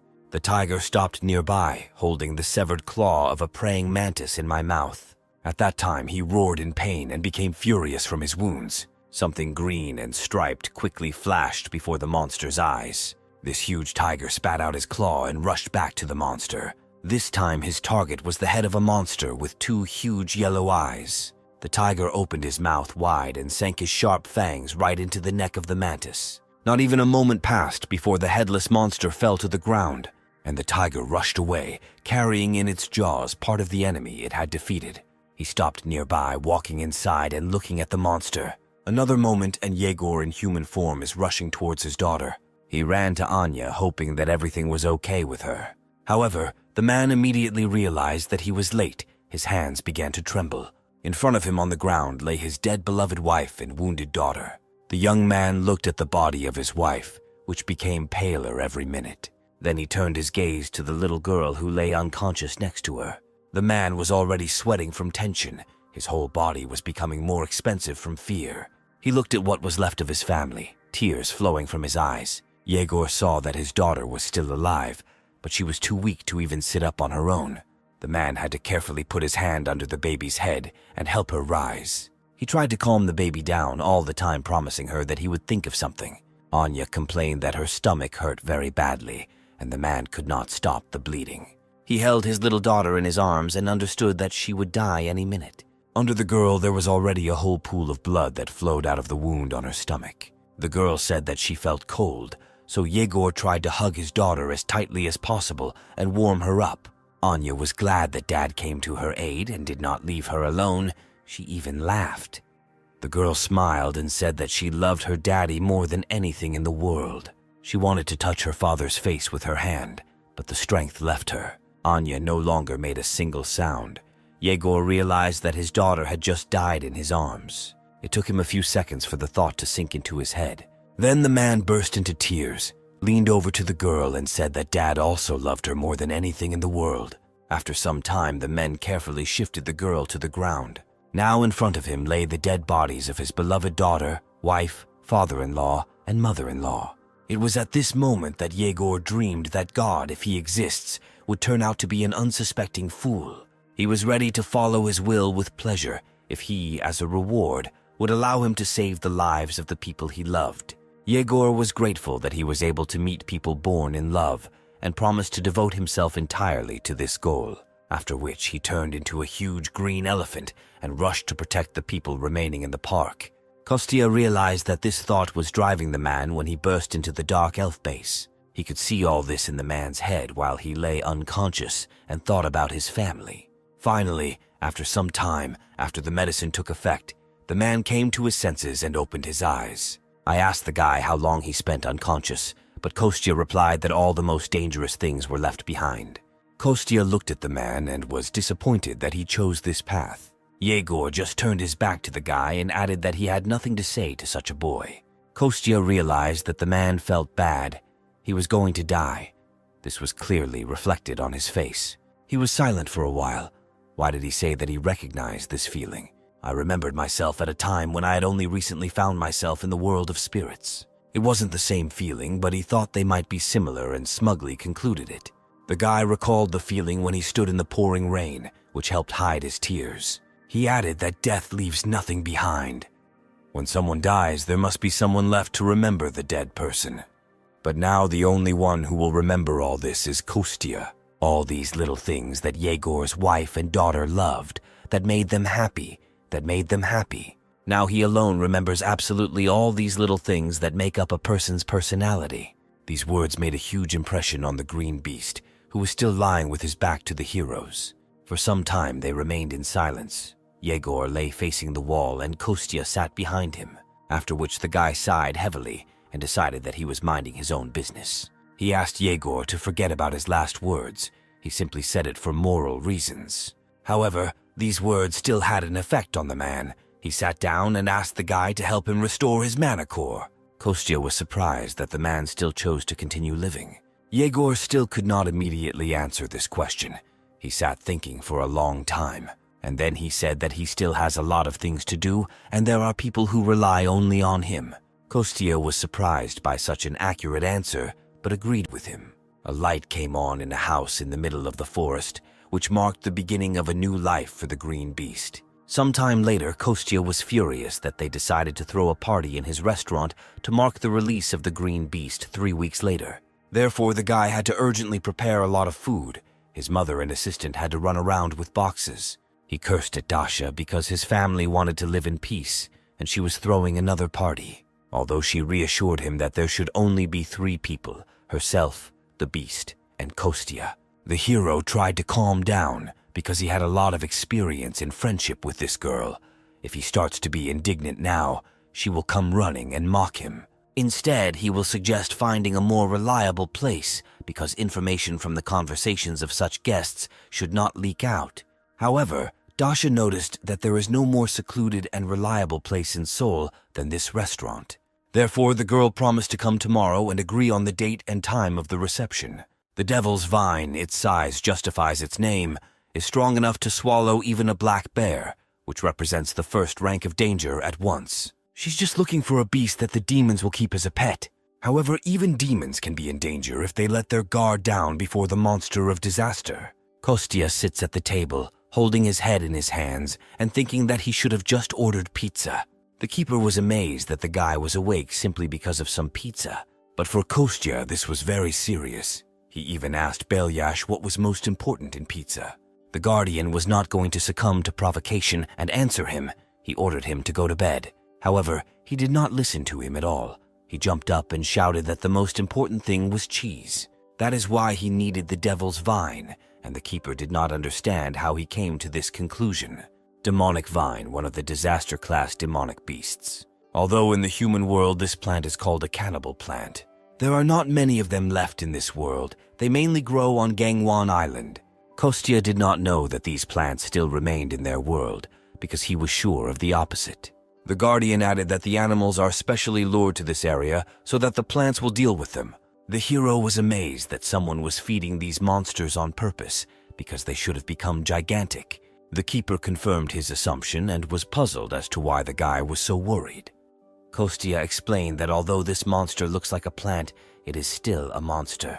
And with such excellent nutrition, he should very quickly grow to incredible sizes. After this, its roots harden, after which they replace its legs. This species is reaching the size of the Earth at this rate and is using all the planets as a pot. Neither the keeper nor our hero were absolutely happy about this prospect. There was even a slight panic. Kostya ordered the keeper to quickly call Taylor for help. He suggested giving the wolf some real training and at the same time hunting for cheese. Therefore, the guys went straight to Taylor and then towards the island they needed. The whole company stood on the shore and watched as the water flooded many buildings. This whole area basically looked abandoned. These guys also came at night. Kostya was warming up, the keeper was yawning, and Taylor was asking why he was called here in the first place.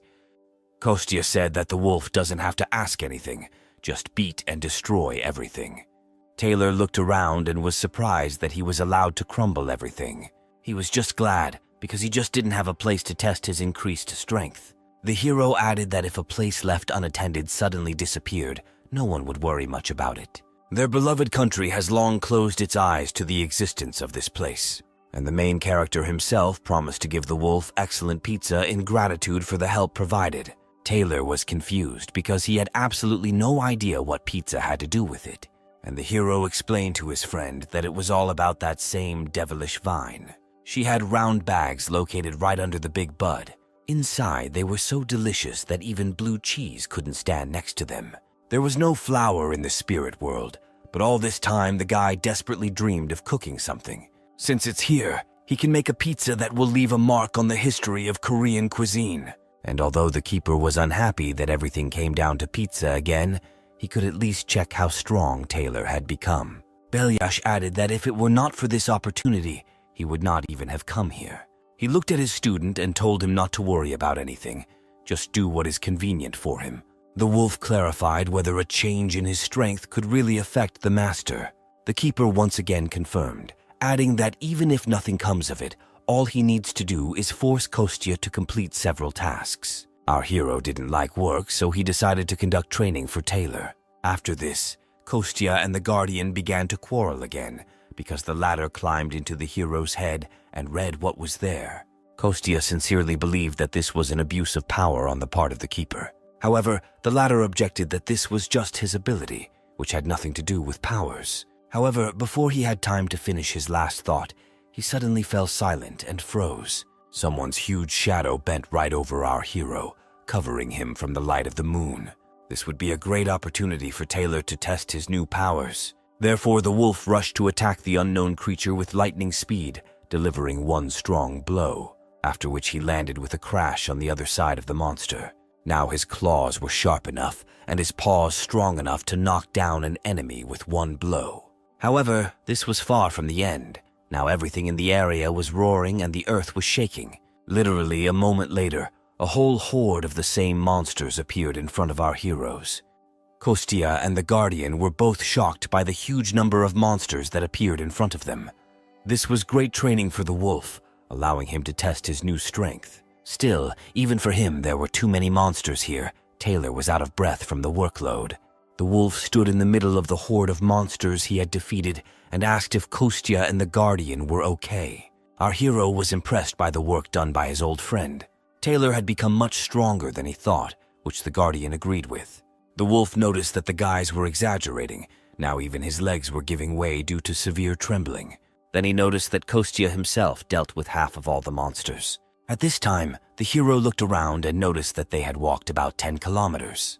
Their destination was on a mountain with a popular hiking trail leading to the top. From a distance, it was noticeable that over so many years the plant had simply grown to gigantic proportions. The wolf noticed that, most likely, it was from this flower that all the others that filled this entire area came from. Kostya noticed that the wolf seemed to know about the earth even more than he did, even though he was born here. In any case, the most important thing now was to get to the right place. Then the hero himself would figure it out. The wolf apologized for not being able to help the hero all the time. However, he added that there was no need to force himself. It was already clear to him that Taylor had reached his limit. As soon as he said this, the whole company felt a huge energy that scared them. The wolf was amazed that there were monsters here that were so strong. Kostya immediately recognized this energy, because he had recently encountered something similar. He wanted to warn his friend that there were many wolf-monkey monsters hiding here.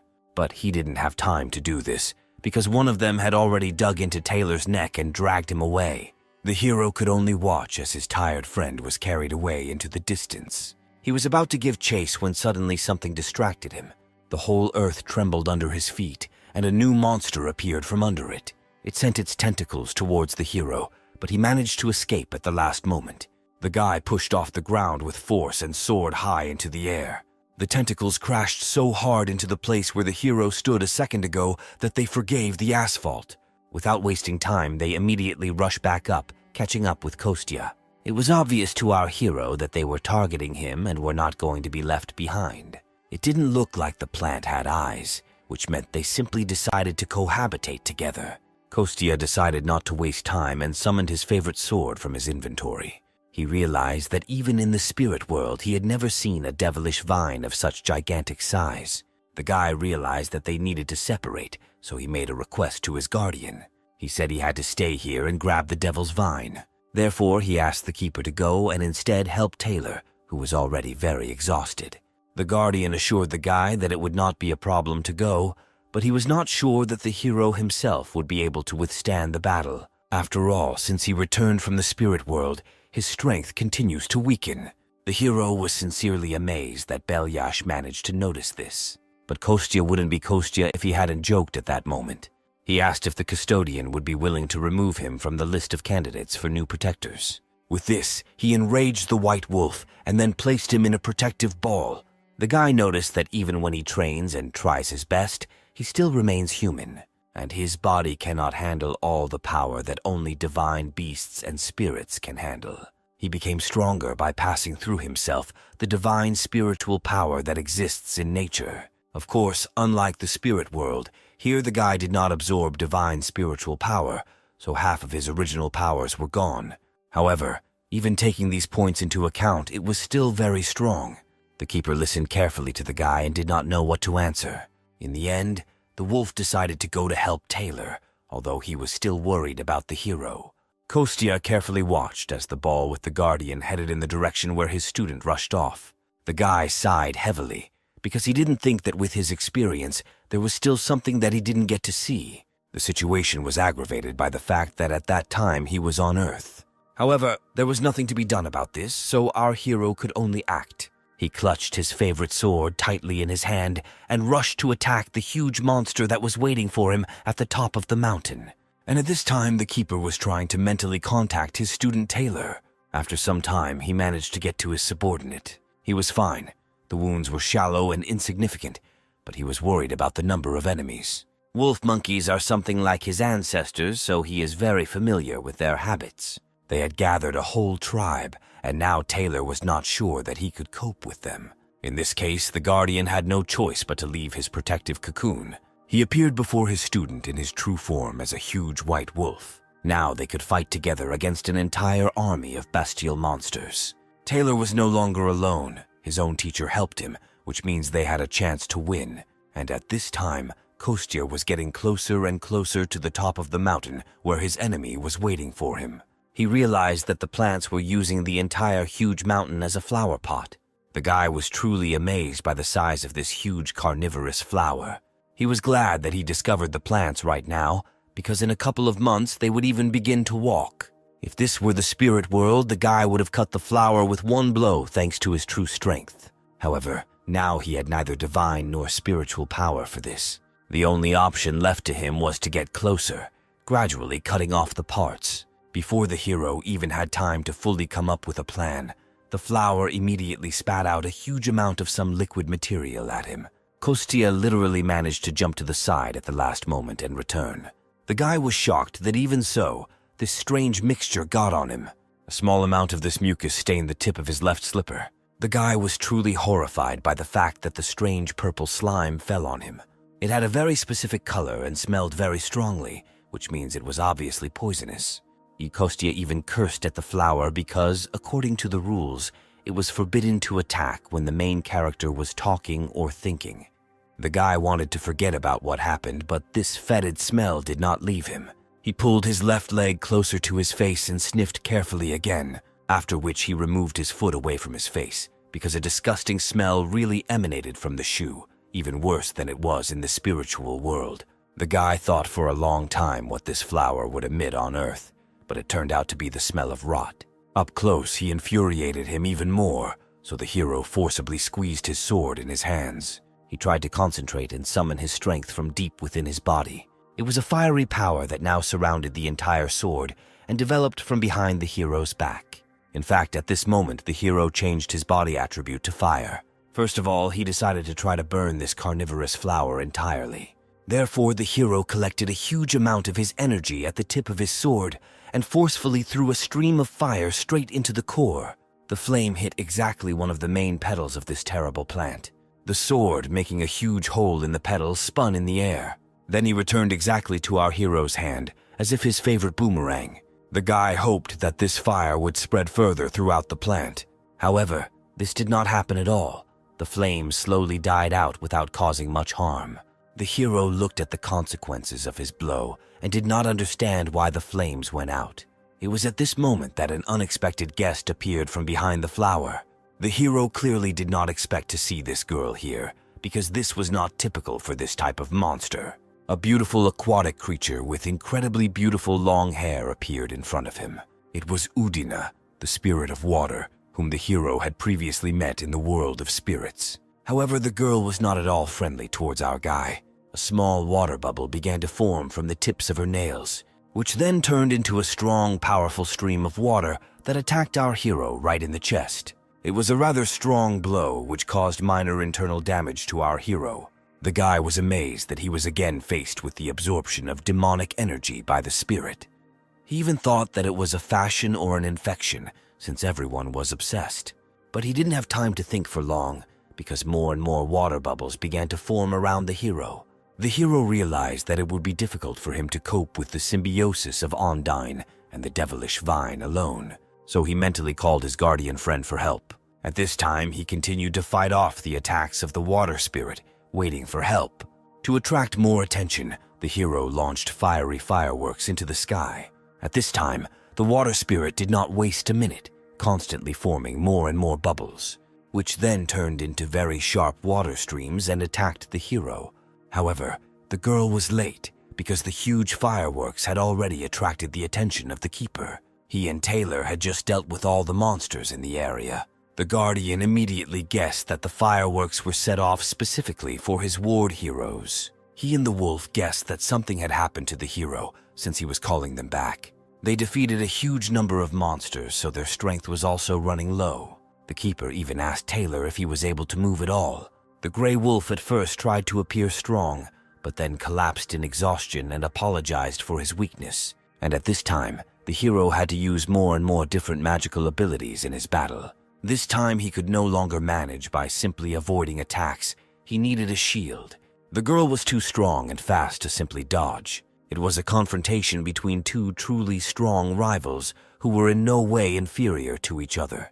Kostya, even with his remaining strength, was no weaker than the water spirit that was in the human world. Moreover, it was a confrontation between two essentially different elements. The fire that Kostya controlled opposed the water that Ondine controlled. Even the Guardian was shocked by how powerful this battle was. The water spirit attacked our hero with great speed, but he dodged at the last moment. Sometimes it was easier for him to repel attacks flying at him with his sword. Sometimes the hero even managed to deliver some kind of blow to reduce the power of the devilish dose. And sometimes he only had time to quickly put up a shield and cover himself. But the water spirit still did not reduce its pressure and continued to attack.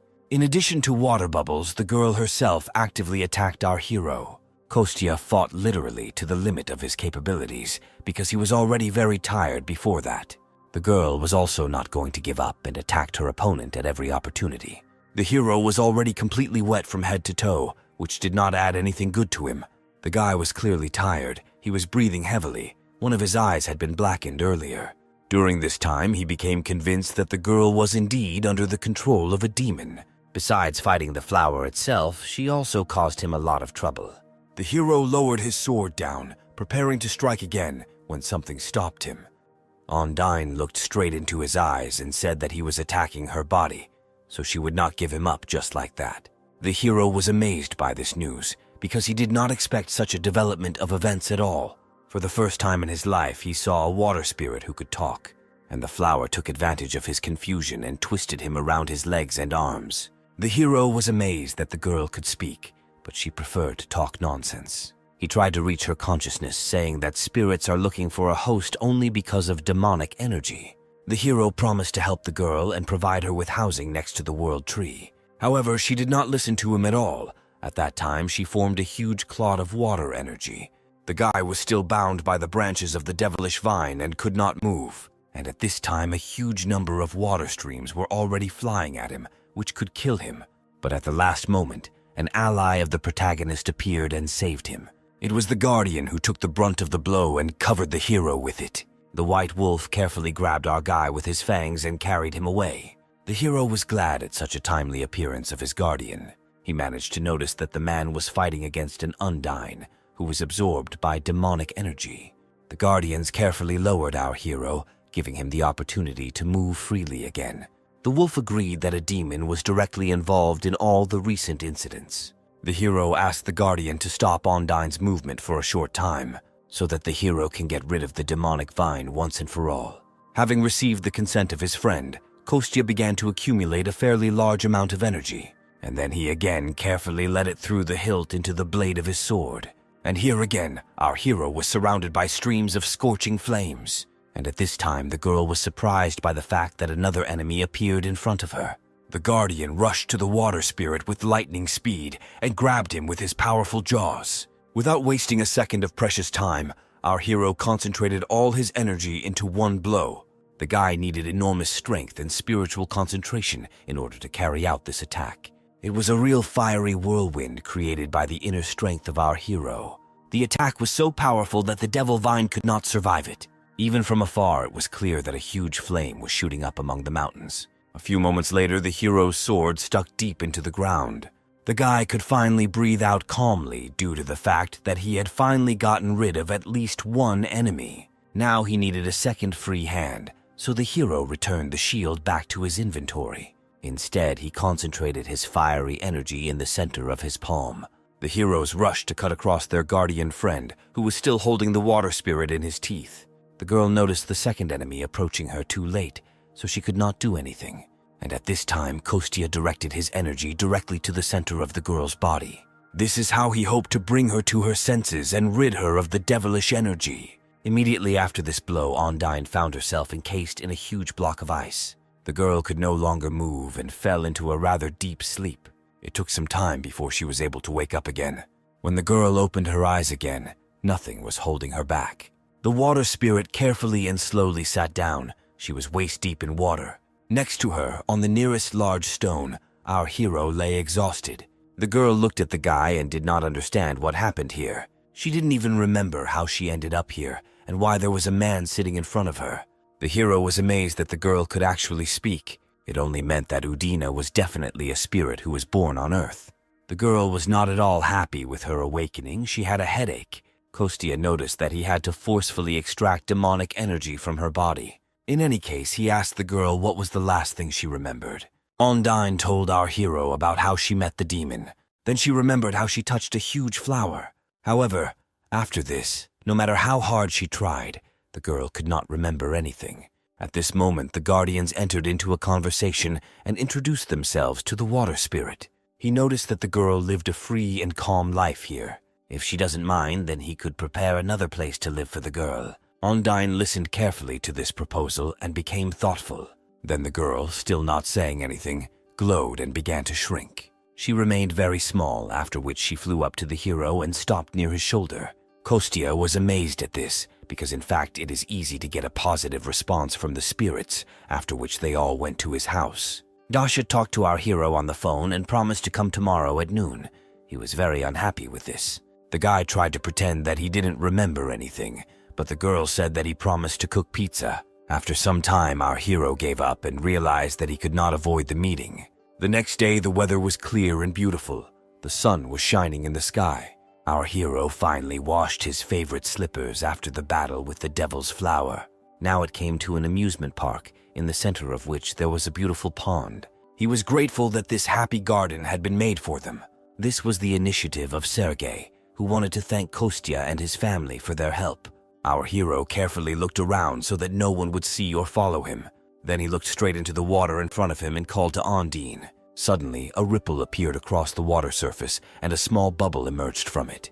Gradually, he became larger and larger until he turned into a translucent girl. Her body became more and more dense until it finally recovered. Ondine was right in front of our hero and was glad to see him.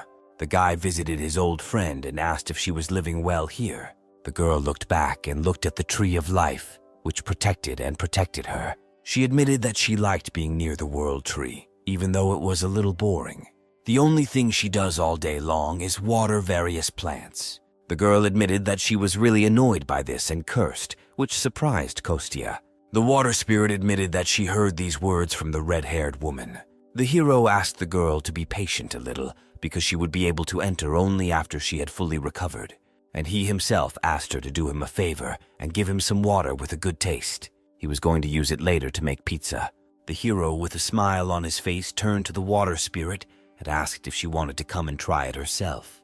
The girl was very bored, so she agreed, after which they all headed to the restaurant together. Ondine was sitting at the table with food on a plate in front of her. The girl had never tasted human food before, so she didn't know what it was. Kostya approached the spirit and asked if she thought this pizza was very appetizing. The girl looked at the substance in front of her, then asked the guy what this word meant. The hero tried to explain to the girl that this dish smells delicious, but she had no sense of smell. He racked his brain for a long time, trying to figure out how to explain the meaning of these words to the spirit. The girl was a little sad that so many people could feel these feelings. Kostya agreed with this because it was food that people eat. The girl added that the demon who devours in the darkness lived in her, and he has many demonic forms. Demons can easily turn into a person and accept all his feelings, and since she was one of them, she should also be able to do it.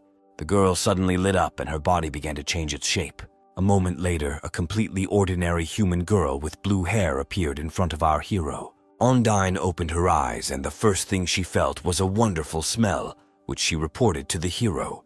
The guy was glad that now the spirit would be able to try his pizza and note to himself that the girl was very beautiful. Ondine carefully took one piece of pizza in her hand and guided it into her mouth. Kostya literally stared at these actions of the girl, amazed by her beauty. After a couple of minutes, the girl finished a slice of pizza, then smiled sweetly and said that the food was very tasty. This compliment and the unearthly beauty of the spirit struck the hero to the very heart. The girl asked for another piece, and Kostya in response was ready to give her even his soul. Then Ondine wanted to try something else. The hero offered her cola from the refrigerator. So they spent the rest of the day. The girl tried more and more new dishes for herself, and Kostya watched her reaction. Towards evening, when the moon was already clearly visible in the sky, new guests arrived at the restaurant. The door opened and a young red-haired girl appeared on the threshold. It was Dasha who came to visit her friends and found a rather unusual picture. A beautiful girl with blue hair was sitting at a table in a restaurant. Kostya was feeding her. Dasha didn't expect to meet more visitors here, so she asked what Kostya was doing. After this, the Crimson Witch realized that the stranger was the same spirit from the park, but looked like a person. The girl, to whom Dasha gave the nickname Ring, admitted that the hero prepared a lot of delicious food for her. The Crimson Witch looked first at her friend and then at Ondine. She looked from one to the other several times. From such a strange reaction, our hero began to worry. He even began to sweat. Dasha said that Kostya fell in love with the spirit, but he only admitted that it was because of her reaction to food. If Dasha says that his cooking is delicious, then he will cook for her day and night. Meanwhile, the spirit asked the girl what her words about falling in love meant. Dasha replied that Kostya thinks the spirit is amazing and wants to make her his partner. After which Ondine replied that she did not have a gender, but if she had one, she would prefer a male one. She greatly amused Dasha and shocked Kostya, who both did not expect such an answer. The Crimson Witch's laugh was so loud that it could have woken up someone from the neighboring house. The night has passed. A new day of life has come in our favorite restaurant. There was a knock on the door, then it opened, and the Crimson Witch, already well known to us, entered. Directly behind her was a green beast who had recovered from his injuries. Kostya went out to his friends and said that everything would be ready in just 5 minutes. They just needed to wait a little. At this moment, the green beast looked at the guy the Crimson Witch was addressing and stopped in shock. Kostya also looked at this man and realized that before that, he had been hiding his identity. The green beast and our hero stood and silently looked at each other, while the girl did not suspect anything and calmly walked into the depths of the restaurant. Yegor grabbed his head as if some memories were causing him pain. He turned to his friend Dasha, who did not suspect anything. He asked her in a whisper what her friend did for a living. The girl loudly replied that he was an ordinary slacker who suffers from nonsense all day long. In response to this, Kostya added that Dasha is his crazy friend. Then he looked straight into the man's eyes, extended his hand, introduced himself, and said that he would be pleased to meet his female colleague. He added that he disappeared 10 years ago and returned only recently. These words struck the green beast, because this happened even before the start of the Great Cataclysm. Yegor pretended that this was the first time he had met such a person, so he simply shook the hand extended to him. Kostya admitted that he was very surprised when he returned back to this world. When he woke up, 10 years had already passed. Seoul was completely destroyed. The guy heard that many people were injured or died during the Great Cataclysm. Thanks to this, I didn't have to make much effort to restore my personal information, even though he showed up 10 years later. He noted that if someone who was counted among the dead returned after a few years, this would invalidate their status. In any case, it wasn't every day that someone like him, an ordinary person, met such a celebrity as the Green Beast. Yegor was grateful that the guy acted as if he didn't know him at all. However, what bothered him was how this guy was able to hide his energy. After all, last time he had just an incredibly huge amount of mana, and at this new meeting of theirs, he looked just like an ordinary person. Yegor decided to leave these thoughts aside for now, instead asking Dasha when Jenny should join them. The girl replied that she had received an urgent call, so she would quickly sort it out and come. She would be about 30 minutes late. However, before she had time to speak this phrase, another pretty girl ran into their restaurant. It turned out to be Jenny, who was supposed to be late. The girl immediately threw herself on Yegor's neck because she was very bored. She really didn't want the rest of their group to join them. The Supreme Sword and the Sun God hovered around and politely refused. Serena simply said that she could not come because of work at headquarters. Yegor carefully removed the girl from his neck and said that he would still like to listen to their opinion. Jenny was still hanging in his arms. She didn't want to tear herself away from him. She'd already heard that Yegor witnessed an artificial dungeon. The guy was silent for a while, then answered in the affirmative. The truth was that even the smartest people on Earth were gathered there, but they could not find out how the dungeon gates opened, what conditions opened them, or the logic behind it. But this makes sense because someone can still skip this whole process and immediately create a dungeon. The girl finally sat down on a chair and said that this story was hard to believe. Yegor agreed with this remark because only he saw all this and could not obtain evidence. However, Dasha immediately noticed that they still believed their friend. Jenny also added that they were all here today only because of his words. When it comes to people's safety, Yegor could always be trusted. The other members think the same, because if it weren't for digging into the situation, they would have happily joined them at the restaurant. Yegor noticed that when he returned, the Black Sky shelter was already empty. Now that the appearance of an artistic dungeon has surfaced, they must be busy looking for the next hideout. The man didn't think they would clean up so well before leaving. He replayed the memories of that day in his head over and over again. After waking up, the man first wrote and submitted his report. The authorities carefully read this report and called him to their office. They told him they couldn't investigate the case without clear evidence. Jenny remarked that it sounded too suspicious, and everyone else agreed with her. Dasha even had the feeling that their superiors were openly hiding this. Since everyone in the world is hunting for this knowledge, it can be said that it is worth an astronomical amount. If a group of people attracts attention, it will be difficult for them to monopolize the creation of artificial dungeons. Based on this situation, it can be rightly said that the government is already involved in this, in which case the remaining members of the group will find it difficult to help the heroes since they belong to the headquarters. Therefore, the assembled trio, who are freelancers, must first figure this out on their own. An artificial dungeon must first be activated before it can become a resource. Yegor plunged into memories and noted that the artificial dungeon he saw was at the level of a disaster of such magnitude that they would have to sacrifice one city, even if there were 3 of them. Many people can die so many because they entered, because it is such a valuable resource. The government will take the position of sacrificing many for the common good.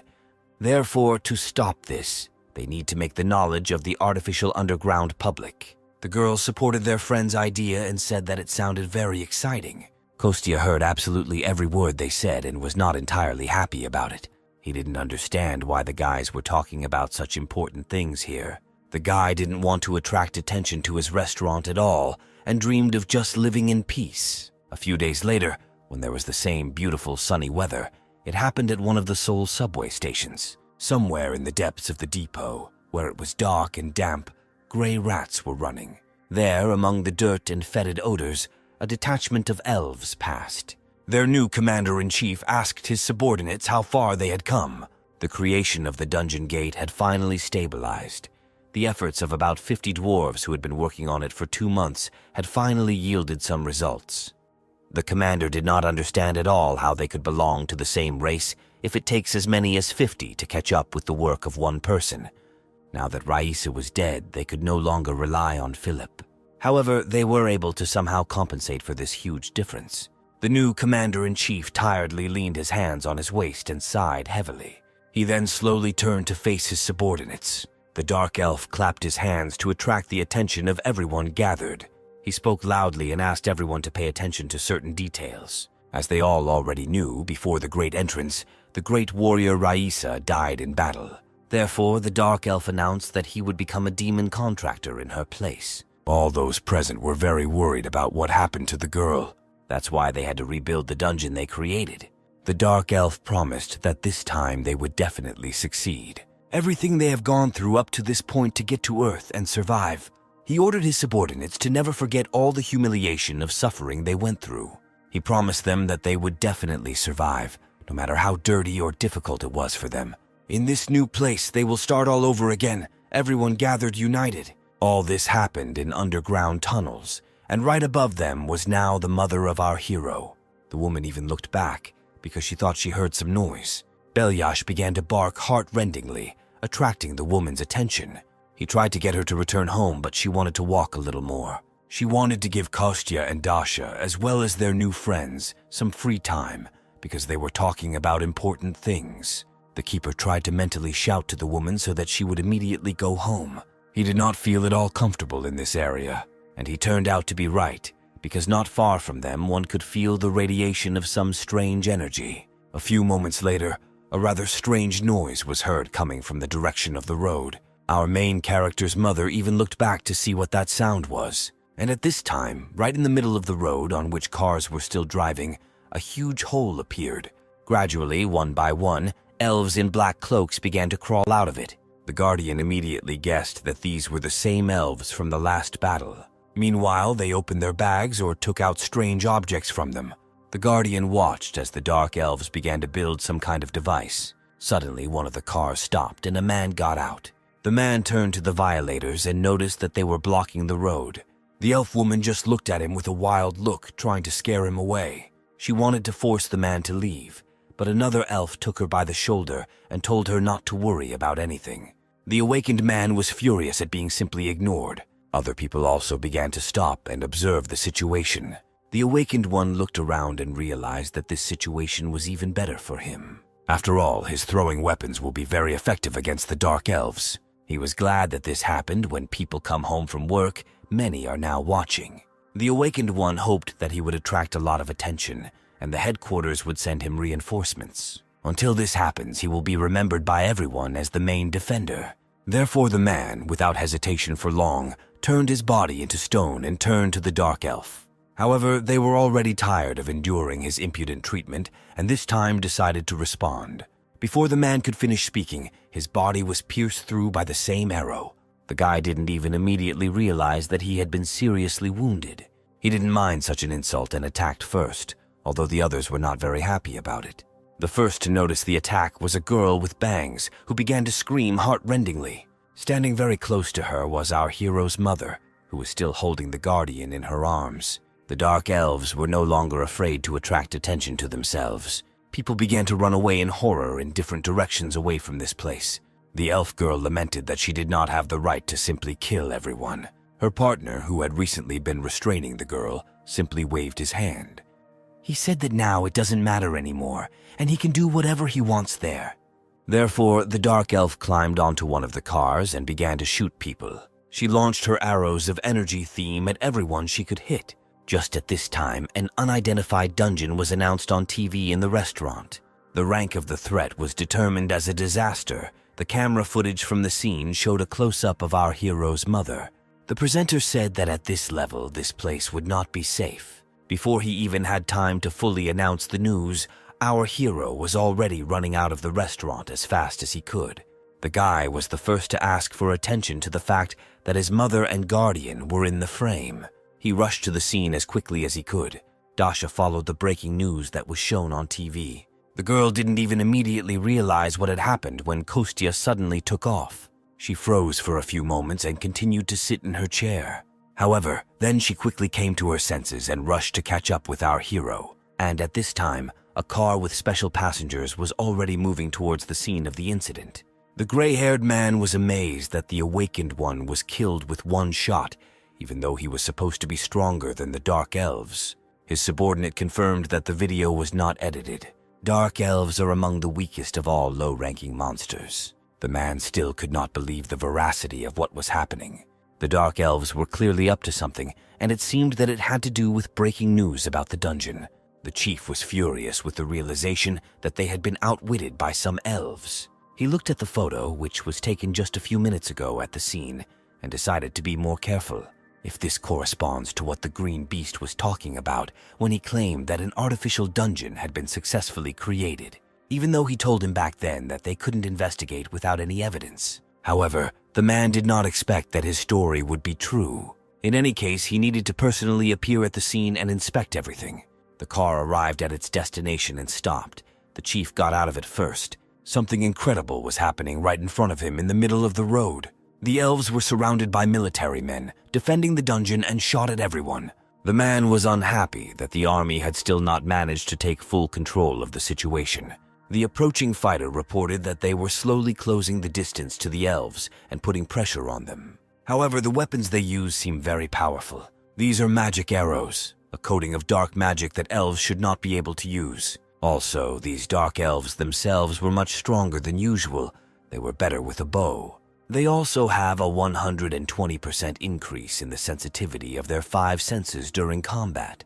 The commander was annoyed by such a leisurely conduct of the battle and the fighters' report. He even asked for forgiveness for the fact that they could not suppress some dark elves. The boss noticed that they appeared out of nowhere in such a crowded place, which means they had prepared in advance for this. Therefore, the next step he ordered was to double the strength of the human army. And at this time, a terrible hand began to crawl out of a huge portal that hung in the sky. Then a second similar palm appeared. Together they were holding something. None of the military knew what it was, but it looked like some kind of number. At first, there was a Roman numeral 10 on the left and only a dash on the right. Then the numbers changed, and now there is 9 on the left and 59 on the right. The boss guessed almost at first glance that these numbers meant a countdown. And at this time, in the center of the roadway, one of the elves turned to his brothers and sisters. He shouted that there was only one step left before the revolution for their entire race. He inspired the elves to continue the battle and maintain their positions. He called for the protection of this place until darkness falls.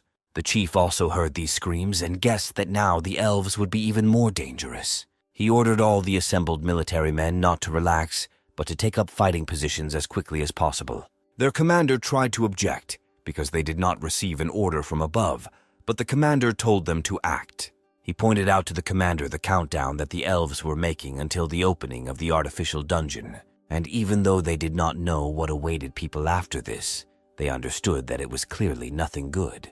Therefore, the boss gave everyone the order to destroy the elves and stop the countdown.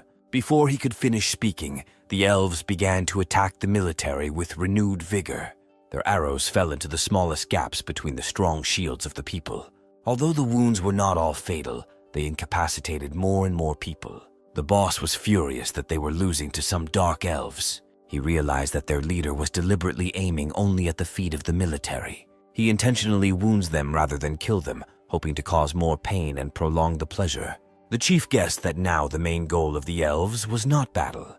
They needed to buy as much time as possible at this point, and all in order for the countdown to complete before the opening of the artificial dungeon. The boss didn't know what it was, but he understood that it was very dangerous for them. Meanwhile, only 6 minutes 49 seconds remained on the timer. The Dark Elves continued to shoot at the military and inflict wounds of varying severity on them. The doctors worked harmoniously and quickly provided first aid to all the victims. Meanwhile, the timer had a little more than a minute left. This greatly unnerved the chief of staff, who himself had already been wounded in the leg. There were too many casualties around. The commander asked the man to give the order to retreat. He even said that it might be better to declare an evacuation for the entire city of Seoul.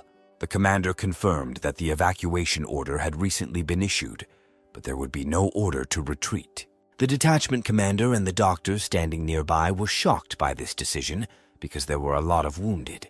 However, the commander did not want to retreat even a meter, forcing the soldiers to hold the line. The Dark Elves looked at the people who still continued to resist, and the chief shouted that the lives of the people of this country rest on the shoulders of the soldiers. He didn't believe that they became soldiers of this country with such weak determination. Now it's time to prove that although they are not awakened, they can still protect their side. Even if the damage is small, they must do this even if things go very badly. May all the injuries, efforts, and sacrifices of their comrades be worthy.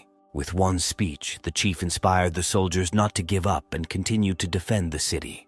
The elves were angry because the resistance was dragging on and they had less and less strength.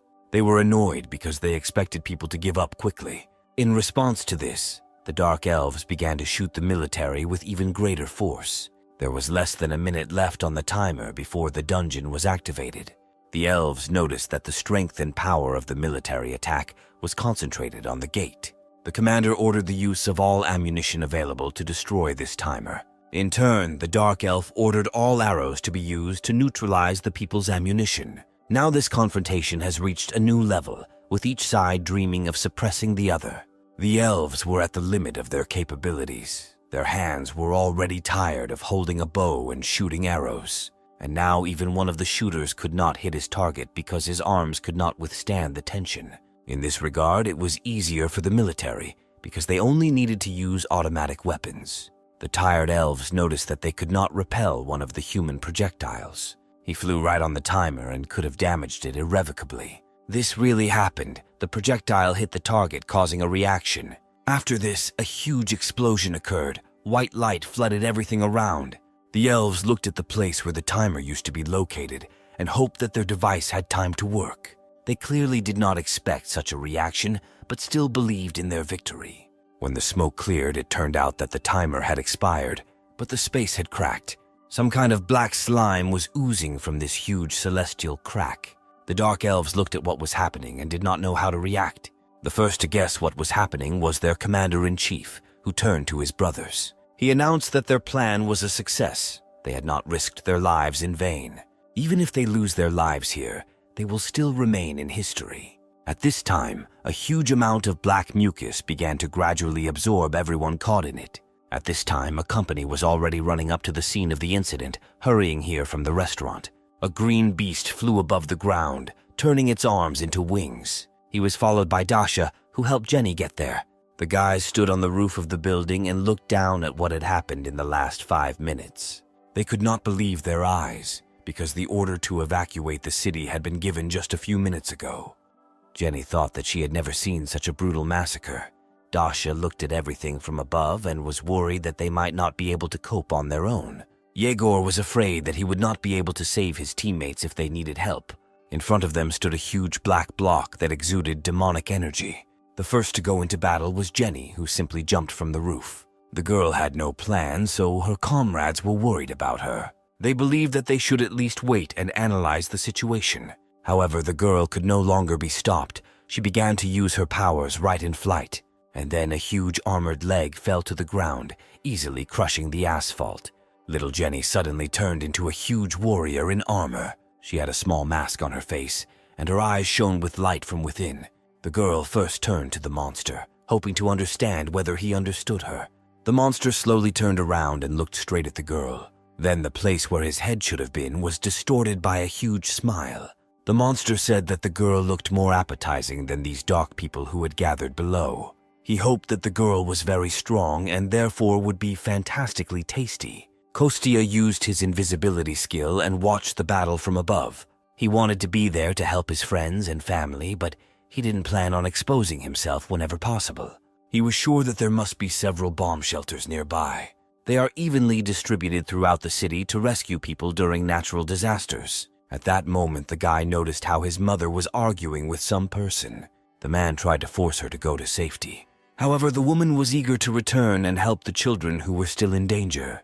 The policeman tried to reason with her and leave this matter to the special forces, to which the woman replied that these people were more concerned about a hole in the ground than the lives of citizens. Kostia looked at all this and dreamed only that it was not his mother. To begin with, the guy decided to mentally contact the guardian, who was still sitting in the woman's arms. He was very angry that the guy was delayed so much. Kostia even asked the guardian to make his mother lose consciousness in order to send her to safety. The guardian could have done this easily, but he was also worried about the children. Then Kostia admitted that he had already taken them to a safe place. Only after this did the Guardian agree to use his power on our hero's mother. He gradually began to exude a small amount of energy that surrounded the woman.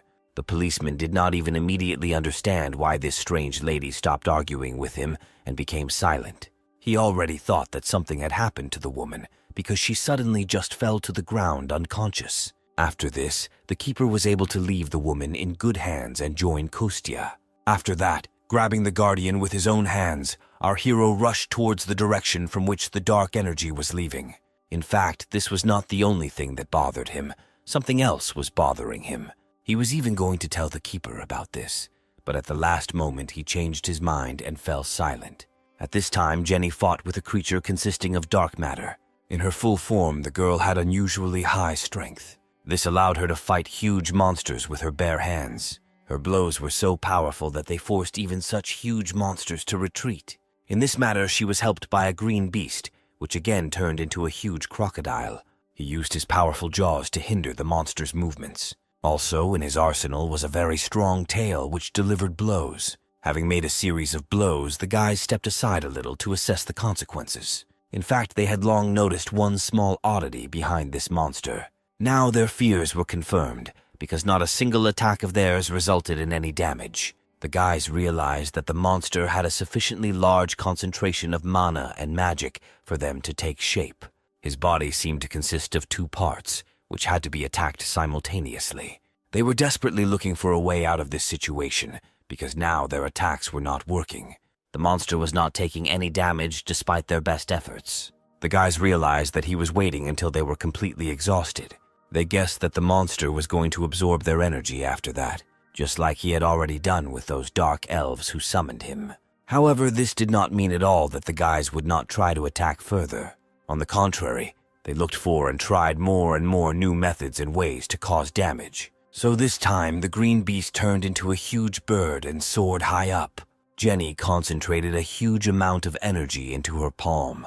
The lightning-fast girl came close to the monster. Then she crawled under his arm and took her opponent's body in a grip. The girl again used her serious physical strength. The monster of the earth tried to tear it off. At this time, Yegor flew high enough to then deliver a crushing blow. Jenny knocked her opponent over her shoulder, slamming him hard onto the asphalt. A second after that, Igor struck from above with a powerful blow. Jenny barely managed to roll to the side to avoid being attacked. Then the girl got up from the floor and began to call her friend the Green Beast. She made it possible for him to survive after such a strong blow to the ground. Finally, the smoke cleared, and a not very pleasant picture appeared before the girl. Her friend managed to turn into someone from the cat family and calmly landed. However, the monster managed to pierce his entire body with its spikes. From these blows and wounds, the green beast lost consciousness and turned back into a human. Right now, the monster opened its huge mouth and intended to devour him. Jenny was horrified by what happened and wanted to stop this monster. The girl rushed forward in desperation, hoping to make it in time. Jenny was called the Gold Giant and was a former member of the youth judo team. Thanks to her abilities as well as her friendly and fair character, she became popular among the Rainbow Six circles and beyond. However, the girl was still the youngest member of this team. Due to her age, she was quite rash and eccentric. The girl could commit rash acts if she believed that they were justified. Now, hoping to save her friend, Jenny rushed straight into the monster's mouth. The girl hoped to save her comrade but did not calculate her strength. The monster's mouth began to grow and became even larger than it was before. It seemed that a little more and the monster would be able to swallow the girl whole. However, it was definitely not Jenny's plan to give up so early. She had to use all her remarkable strength just to get out of the trap. Literally, at the last moment, the girl was able to catch her hand on one of the monster's teeth and push herself out. The huge jaws closed, almost snatching off a piece of her leg. We can say that Jenny literally miraculously managed to avoid death. The girl, even herself, was shocked by the danger she managed to avoid. However, this was far from the end, because the monster's body began to shoot sharp needles. They were directed exactly towards the young awakened one. The girl again had to use her strength in order to jump to the side and not get hit. At the same time, she did not forget about her friend the Green Beast during her escape. Jenny reached out and grabbed her friend, who was still lying unconscious on the ground. She did it just in time because the monster's body literally turned into a cluster of sharp spikes that hit the ground. Even taking into account her incredible strength and speed, the girl barely managed to escape. Jenny turned to Dasha and asked how much time she still needed to prepare. Their task was to distract the monster, but the green beast was already wounded, and at this time, Dasha still continued to stand on the roof where they had all arrived together recently. It took the girl some time to gather all her energy into one ball. Now he had reached an incredible size, and Dasha was holding him above her head. The people gathered below were amazed at how huge it was. Even the ball of the earth was distinct and unified, and its power was amazing. Concentrating such a large amount of energy required Dasha's enormous strength. She would like to help her partner now, but first she needed to finish the technique. The girl could only watch as her friends fought the monster below. With all her desire, she could not drop everything and go to their aid. Seeing that the green beast had not yet regained consciousness, Jenny had to take matters into her own hands. If she couldn't escape from the attacks, she had to fight. The girl only hoped that Dasha would finish the technique as quickly as possible and come to their aid. Even though the giantess could not do any harm to the monster, she could still delay him. This is exactly what was required of her now, to gain some time. Therefore, the girl endured the pain and continued to fight, no matter what. And at this time, the magic ball that Dasha created became larger and larger. Even the monster felt the approach of a huge clot of energy and was distracted by it. Finally, Dasha's technique was completed. A staggeringly large stream of energy rained down on the monster from above. There was an explosion of enormous force, which caused a large shockwave. It seemed that even the air around him became somehow hot after the impact. And at this time, Dasha fell on one knee on the roof and tried to catch her breath. The girl had used the strongest of her skills, so now she prayed that it would work. This idea was suggested by the green beast when he noticed that the monster was entirely made of mana and had no tangible flesh. However, they see it with the naked eye due to the high concentration of energy and water vapor, just like during the formation of clouds. This was just his guess, so the guy decided to go back for Jenny and check it out. Even if the guy knew he was making a mistake, he still had to end the monster before it grew in size. Now Dasha looked at the results of her work and could not believe her eyes. At that time, Kostya was in another place and stepped into some kind of slurry. The guy was clearly pleased with such a mess and decided to go down the stairs next time rather than jump. However, even despite this dirt, he was pleased with what he found here. There was a real summoning machine in the air right in front of him. It was a strange installation that looked like a huge wooden cube. The guy immediately felt that the main energy was coming from another place, so he left his comrades to fight the monster outside while he went in search. Having reached the goal, Kostya finally released the Guardian and put him on the ground. He immediately guessed that the guy was going to give him the artifact and go down alone. The hero was again unhappy that the Guardian could easily read his thoughts. However, even so, his decision was no longer possible to change. Therefore, the Guardian began the formation of a small red ball, which was an artifact. Kostya said that his friend Dasha is taking over the case, then everything will be fine. The Guardian felt a strange energy underground, but did not dissuade the hero since his nose was now like stone. Belyash took on his true form and carefully touched the tip of his nose to our hero's head. Every time he did this, it seemed to Kostya that he looked like a real keeper, to which he irritably replied that he was the real keeper. The hero knew that both of them were connected with the earth by special warm feelings. The guy sincerely admitted that he would prefer to die on Earth. However, he added that it would be even better to stay here forever with his family. While they were talking, the Guardian climbed into the red bubble that was supposed to protect him. Kostya looked at his friend and smiled as if he had seen him for the last time. Literally, a moment later, the guy pushed off the ground with force and ran away. At this time, a black executive car was standing a little behind in a traffic jam. Its passengers saw on the news that their road was blocked ahead. Diana looked out the window and thought she noticed something strange. Sergei noticed his secretary's confusion. However, the girl did not explain anything and said to continue driving straight anyway. Instead of long conversations, she carefully reached for what was in her pocket. She held a small red ball in her hands and said that she needed to give it to Dasha. By this time, our hero had already managed to reach the source of strange energy. He made his way through the underground tunnels of the old metro, where there was not a soul now. The guy clearly felt that he was far from alone here. He turned out to be right, because the head of a monster suddenly appeared from around the corner. It turned out to be exactly the same monster, consisting of black mucus. The guy immediately guessed that this monster was walking around here and absorbing everything. It looked like this little guy could absorb a lot more than the monster above. He was just attracted by the huge amount of magic that Kostya concealed within himself. Therefore, the monster greedily attacked our hero at the first opportunity. He was much faster and stronger than his brother, who remained on the surface. Our hero barely had enough time to summon his favorite sword from his inventory. Only thanks to his great skill was he able to repel the monster's attacks. He noticed that the giant outside was slower and less aggressive. This could only mean that the first one was a fake, and the monster with whom Kostya was now fighting was real. Thanks to his strength and speed, the guy had no difficulty cutting off the monster's sharp thorns. They constantly fell behind him one after another without ceasing.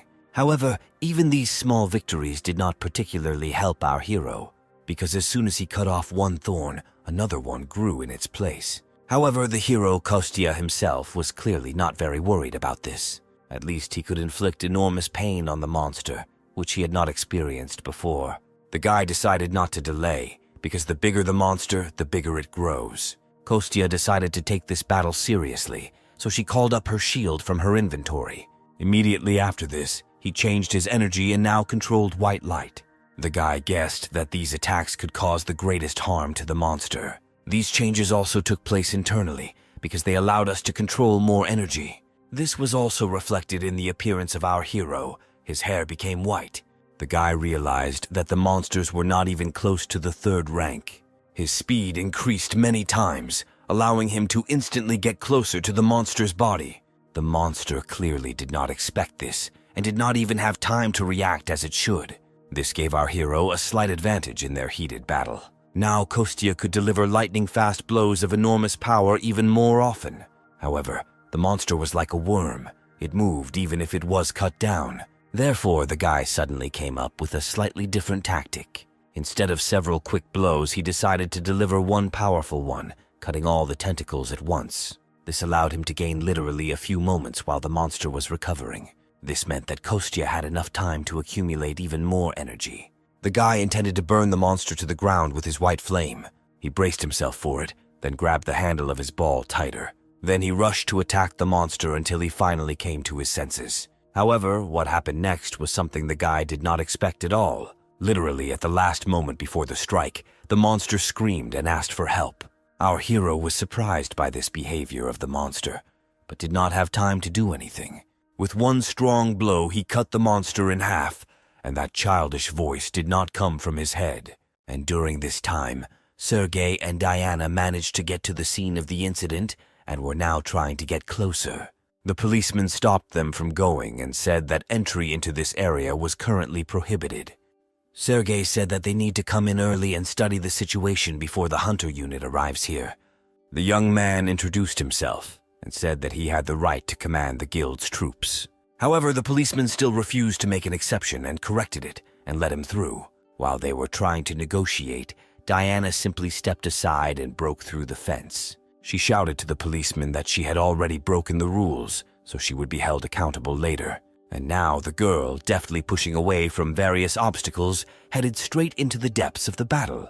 Sergei looked at the behavior of his subordinate and did not understand where such agility came from in her. However, he noticed that now a falling building was flying straight towards the girl. Diana no longer had time to jump to the side and was preparing for a strong blow. However, the same Sergei came to her aid, charging the magic bull with his energy. The guy fired one accurate shot, which he rushed far ahead. The arrow, which consisted of energy, carried like a whirlwind across a huge distance. She easily broke the falling building exactly in half.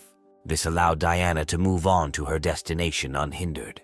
The cop was impressed that the guy managed to cut through the building with one blow. He was also struck by the girl's fearlessness, who rushed straight into the center of danger. Dasha also continued to stand on the roof of the building and look down at the monster she was fighting. Diana landed on a nearby building, not far from the girl herself. She took a deep breath and screamed with all her might, trying to attract Dasha's attention. The Crimson Witch did not even immediately realize that someone was calling her name. However, then the girl began to look around and look for where that sound came from. After that, she noticed Diana, who was on a nearby building and was calling her. Despite everything dangerous, the girl climbed here in order to give her something valuable. Diana swung with all her strength and threw a small red ball towards the Crimson Witch. Dasha had natural dexterity, so it was not difficult for her to catch the artifact. The secretary shouted that this thing has the ability to increase the strength of its holder, which means she could help the girl fight more effectively against the monster. Dasha looked at the small red ball in her hand and couldn't believe it. However, she decided to trust her friend who told her this. The Guardian still continued to travel in his red protective bubble. Now he flew up and stopped right above Jenny lying on the ground. Initially, he planned to inhabit the body and deal with the situation on his own. He remembered his last conversation, which he had with Diana. Then the wolf was in his true form as a huge white beast. Diana thought that this was the same dog that helped her develop her skills. Gratitude for this, the girl promised to hand over this item to Dasha herself. This allowed the custodian not to waste time and do other things. Now he noticed that Jenny had lost all her strength and needed help. The Guardian used his power and used it to heal the girl. Previously, it had been too easy for him to even worry about people, let alone help save this planet. He kept hiding behind excuses about how it wasn't his fault. However, everything changed as he gradually regained his strength. The Guardian continued to stay close to people and his attitude towards them changed. Jenny came to her senses and was even able to open her eyes on her own. The girl was enveloped by a huge amount of unfamiliar energy. She slowly sat down. Jenny felt that the spent mana core had been completely restored. The girl was glad that now she could finally fight. Her entire body was lifted with energy, as if the previous exhausting battle had never happened. Jenny immediately rose to her feet and reached towards her opponent, and the Guardian admitted that he had no choice but to protect people to the very end. He realized this again, and now intended to go back to Kostya to help. At this time, he continued to fight alone with a real monster. Their battle lasted quite a long time and managed to wear the guy down quite a bit. He was lucky that so far not a single person had come to this station and could stop them. Our hero decided to change his powers again, this time to sacred water. Immediately after this, all his weapons were covered with a thin layer of water. The course of the battle changed a little after Kostya first heard a human voice from the monster. So he tried to reach his consciousness and talk to the monster. First of all, he was interested in whether he really devoured all the dark elves that were in this place. The monster didn't answer him, just smiled bloodthirstily. Kostya was amazed that the monster had the audacity to laugh right in his face. The monster found this situation very funny and did not see any problems. He explained to the guy that the dark elves themselves voluntarily became part of him. He also said that they had one last wish at that moment. They begged him to give eternal torment to those people who did not accept it. The monster found it funny that Kostya himself rejected the elves, and now he was worried that they had been devoured. The guy admitted that dark elves are different from ordinary elves. Dark elves mainly worship, deify, and present their wealth to the demon. And the problem is that in the process there is not enough land and wealth. Therefore, the souls of other times or all their lands are sacrificed. Therefore, if their ways of existence do not change, then they will be welcome neither on this planet nor anywhere else. Plus, they didn't ask the young children's consent when they chose this path, so he no longer intends to protect them. Immediately after this, the hero pushed off the ground with force and headed towards the monster. He moved his hand with the sword in it back, intending to strike. The monster clearly did not intend to sit idle and responded by attacking the guy himself. However, even this was not a particular obstacle for our hero. He just grabbed his sword more comfortably in his hand and promised to burn the monster from the inside. Kostya was heading straight into the middle of the monster's mouth, which was preparing to swallow him. Right before this, the guy managed to use his power of the sacred fire. Therefore, he fell straight into the monster's mouth and immediately released all the accumulated energy. The monster was clearly not wildly delighted with this situation. Kostya was amazed that this monster managed to devour his flames. He didn't understand how this happened because the attribute of darkness was supposed to be weak against white flames. However, instead, the monster only began to attack our hero with more and more tentacles. But this time, the guy barely managed to put up a shield to protect his face. After the attack, some strange spots remained on the surface of the metal, which gave our hero an idea. He realized that he was fighting against a leech spirit because he had encountered one before. One of them just stuck to his shield and didn't want to fall off. While the guy hesitated, more and more spirits attacked him from above. Kostya had to use all his internal energy to create a protective field around himself. The hero quickly realized that he must not give this parasite the opportunity to spread. Therefore, he will decide to absorb everything spiritually and the energy that is here. At the same time, he still needed to continue to fight off the monster's attacks. The guy barely had enough strength to do several things at the same time. He had to put more and more effort into this each time. One of the monster's severed tentacles ended up right behind our hero. He had a mind of his own, so he tried to detain the guy. However, the hero was not so simple and used his power of white flames to free himself. All this time, he also did not forget to absorb the energy released here. The monster looked at his opponent and was truly amazed at his durability. Even he thought this guy was too reckless to be human. Kostya had already managed to stand up during their battle and was now breathing heavily. The boy noted that if this battle was intended to slowly drain his stamina, then it was quite successful. However, this did not mean that the guy was going to give up right then and there. He still continued to bravely fight alone against the monster. However, he missed the moment when one of the spirits managed to attach to his leg. Immediately after this, a huge amount of strength left the guy at once, forcing him to fall to his knees. Kostya couldn't believe that he had made such a stupid mistake and fallen into a trap. The monster looked at his opponent and smiled bloodthirstily. As soon as he saw the guy, he immediately smelled the blood of his people. He admitted that he could exist here as long as he had enough wealth and a catalyst. However, judging by the smell of the guy's blood, the wise decision for him would be to run away from here. However, now the hero looked different than then, so the monster began to absorb him.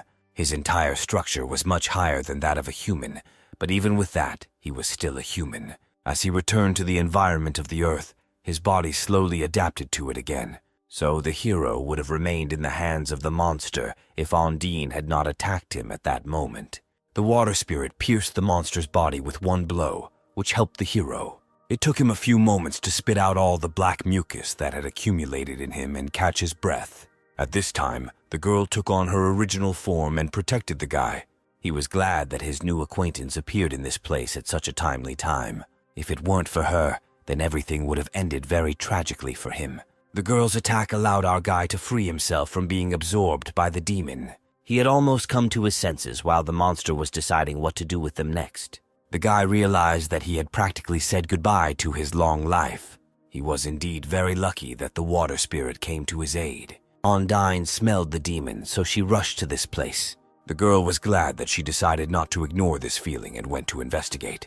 Now she understood that together with Kostya, they had a much better chance of defeating the demon.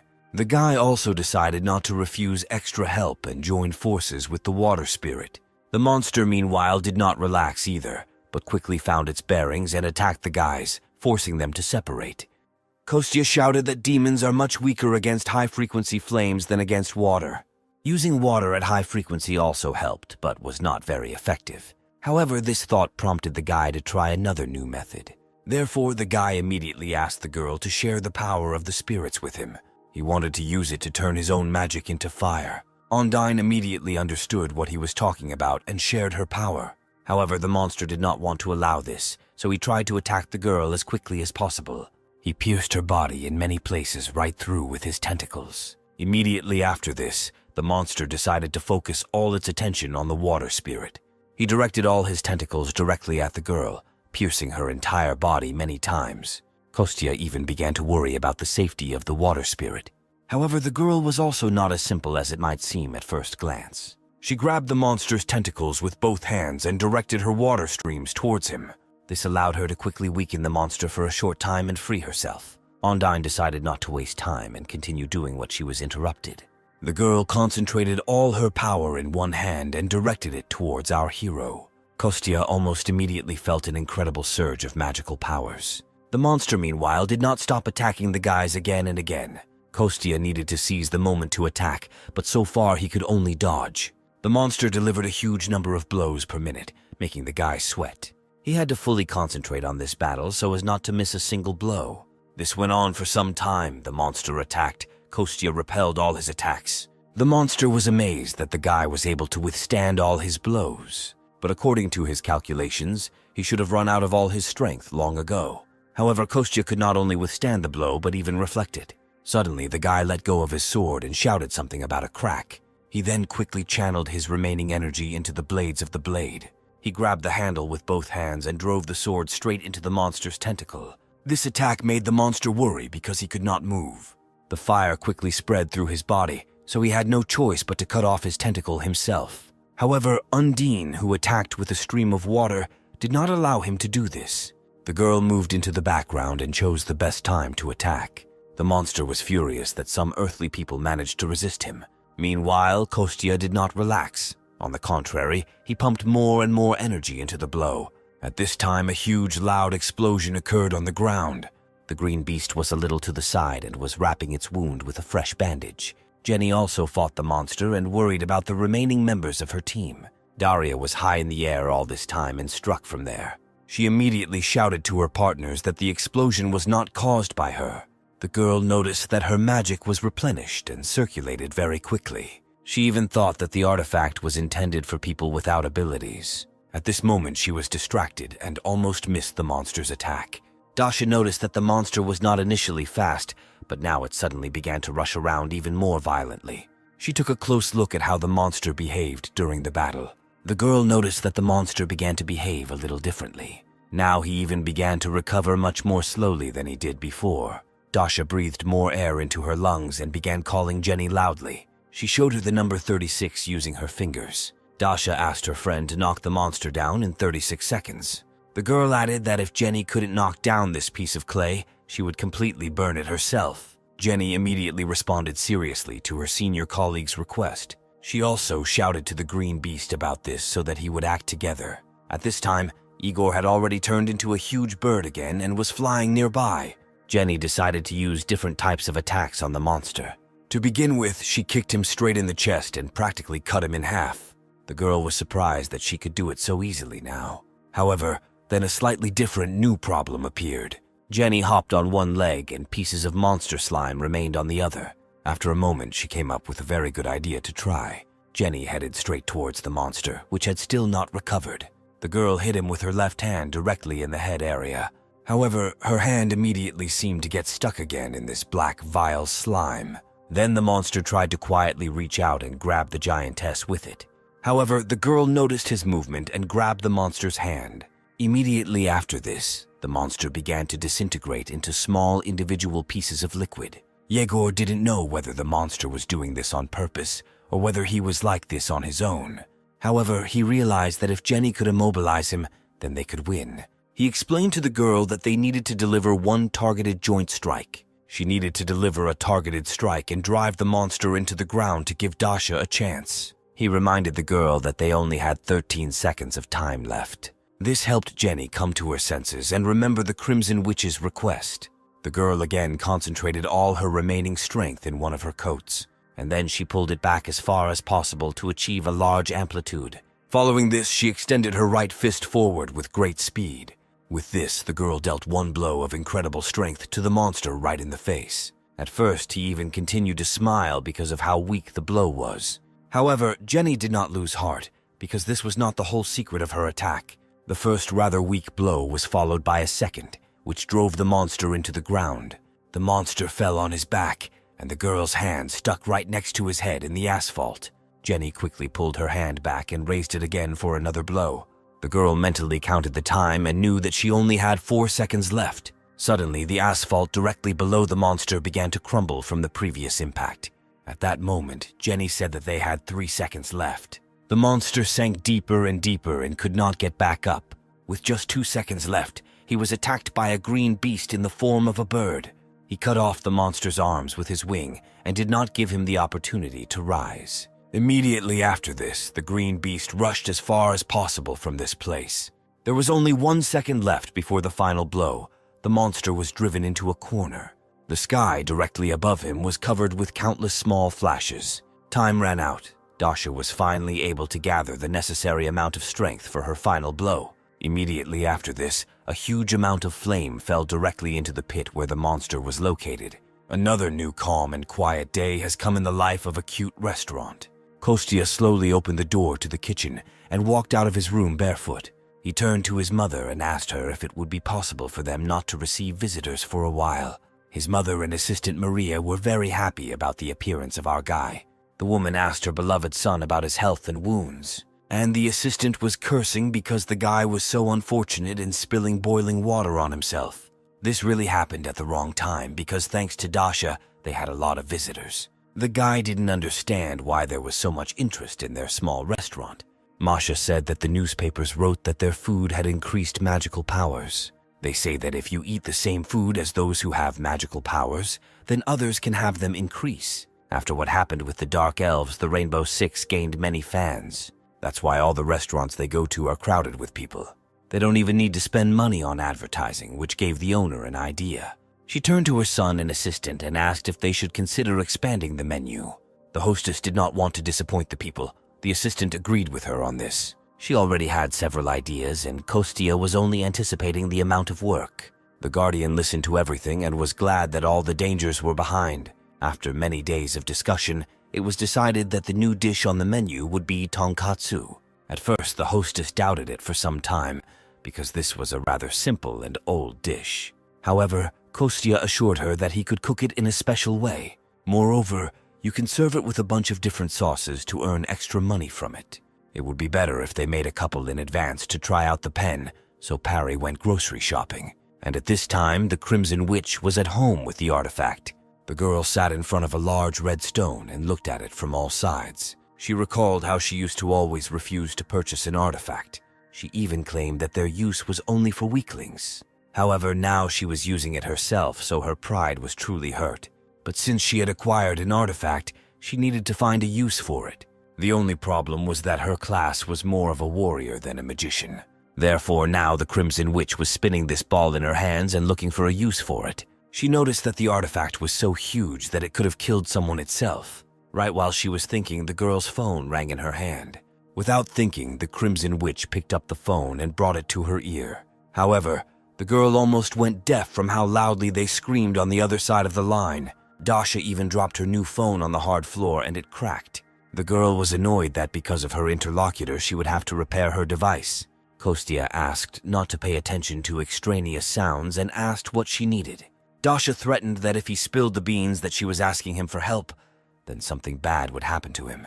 The guy was silent on the phone, so the girl had to make a threatening voice and force him to agree. Kostya himself was no longer happy that his old friend offered his help. The girl turned to him because she needed the help of the gnomes, and the guy communicated with them.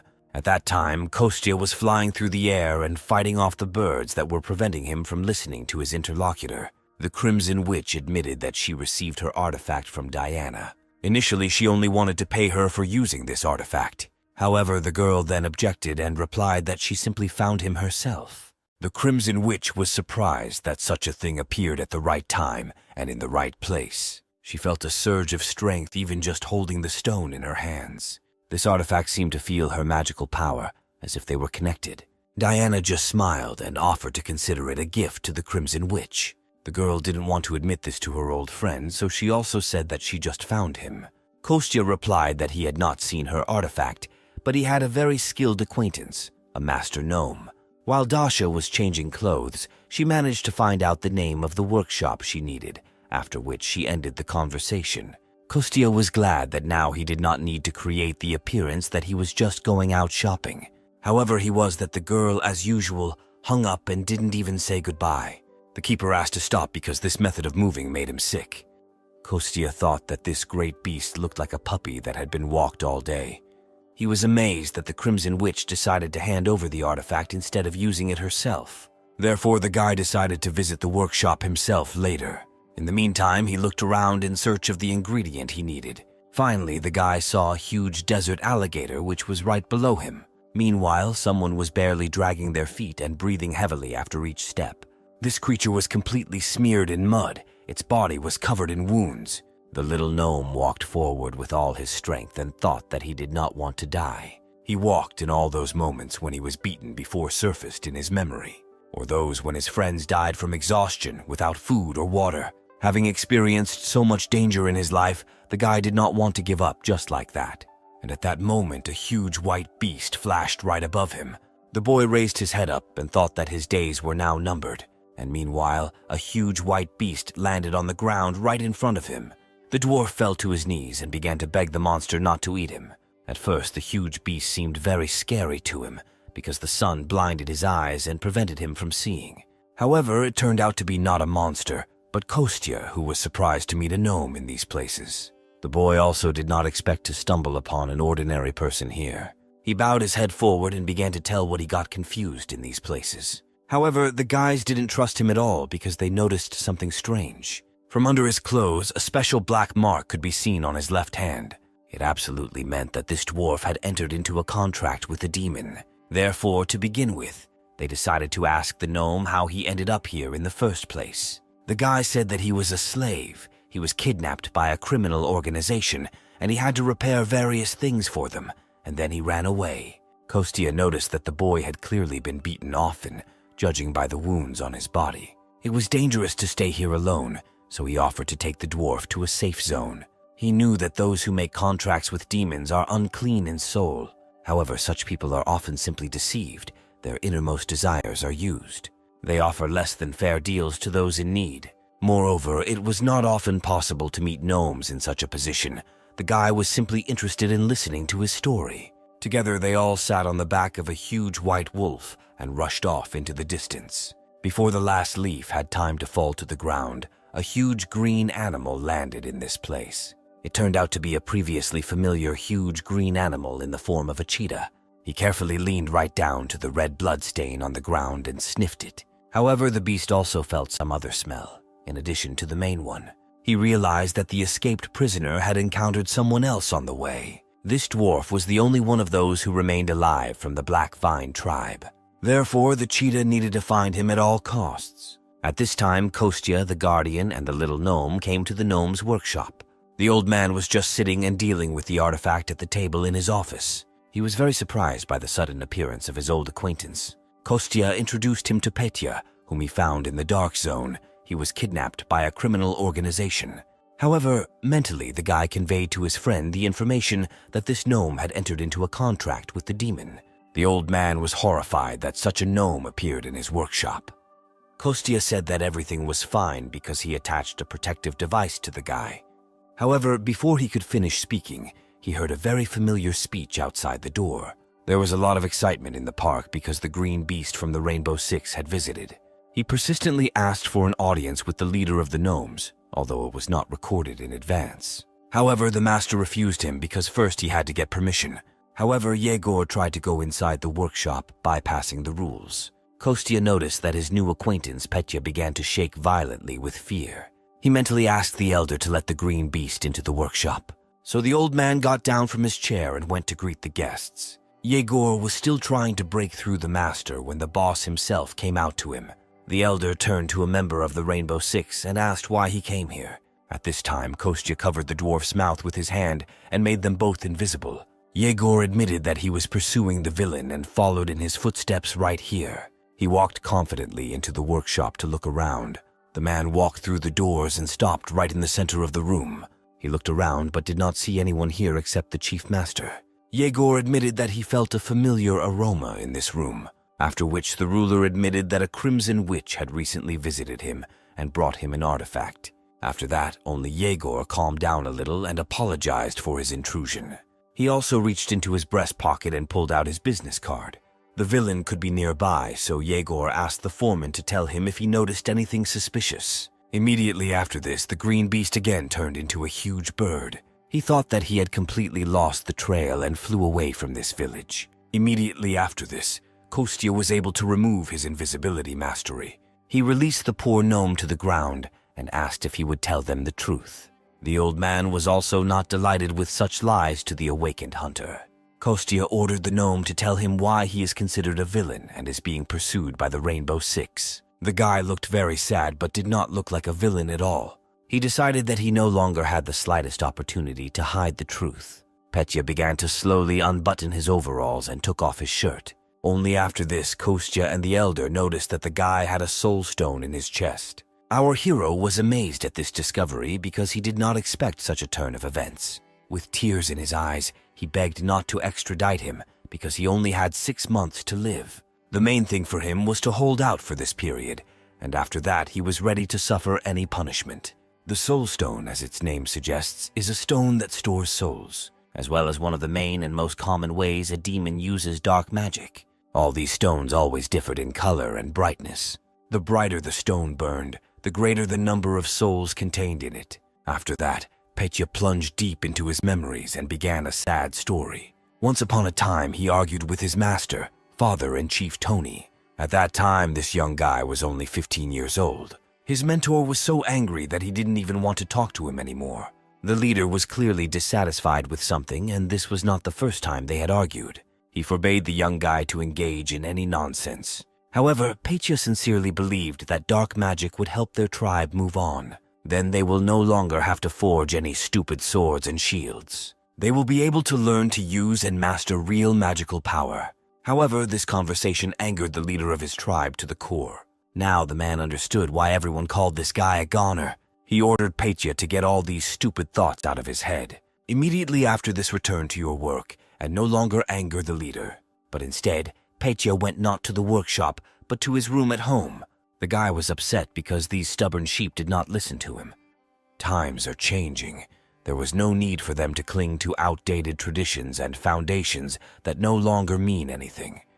The guy believed that gnomes would never be recognized if they continued to stagnate in one place. Therefore, the guy collected the necessary things, then put them in a backpack and hung them on his back. He decided to leave home and learn dark magic on his own. The guy was determined. He even got ready and went out into the yard. The point was that he wanted to become his father's successor, and he absolutely did not want to give up this opportunity to his younger brother. He didn't care if his brother was considered a genius. His abilities would mean nothing compared to his dark magic. However, the guy didn't knock on the door of various workshops. They didn't recognize him anywhere. Everyone just pointed a threatening finger at him and drove him away. Poor Petya walked like this for a very long time. Even his clothes were already worn out. One day, the guy simply fell to the ground in the middle of the road from fatigue. He continued to lie there for some time, not even trying to get up. Petya was annoyed that everything turned out differently than he had imagined. Dwarves had never before enjoyed anyone's respect on this planet. His tribe was no exception, and they were too stubborn and conservative. Petya wasted 3 months. He spent all the money he had. Nobody needed a gnome, unable to even make a normal kitchen knife. The guy sat and cried because he just wanted to learn the element of dark magic. This would have solved absolutely all his problems, but nothing worked. Suddenly, Petya realized that it was not he who said the last part of the phrase. A beautiful demoness appeared right in front of him and came out of the portal. The guy looked up at the attractive girl and asked who she was. However, she replied that her identity did not matter. She saw in this gnome despair, but at the same time an abundance of curiosity that no one shared with him. Petya confirmed her words and said that he wants to change everything, but does not know where to move next, after which the girl promised to show him the way if he agreed to take this path. The same guy rose to his feet and promised that he would be infinitely grateful for the help. The girl smiled widely. There was something frightening in her smile. She used some kind of power and asked the guy to simply sincerely make his wish. Petya stood up straight and looked straight into the girl's eyes, and then said that he wanted to learn the elements of dark magic. Immediately after this, something inexplicable happened. Some kind of energy filled his body. Petya wanted to learn witchcraft that no one could surpass. After some time, the young man returned back to his village. He came there in the most terrible shape, all shabby and tired. The first person he met on his way was his father. The guy looked absolutely terrible. All his hands were covered in wounds. His face was overgrown with stubble. The father was glad that his son returned unharmed. However, the young guy's head was occupied with completely different thoughts. He looked around and asked what kind of holiday they had in the village. The little girl replied that they were celebrating the appointment of a new leader, his brother Robin. Father sighed and said that since Petya returned safe and sound, they could postpone the holiday. He added that Robin missed his missing brother very much. He had just come out to meet him and check on Petya's condition. After all, initially it was he who was supposed to become the next leader of the tribe. However, Petya admitted that he returned in order to challenge his brother to a duel. Robin tried to put it off until a later time, but Petya did not agree. He wanted to challenge his little brother right now and in this place. According to the rules of the duel, they both had to forge their own swords, then clash with them in battle to prove whose blade is stronger. Robin agreed to his brother's proposal, surprising their common father. The guy looked straight into Petya's eyes and said that he accepted his challenge. The village masters gathered in front of the table to evaluate the two swords that the two brothers had made. In this case, the craftsman unanimously decided that Petit's sword looked much worse than the second. Compared to his brother's beautiful, successful sword, Petya did a rather poor job. However, the gnome objected and asked not to judge his work only by its appearance. He added that everything will be seen only after the battle, whose work was better. Robin confirmed his brother's words and suggested starting the fight. The guys approached the table and each took in his hand the sword that he himself had made. Then they went to the center of the square and stood exactly opposite each other. After that, the guys announced the start of the fight and clashed in the first blow.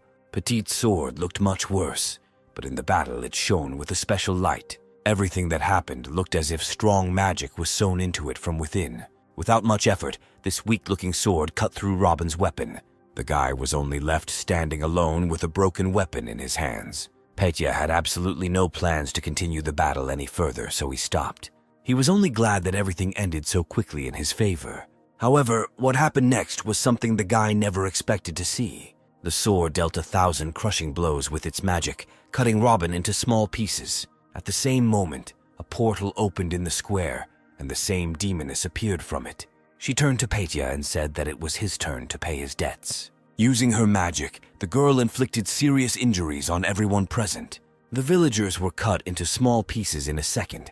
Petya was on his knees and with tears in his eyes begged for mercy for his family and friends. They didn't do anything wrong, but the girl didn't care. Petya sobbed and said that everything that happened was only his fault. The demoness agreed with the little gnome because he was too greedy. Now that he got what he wanted, it was time to pay with what was most dear to him. The guy was horrified by the realization of the disaster that had come to their village. The girl was going to take him and his fellow tribesmen to hell, but she offered another option.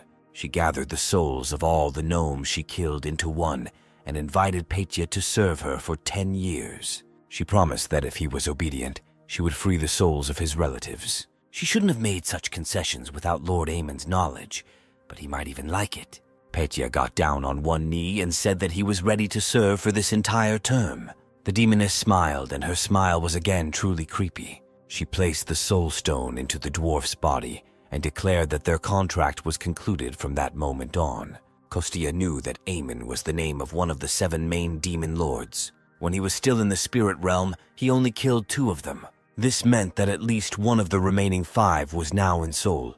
Petya didn't care about his death, but he didn't want the souls of his fellow tribesmen imprisoned in stone to go to hell.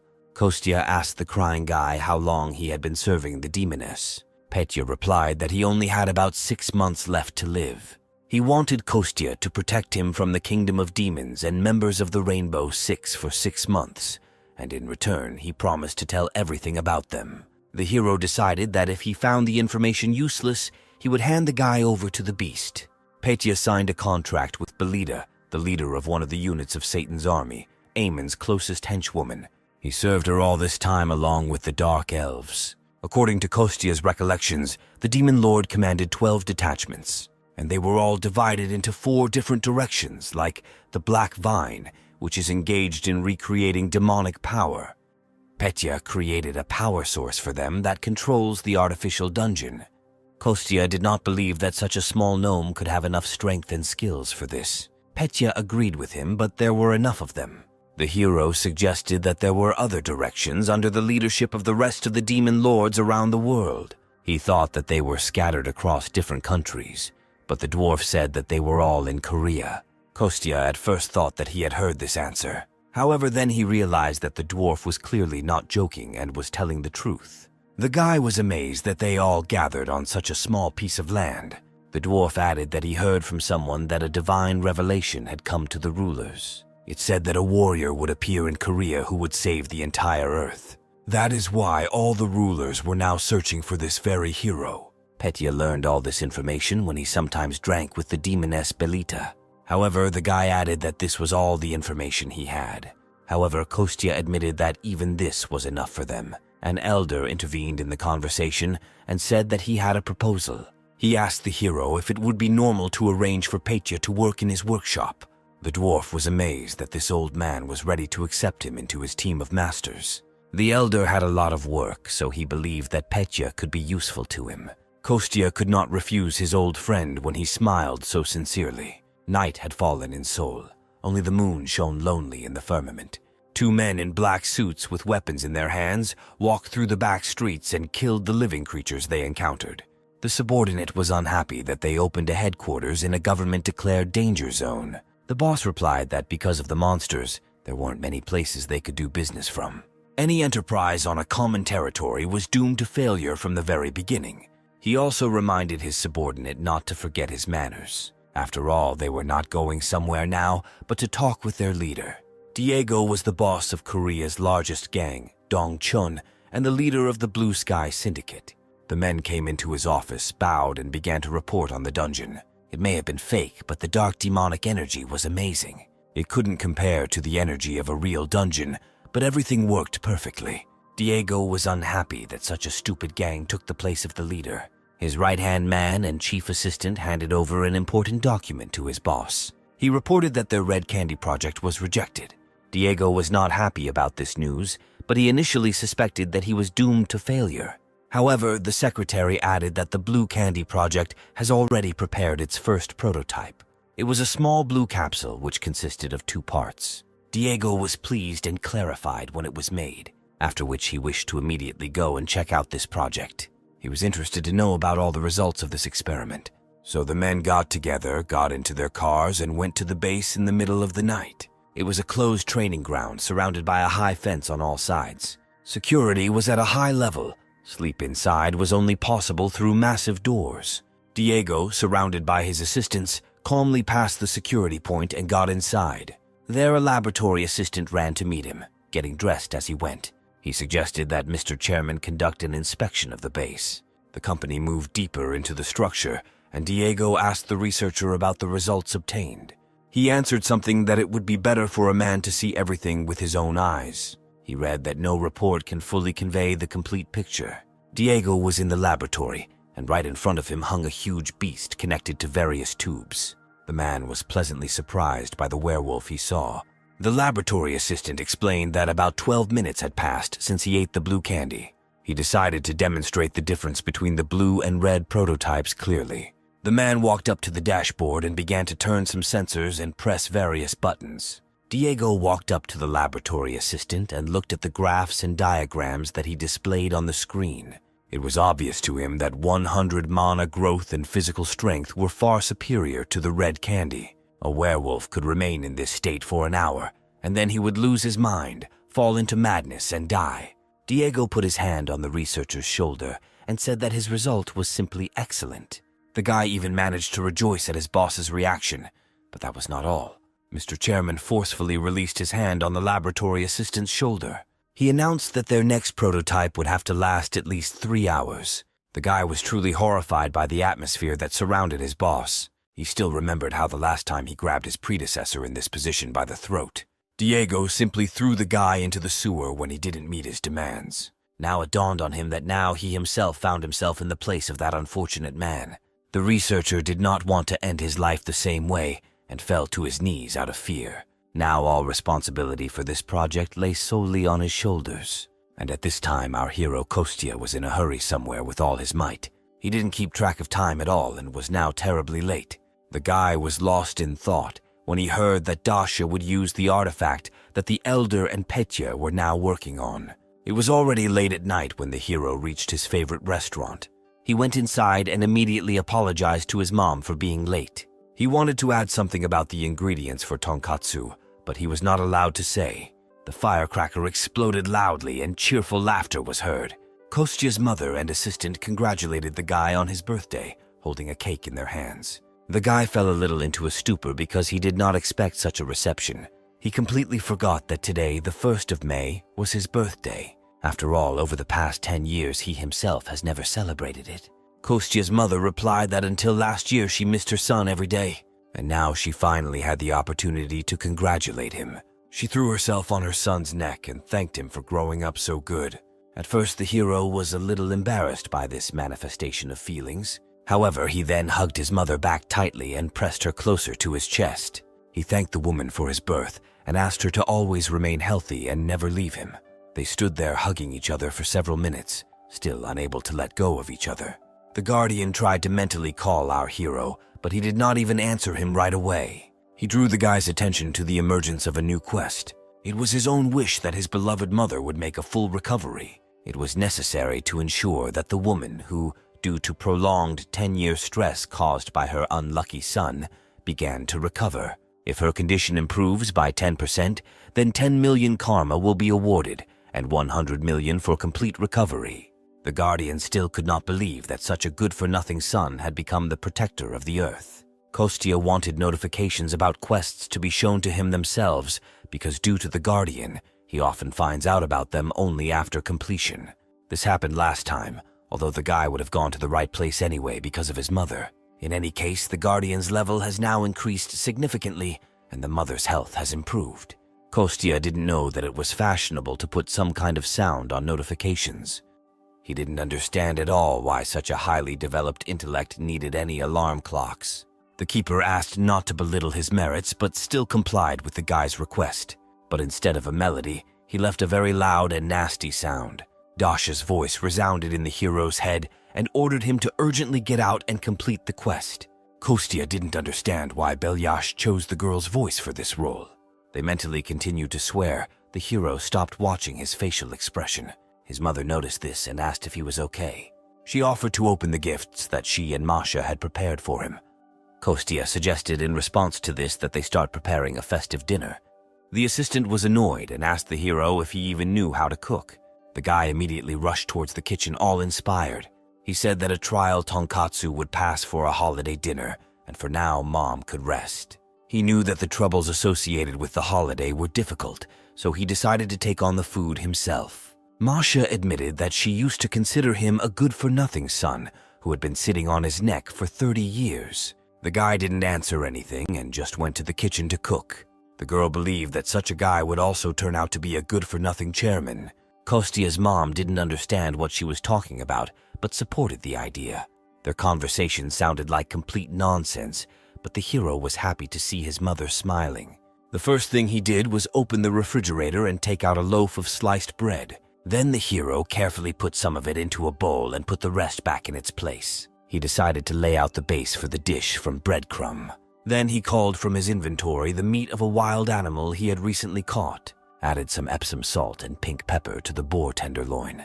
Then he threw a piece of meat on the table and coated it thoroughly in spices. I beat it a little for softness and cut it shallowly with a mesh, after which the ordinary piece of meat took on a rather appetizing appearance. The guy poured oil into the pan and also prepared a batter from beaten eggs. Then I went straight to layering the various ingredients. I rolled it in batter, then in breadcrumbs and sent it to fry in hot oil. After some time, a very pleasant aroma of ready-made food began to be heard from the kitchen.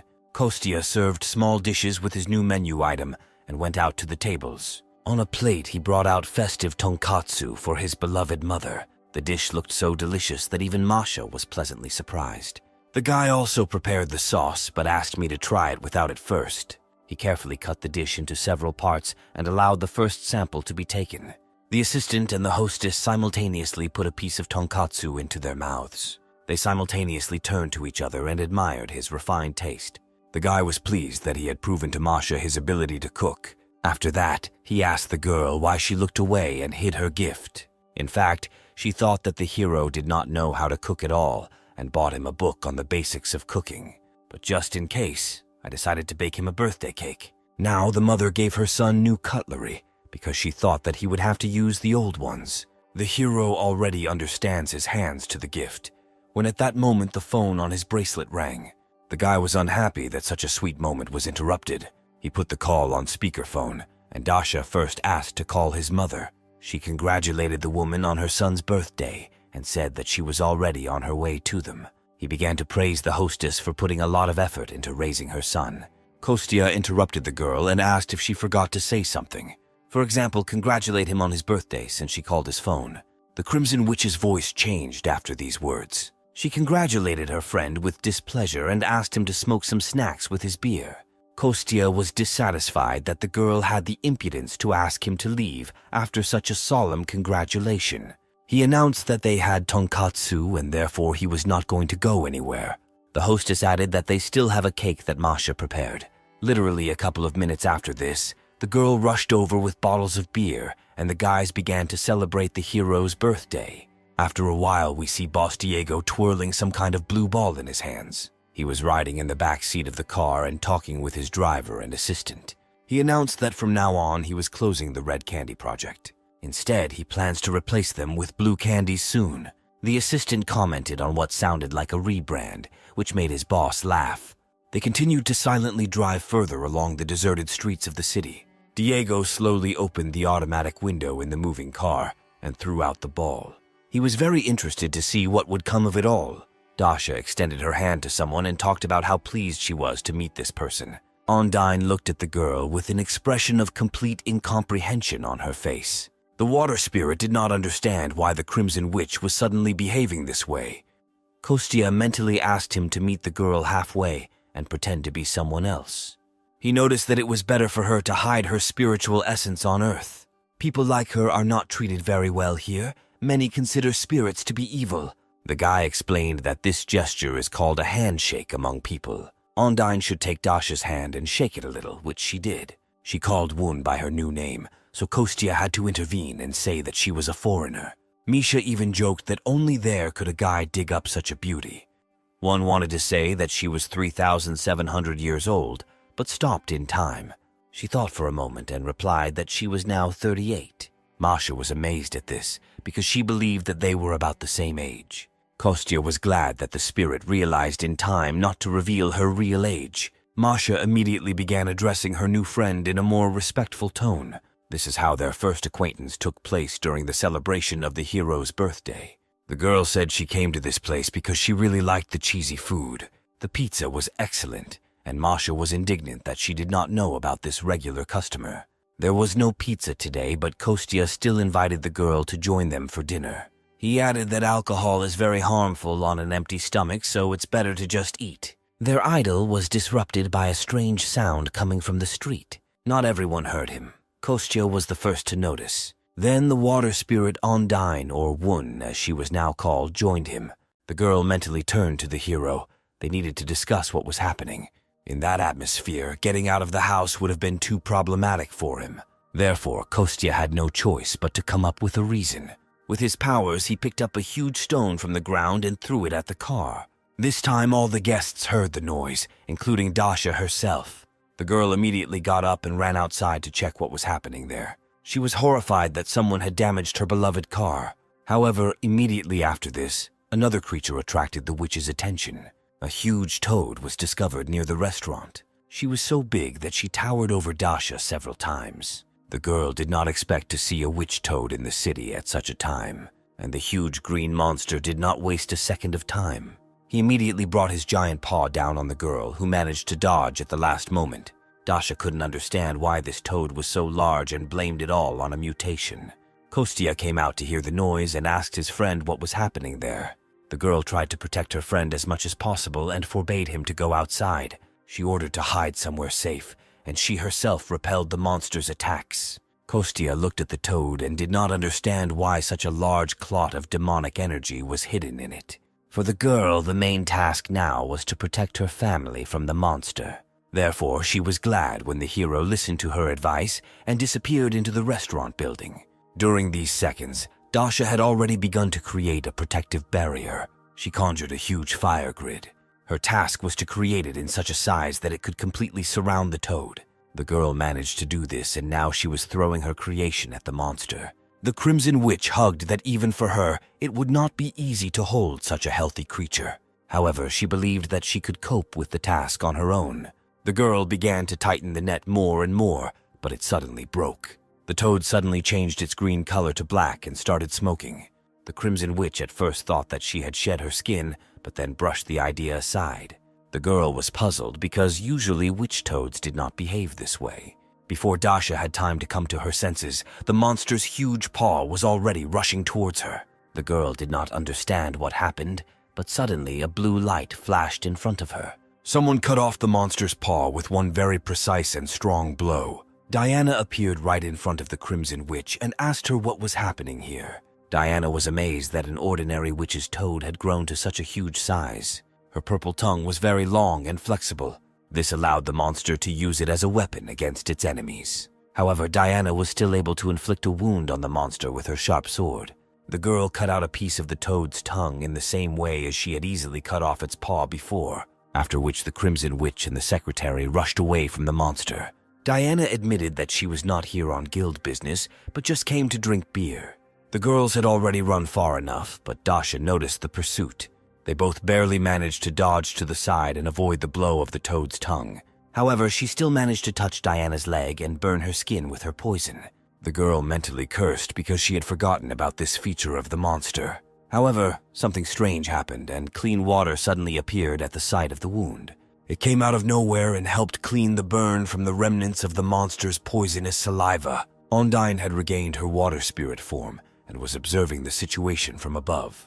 While Diana was recovering, the witch distracted the toad and fought it alone. For some reason, fire techniques did not work on the monster the way they usually did. With each blow, Dasha had to use more and more of her strength. The girl regretted that she had not taken a new artifact with her and asked Diana to distract the monster for a while. The secretary already felt quite well and immediately understood the witch's idea. The Rainbow Six member stepped away from the battle and began casting a special spell, and the vine forcefully pushed off the ground with its good leg and rushed at the monster with a sword. They worked very harmoniously, as if they had been members of the same team for a long time. While one was preparing to deliver a crushing blow, the second at that time served as bait for the monster. Diana did not waste any time. Even distracting the toad, she managed to inflict damage on it.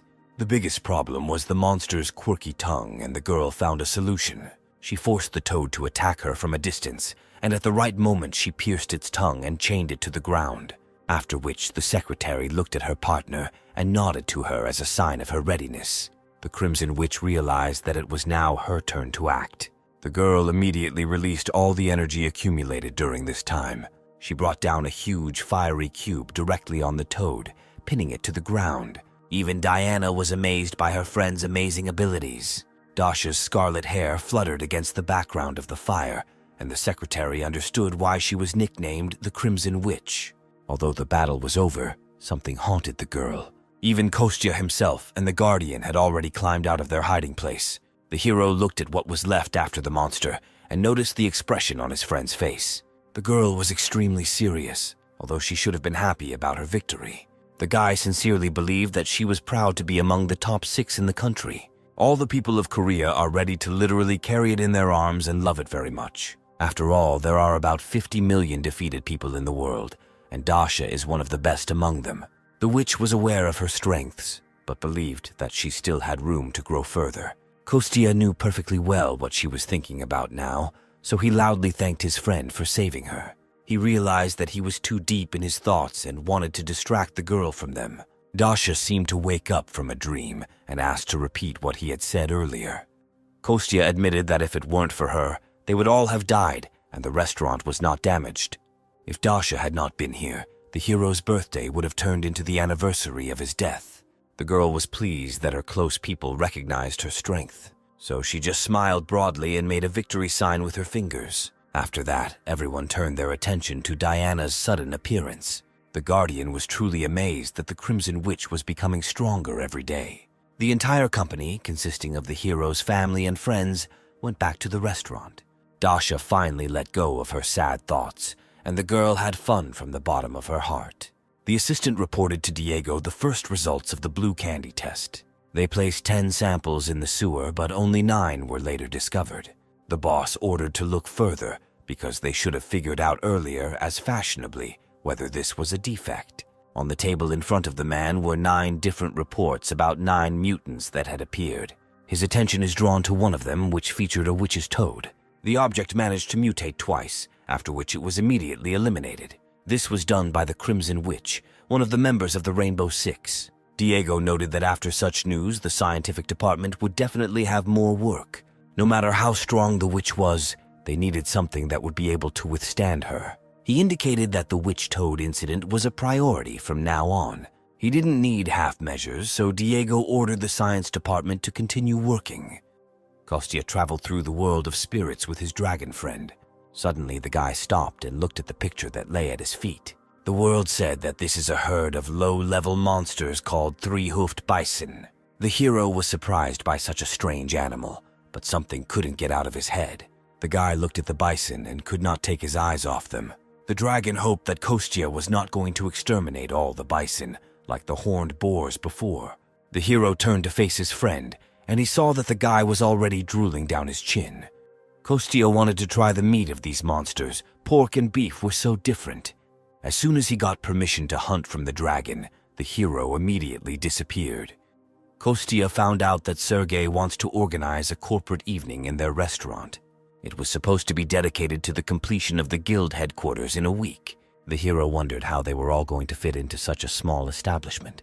Although Sergei admitted that this was only an excuse to meet his friend, the hero realized that he and the head had not really seen each other for a long time. Although he didn't follow the news, he knew that their guild was very popular. The guy was afraid of the influx of people because they had just gotten rid of the consequences of Dasha's action. However, Sergei on the other side of the gap was silent and did not answer anything. After this, Kostya sighed and agreed to hold a corporate evening.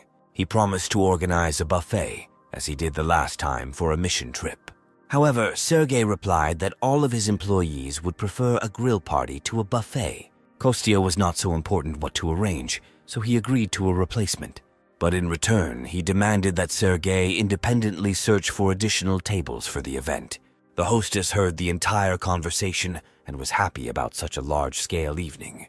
After the renovation of the building was completed, the construction site, along with Maria, was supposed to disappear. But she told in confidence that projects to maintain and improve the alley around will continue anyway. And her brother also told her that he was also going to build a school for hunters. By that time, the restaurant will have already grown, although Kostya thought that this was a one-time event. The woman hardly believed in such a scale, but she was not against making something like a business trip buffet. Masha had some other information that had not yet been officially confirmed. If the construction of the school is approved, the company will open restaurants and cafes in this alley, turning it into a gastronomic alley. And I will turn their restaurant into the main attraction. Kostya was angry, and his mother believed that they would not be able to afford such financial investments. The woman was already pleased with how things were going, and she was also completely satisfied with the flow of clients. But she wasn't sure that the restaurant could last that long, and she wouldn't be able to open a new one. However, Masha added that their guild will be involved in the project and will take full responsibility for all finances. The restaurant has already been verified. They will only need to make a good impression. Kostya didn't understand who cared about their old restaurant, but Masha called him stupid. In the old days, the quiet alley of restaurants was empty, but suddenly a crowd of people suddenly rushed there. For any place to become profitable, you need something to lure customers there. Kostya guessed that they would be lured to the new alley with a restaurant. The chairman himself would be attending this corporate event, so they needed to stand out and make a good impression. The girl suggested adding a twist to the grill party to make the event memorable. Kostya was amazed that Masha came up with this whole plan after the conversation she had just heard. The girl believed that they should thank her for such a first-class idea. The hero decided that there was logic in the girl's words, so he accepted her offer. He announced that he would take over the corporate evening and headed off somewhere. He said that he would go for groceries, and at the same time, we would take a walk with the puppy. The guardian knew where the three-hoofed bison lived, so he could take the hero to them. Kostya asked to remind him to take rock salt, after which he grabbed the puppy and ran away. The guy turned around the corner of the restaurant where no one would have noticed him and jumped high into the air. Moving through the air at great speed was his favorite. It allowed him to get to the place he needed in the shortest possible time, although the keeper did not like it. And now the hero quickly reached the desired location and looked around in search of bison. A few minutes later, he found a whole herd of animals in a field nearby. However, among these ungulates, there was also one unusual abode. On the ground in a small nest sat a yellow little chick called Peng. The guardian did not feel the energy of a divine being in him, but only a mystical creature.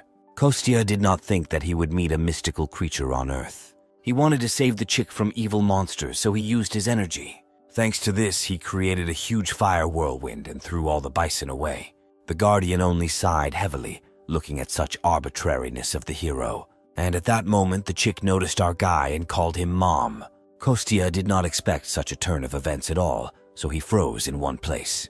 Our hero did not at all expect that the chick would consider him its mother. After some time, when the guy dealt with the bison, he had to return home. The restaurant owner did not expect her son to return so early. The guy appeared at the restaurant's door, carrying several bags with him. In his left hand, he was holding something very heavy, and the woman did not understand what it was. Kostya said that he bought the stone marble from the elder and that it was made from salted ore. Now you don't have to suffer, but simply take pieces of meat and rub them with salt. He also took samples of such meat with him. He will try it in the evening and see. Masha was glad that she, too, could try this unusual dish. The guy was talking further about all his purchases when a strange sound came from his pocket. The hero did not expect that the little yellow chick would make itself known so early. The owner of the restaurant also heard this sound and was surprised by it. Masha also realized that she had misheard herself, so she demanded an explanation. While the hero went hunting and then visited the gnome's workshop, evening fell outside the window. The little yellow chick of the divine bird Peng was placed on a small gray pillow. Masha believed that her boss acted like a junior school student. He explained that the chick had lost its mother and was crying, so he took it. The restaurant owner was unhappy that her son brought a bird to their home. She ordered it to be sold at the market, because if the chicken is left without a mother, it will be very lonely and die. The woman hit her son on the back and reminded him that in elementary school, he also brought home a chicken, and it died. The owner was also worried that their puppy might eat this chick. He was afraid that the chick would turn out to be a spirit or an intelligent being. Over time, when he grows up, he may well become a golden phoenix. Guardians theorize that this chick is a descendant of the creature that once protected Joseon. At some point, he simply went blind, then left one egg and disappeared. The keeper decided to attract the owner's attention, so he approached her and began to bark. The woman realized that the puppy clearly wanted to be held. She carefully picked up the fluffy animal and slowly brought it to the chick. The owner was worried that he might eat him, but the keeper only licked the yellow baby. Kostya was happy with this reaction and promised to build a chicken coop at the back entrance. The woman didn't know what to do with the 35-year-old little boy, so she allowed it. Kostya was so happy about this that he even clenched his fist in honor of the victory. That if he doesn't forget to grow up with them, he can become big and strong, perhaps even more powerful than his ancestor. The guy was already anticipating that the chick would grow up and be the best of the best. However, the guardian noted that it takes about 300 years for a golden phoenix to mature. The man was covered in sweat with fear and shouted something about a mistake. He was hung by his feet right above a barrel of wastewater. Researchers claimed that the effect of blue candy can last up to 10 hours. Diego smiled and said that such a smart guy could not live in exile. He added that if a guy doesn't understand anything when someone tells him something, then he should just listen. The boss promised that he would find out how he died only in the other world. The researcher begged to give him a little more time and promised to make the perfect medicine. He added that even the lowest beings can evolve and destroy. Eventually, the man noticed that his wife and little daughter were waiting for him at home. However, Diego was not so easily moved to pity by bitter tears. He raised his finger to his lips and ordered the laboratory assistant to shut up and listen carefully. He recalled that the previous scientist's accident was not due to shortcomings in his research. In this case, the guy did not understand at all why they wanted to kill him now. Diego replied that one must be careful with secrets. There is no other way except the death of a person who is no longer needed. He asked the laboratory assistant not to be offended, because now he knew the reason. The boss asked the scientist if he had heard a rumor that he was making deals with the devil.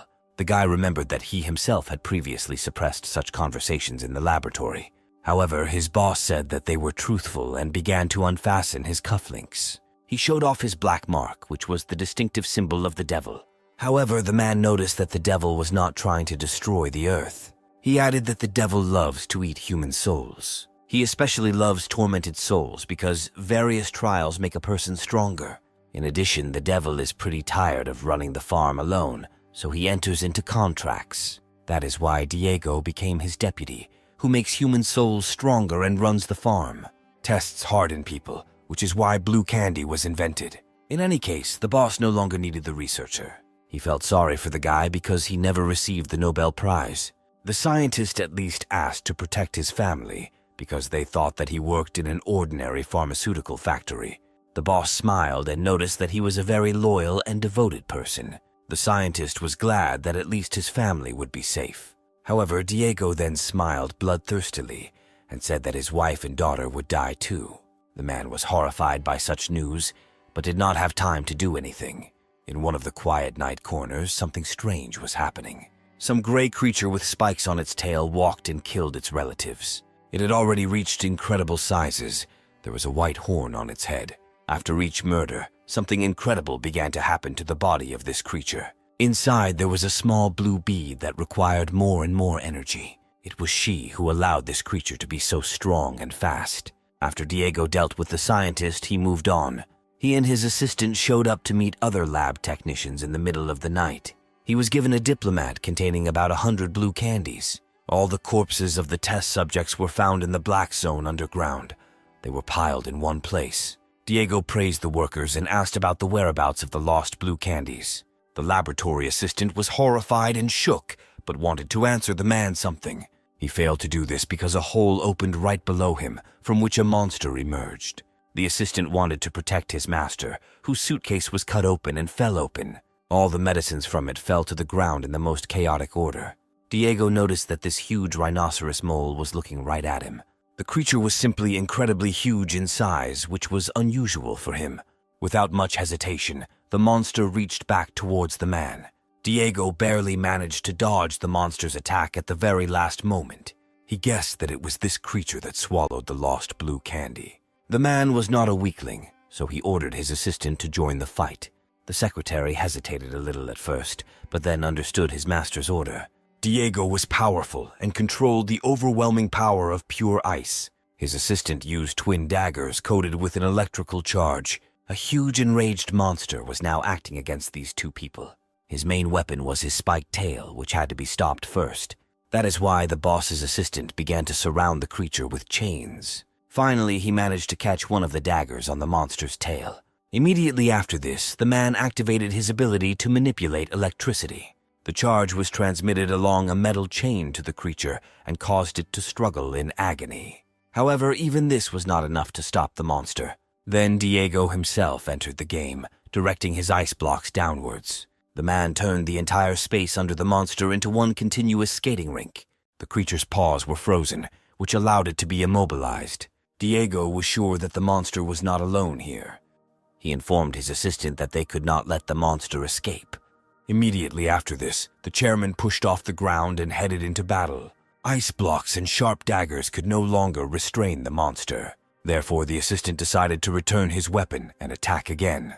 But this time, he decided to use not one blade, but two at once. The man spun them with all his might and directed them towards the huge monster.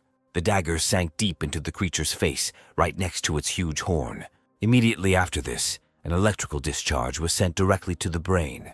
After the creature was completely immobilized, it was Diego's turn. The man went into a trance and used his power of submission against the monster. This allowed him to quickly get close to this huge creature. For a few moments, absolutely nothing else happened on this quiet street. At this moment, Diego mentally fought with the consciousness of the monster. The man definitely emerged victorious, so the monster's eyes dimmed. After the battle was over, both men began praising each other for a job well done. The secretary came closer and tried to pull his daggers out of the monster's head. However, for some reason he failed to do this. It was extremely strange. But before the long-haired man could do anything, the monster attacked him. He shook his head and threw the man up when he was not expecting it, after which the monster opened its mouth very wide and swallowed the guy whole. From the smile on Diego's face, one could guess that he did this on his orders. The man once again proved that for him there are no irreplaceable people. The garden behind our hero's restaurant was beautiful. The little beetle, guardian of the tree of the world, was surprised by his new neighbor. He had beautiful sparkling yellow wings, which he was just showing off. Kostya named the chick Kolbin, which translated as a debilitating chronic disease. The guy believed that it would be useful for the chick to gain strength from a large tree. He would like the chick to grow up in a normal environment, so he asked for the help of the spirit. He was not going to refuse, but did not understand how he should be raised. At that moment, something incredible happened. The roots of the tree began to move. The little yellow chick was completely surrounded by young shoots. Kostya sincerely did not believe that if the little bird had been a little bigger, he would have been able to control life on the entire planet. The guy looked at the cage of bars and realized that Kolben was in the right place. A large, light truck drove up to a restaurant we knew and stopped. Kostya ran out of it immediately to meet the guests who had arrived. At the wheel of this truck sat an elder dwarf, his old friend. First of all, the guy apologized to the old man for asking him to lie for him. The man noticed that the artifact was finished anyway and was just asking to use it in business. He noticed that Petya unexpectedly had more talent than he initially thought. Lately, the guy has lived up to expectations, and there's almost no trace left of his gloomy look. Kostya was happy about this and promised to find time later and bring a bunch of delicious ribs. The elder's mouth watered at the mere memory of those beautiful ribs they ate in the spirit world. At that moment, the guy was asked about something from the restaurant, so he got distracted. The elder walked around the car in a circle and asked where he could stay. Now the guys were all together in front of the new huge guild building. They gradually walked around, unloading the car and setting up brand new tables and chairs. It was at this moment that Sergei and Diana came up to them to say hello. Kostya was glad to see his friend, because he was always busy with school. They joked and rejoiced at this meeting, agreeing to sit down for a drink. The guys were worried because they had too much work lately. Sergei had heard that their little restaurant had been very popular lately for its ribs. He also noted the excellent subtle taste of their new tonkatsu dish. Kostya admitted that he just made them one day for his visitors and he got lucky. The guy didn't have time to finish because Dasha attacked him from behind. She simply slammed her feet into the guy's back and knocked him to the ground, surprising everyone. The elder saw his customer and said that he was just about to visit her. He reported that the artifact she entrusted to him last time was ready. He promised that he would finish his work by lunchtime and return it to the owner, which made her very happy. And at this time, the girl completely forgot about her friend, whom she left lying unconscious. A little later, the presenter announced the beginning of the ceremony for the completion of the construction of the new main headquarters of the guild. This festival brought together a lot of people from completely different professions. The presenter asked all visitors to calmly take their seats. It was time for Sergei to go on stage, so he said goodbye to his friends. The guy was glad that he had chosen a day with such good weather for the ceremony. However, suddenly a very loud and scary squeak was heard from somewhere. It was through the city system that they announced an emergency in their area. The announcer said that a monster of an unregistered species had appeared, and a high level of power was observed. The Crimson Witch was puzzled by the fact that this was not an ordinary alarm, but a signal about a monster. However, it was our hero Kostya who was most irritated from this company. The guy didn't like the fact that the appearance of monsters always happened so suddenly. To this, the Crimson Witch answered him that they were in the middle of an unstable zone. The ground shook under the guy's feet, and they saw a huge creature appear from afar. Neither Kostya nor Dasha had ever seen such a strange monster before. It was the most ordinary rhinoceros mole, but of absolutely incredible size. The Crimson Witch was worried that she might not be able to cope with him alone. She was about to call for help when the elder called the girl. He threw her a small staff to which her artifact was attached. The girl caught him, after which Dasha pointed her finger at Sergei and called him. She ordered the guy to gather people from the guild and run away with them immediately while she distracted the monster. Sergei immediately realized that it would be better for him to listen to this girl. After this, the Crimson Witch immediately turned to face her friend Kostya. She told the guy to take his mother's hand, prepare dinner, and wait for her. Immediately after this, the girl jumped into her white sports car. She pressed the gas pedal to the floor with her foot and abruptly jumped out of her parking space. The girl was in a very big hurry, so she allowed herself to break traffic rules. Only this driving style allowed her to quickly reach the monster's location. Suddenly, Dasha heard whose voice it was, which said that the girl would die here. A man was waist-deep with a huge monster and was on his head. He knew that this girl was a Crimson Witch from the Rainbow Six. The huge monster immediately attacked Dasha with its tail with sharp spikes. The girl barely had time to dodge and realized that she had seen this man before. He turned out to be the most wanted man in all of South Korea, Diego. The man was even a little pleased that the girl was able to quickly remember him. Dasha immediately admitted that she did not understand what was happening here at all. However, she promised the criminal that she would not leave him and his pet just like that. The monster's strength was so great that after each of its blows, dents were left on the ground. Even Dasha, with her unusually high speed, found it difficult to keep up with dodging. Besides this, she needed to find time somewhere to attack. The girl's main goal now was to cause maximum harm to the man, and now Dasha swung her new staff hoping to strike him. However, at the last moment, this attack was blocked by the monster with its claws. At the point of impact, an explosion of fiery energy from the Crimson Witch immediately occurred. The man looked at his rival and became more and more irritated by the minute. He didn't like how ignorantly the girl was using Wanda's artifact. Maximum squeezing of the handle of this staff increases its firepower many times over. At the same time, he also had the ability to work like explosives. However, the side effect was that it made your arms get tired quickly. Dasha was worried because she didn't have time to ask how to use the staff. The girl used it for the first time and had no idea how to handle it. However, she was able to notice during the fight that he still increased her strength. Previously, the power was scattered throughout her body, and now it was concentrated in the staff. The girl realized that he was collecting all her chaotic magical energy. After this realization, it became easier for the Crimson Witches to control the energy. Now the girl knew exactly at what moment she could quickly release it. This helped her get to the head of the huge, scary monster even faster. However, because of the monster, the girl completely forgot about another of her rivals. After all, the most wanted criminal in Korea could also use magic.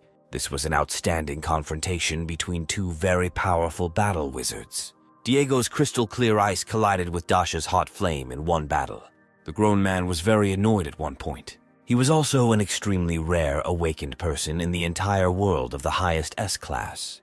But such an absurd difference in their strength made him very nervous and infuriated. Meanwhile, our witch Dasha tried not to be distracted by anything. The girl still continued to attack the fusion of monster and human again and again. She easily dodged their attack, unaware of the mental torment of her opponent.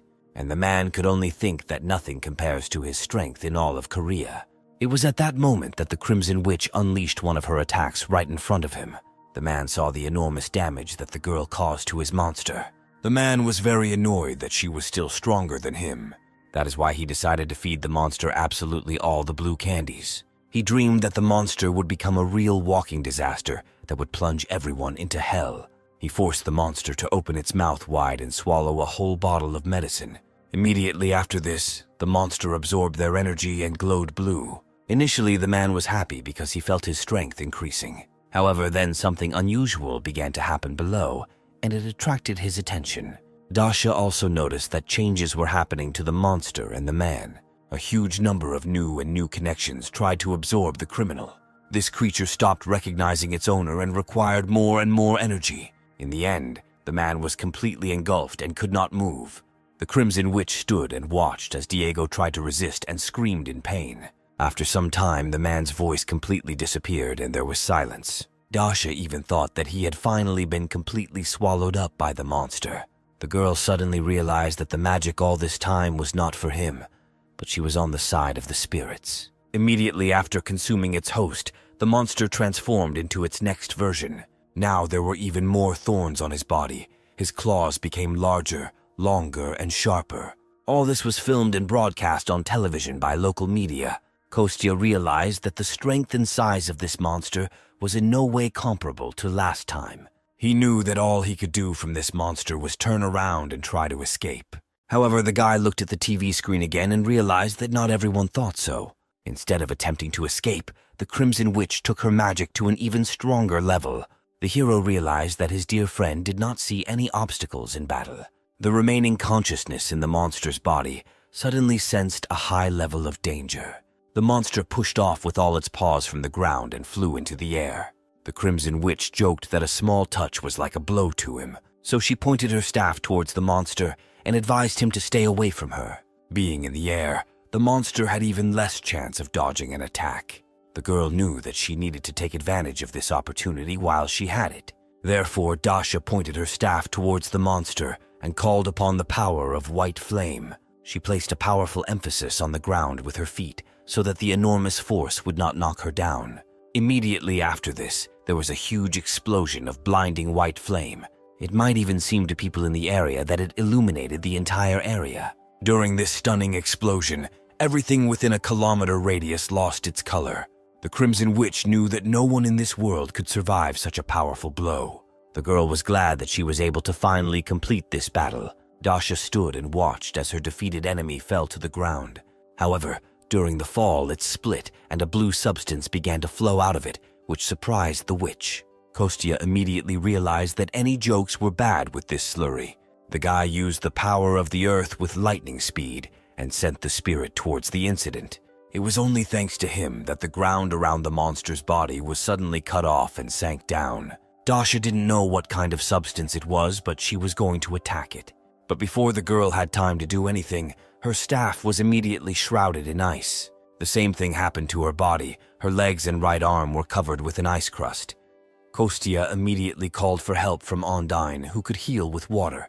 The guy held the girl from behind so that she wouldn't fall on the asphalt and break. Some strange voice said that the monsters were becoming stronger. The balance was upset. The people's strength has cracked. A new owner has appeared, who has now emerged from the monster's body. He instantly climbed into the body of our hero while he was busy helping his girlfriend. After treatment with the water spirit, Dasha began to come to her senses and grabbed her head. Only after this, the girl noticed that her friend had lost consciousness and fallen to the ground. No matter how hard she tried, she never managed to shout to Kostya. Meanwhile, our hero plunged deep into his subconscious. There was only him and some small clot of blue substance. The hero stood at full height opposite his unknown new opponent. He looked at this strange creature and could not understand how it ended up here. There were only two of them in this place. There was only emptiness around them. It took Kostya a little time to guess that it was a rhinoceros mole. After his defeat at the hands of the Crimson Witch, he became a blue slime. Suddenly, this small clump of blue substance began to take on a new shape. Gradually, its outlines became more and more obvious and guessable. The blue slime turned into an exact copy of our hero Bones. The guy looked at him as if he saw his reflection in the mirror. However, this only made our hero laugh, which irritated his double. Kostya was surprised there that he even knew how to speak, and was not just a slime. The double admitted that all this was his doing, and the guy was next in line. He was going to kill Kostya in his own subconscious and take possession of this body. The double was clearly serious and did not respond to the original's jokes at all. Kostya saw that he did not succumb to his provocations, so he stopped doing it. He asked his double how he managed to penetrate his consciousness. Until this moment, the hero could only see spirits when he was in their world. The double was annoyed that Kostya called him just an ordinary parasite. He was a parasitic spirit who cannot exist in the world without a master. Therefore, now he suggested that everything should be discussed well before the hero's soul disappeared. To begin with, the parasite took advantage of its power over our guy's consciousness. He made magical ropes appear out of nowhere and tightened Bones' wrists and legs. It was still difficult for the hero to get used to the fact that such things were happening on his territory. The parasite noticed that he had already absorbed 2 very strong people and dozens of other weak souls. Thanks to this, he became a supreme being, possessing the power of an entire dynasty of kings and hereditary magicians. He was sorry that Diego would die, but he still found a fairly useful new body. Kostya was amazed that this uninvited guest had developed a whole plan. He noticed that his consciousness was not a place where the spirit could gain strength and develop. Such impudent treatment from the guy without a drop of fear irritated the parasite. It infuriated him that usually a person a little stronger than a dog dared to lecture him. He knew that this guy's power level was unstable, falling and then rising again. Kostya could not deny all this now, because all his strength had disappeared. That is why he no longer had any mana or any strength left. The guy didn't know at all whether he would be of any use at all without them.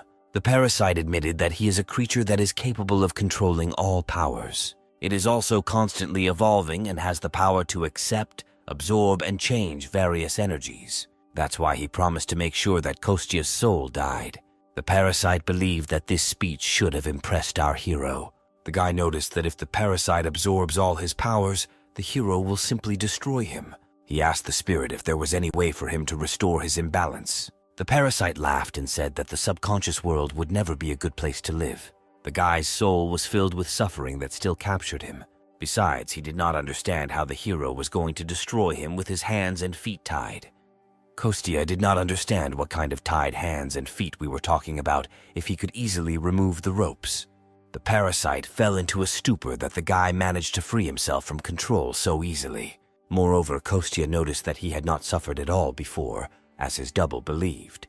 The guy replied that his soul is his real fortress because he is a man. The world of knowledge is just a place that was completely immersed in darkness. It is always and for everyone located approximately somewhere between consciousness and subconsciousness. This is a place that has its own laws of space and time. This is the same world that is completely different from reality.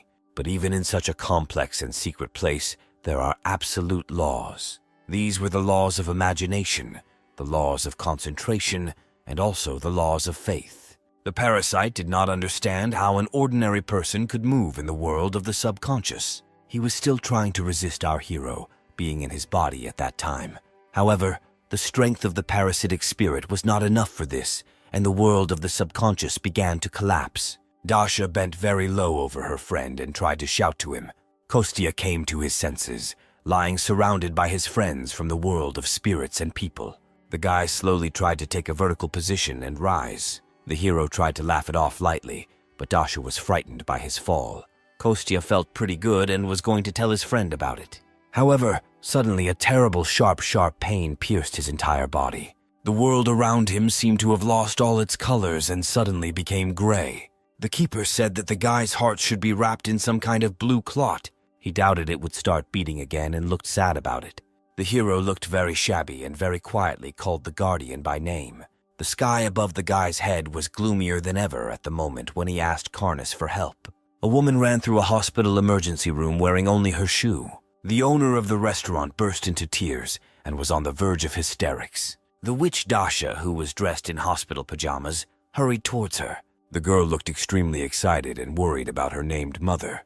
The woman grabbed onto the Crimson Witch's forearms with great strength. She was worried that the girl had been unconscious for 2 days and only called her now. The owner was crying because her son Kostya had also not been in touch all this time.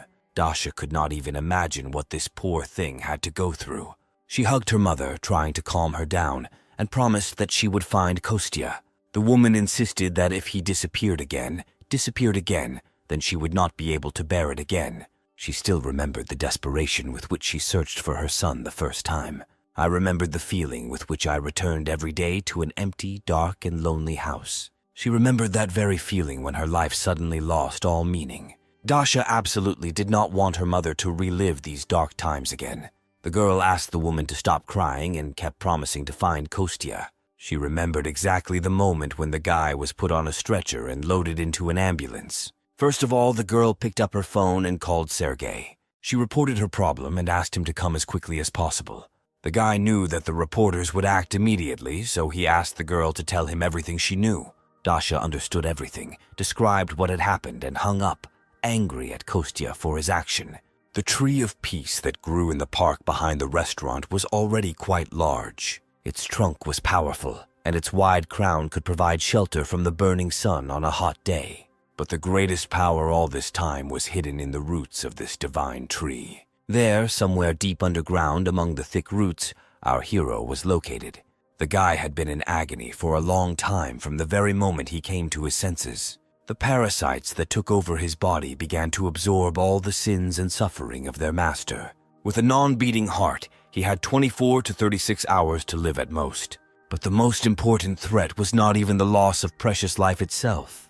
The parasite was going to first deprive Kostya of all his powers and then take over his body. The hero, of course, should not have had any problems controlling the first one. However, the main snag was precisely the internal energy. Energy that creates a poisonous effect for all living beings that belong to the magical world. Kostya thought that he would use the parasite's magic and could easily stop him. But the more he spent his strength to get rid of the spell, the more his double absorbed it. Even if the guy tried to use them, he would still die. Kostya suggested that the parasite die together if he still wasn't going to retreat.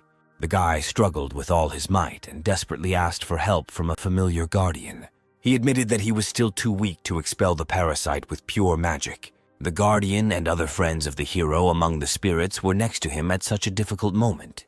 The guy knew that they were well acquainted with his body and therefore asked them to look at him carefully.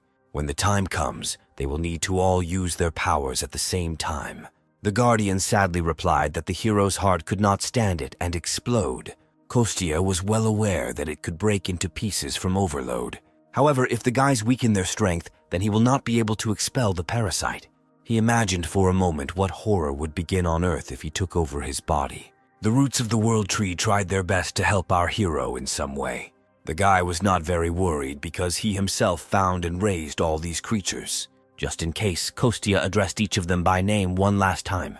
After this, the place that was hidden under the Tree of the World began to exude an enchanting light. The most crucial moment came, and each of the spirits tried to give all their energy just to save their person. It was a beautiful, clear, and sunny day in the capital of South Korea, Seoul. Sergei was arguing with someone on the phone and trying to get the news to talk about Kostya's disappearance. Dasha and the owner watched as the guy tried to help them and find his brother. The Crimson Witch had been calming the woman as best she could since their reunion. Suddenly, a deafening explosion was heard in the backyard of their cute restaurant. The whole company immediately looked around, trying to figure out what it could be. The guys rushed as fast as they could to check the garden, which was located behind the building. The reporters, who were nearby and were waiting for instructions, ran after them. It took our company no more than a few minutes to find the source of the noise. In the backyard, in a huge crater, our hero Kostya lay naked and unconscious. The Crimson Witch was furious that the guy was here while everyone was looking for him. After that, the guys called an ambulance and all went to the emergency center together. The hero was placed in a standard single-type ward, painted white. After some time, Kostya regained consciousness. He was wearing hospital pajamas. His awakening was found by a worried Sergei, a crying mother, and an irritated Crimson Witch. The girl even hit the guy in the stomach right after he opened his eyes. Kostya was puzzled that the girl hit him but apologized to his mother. Only then did he notice that he was in a new, unfamiliar place. Sergei explained that they transported Kostya to the hospital, which belongs to his guild. The hero was shocked that he could not be found for 3 whole days from the moment he disappeared. The guy could not predict such an outcome, so now he had to come up with an excuse. He pretended that he had forgotten everything and didn't know what really happened.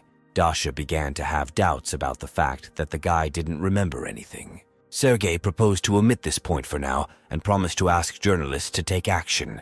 The Crimson Witch's strange reaction was very easy to understand. After all, when they found Kostya in the yard, it turned out that the guy had awakened.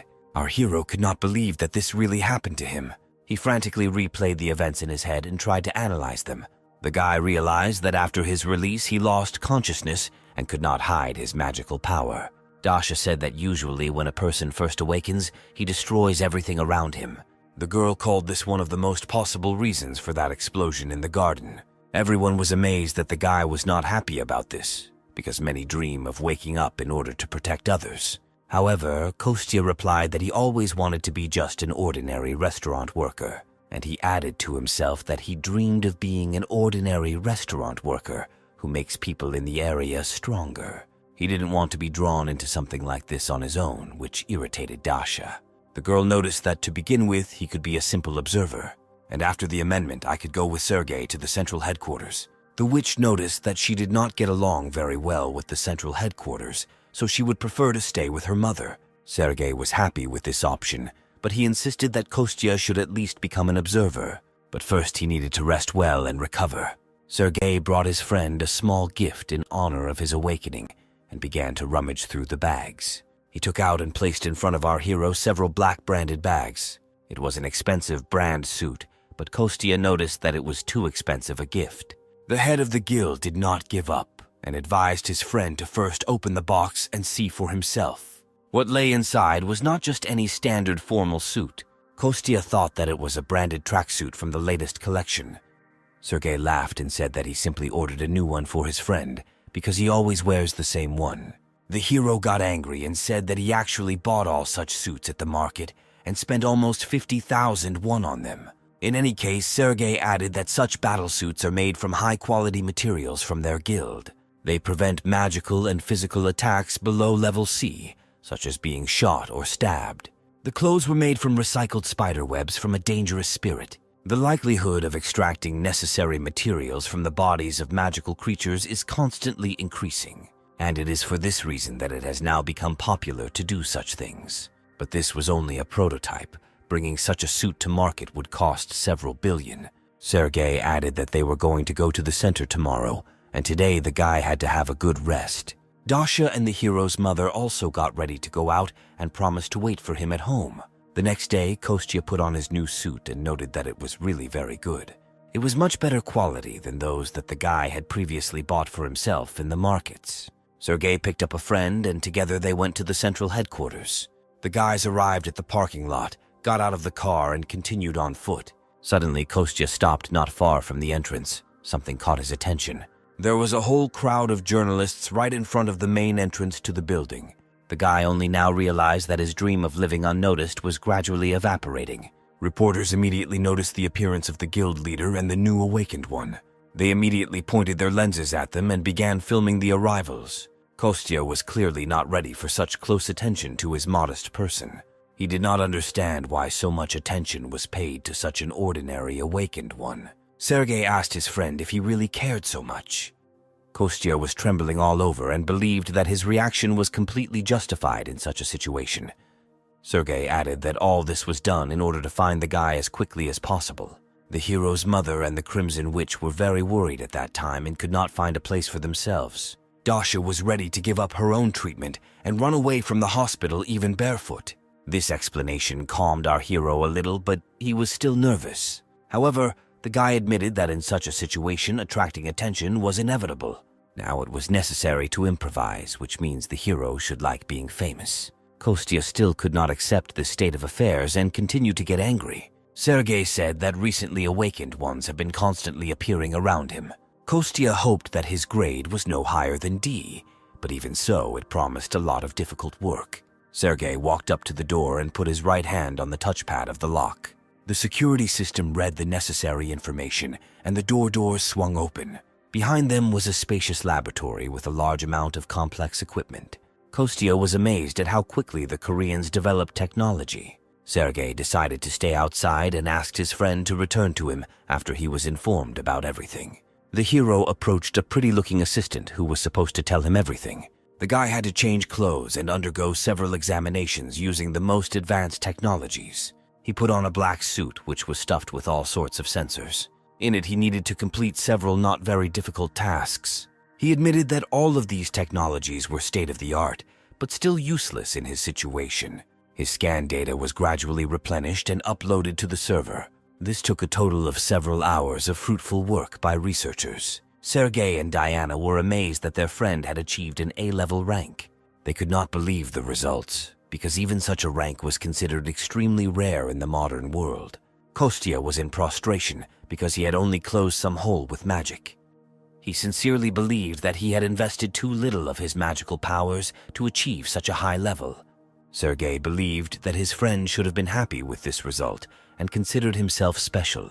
He turned to the assistant and asked what the level of the guy's other characteristics was. The level of magical power reached rank D, the level of mana E, the magic circuit as much as S, and Kostya's specialty was telekinesis. He even asked if such results were erroneous, but he was assured of their accuracy. Kostya asked the reason for such a violent reaction from his dear friend. Sergei replied that telekinesis abilities are not very common. They are considered very ambiguous both in attack and defense. After all, a person needed another substance or object to carry out an attack or defense. Although the guild should provide the necessary weight, it might not be effective. Sergei was upset because such abilities and their provision were very expensive. He compared his friend and adopted brother Kostya to a very small well. Despite its actual size, there was too much water raging in this well. Sergei believed that something like an ultra-modern tap pumping water out of this well should have suited him. This explanation seemed very strange and not entirely clear to our hero Kostya. Sergei was upset because he himself considered his analogy to be very suitable for the situation. Kostya decided not to upset his friend even more and replied that he still understood everything. He only asked the guild leader why he was so surprised by his answer. Sergei explained that awakened people usually have high expectations, but his friend did not have any at all. He explained this by saying that at almost 40 years old, he did not have any special talents, but he could cook something out of it. At that moment, Sergei began to remember his first conversation with his father and sister after waking up. Kostya added with warmth in his voice that now his mother can be proud of her son. All this was very different from the scandal that happened between Sergei and his family. At that moment, he realized the difference between his reaction and his friend's reaction to the same news. The guy looked at his named brother and sincerely said that he thought he was cool. After all, he himself was very disappointed when he awakened and received his level. He had a real hysteria because back then Sergei dreamed of being an ordinary person. However, the guy decided not to develop this topic further and said that now everything was fine. He offered to accompany Kostya to the exit, after which the hero headed home to the restaurant. Sergei said goodbye to his friend, and he got into the car and went to the main office of the guild. It was a huge building in which the guild's administrative center was concentrated. Sergei went up to the manager's floor and headed to the secretary's desk. The girl called the president of the corporation and said that the representative of the guild, Sergei, had arrived. Madam President asked to take the visitor to her office. Sergei calmly followed the secretary and entered the spacious office. He greeted the president of the Manhwa guild, his own sister. The girl looked very similar in appearance to her brother and joyfully stood up to greet him in return. They hadn't seen each other like this for a long time because it was very difficult to catch the guy. Alexandra invited her brother to sit down, drink coffee, and talk calmly first. Sergei rejected her offer because he came here to apologize to the girl. For Alexandra, such a statement from her brother came as a complete surprise. It took the guy a lot of strength to pull himself together and come to her. Their father was the best CEO in the country, and their daughter exceeded all his expectations. The guy recalled those dark times that came after the death of their mother. Sergei believed that 3 years ago, even if the world had turned upside down, he and his father would not have blinked an eye. He admitted that deep down he sincerely considered his father and sister to be magnificent people, unlike himself, who could not correctly perceive the death of his beloved mother. Therefore, he always looked at their backs and envied them, and they were always busy with something. When Sergei had just woken up, at first he was very happy about it, but then he received the lowest level, which is why he said a bunch of harsh and disgusting words to his family, for which he now asked for forgiveness. The sister just laughed in response to his sudden statement and relaxed. She was very happy to see how her little 10-year-old brother began to grow up. The girl suddenly became very serious and said that she would now reveal a secret.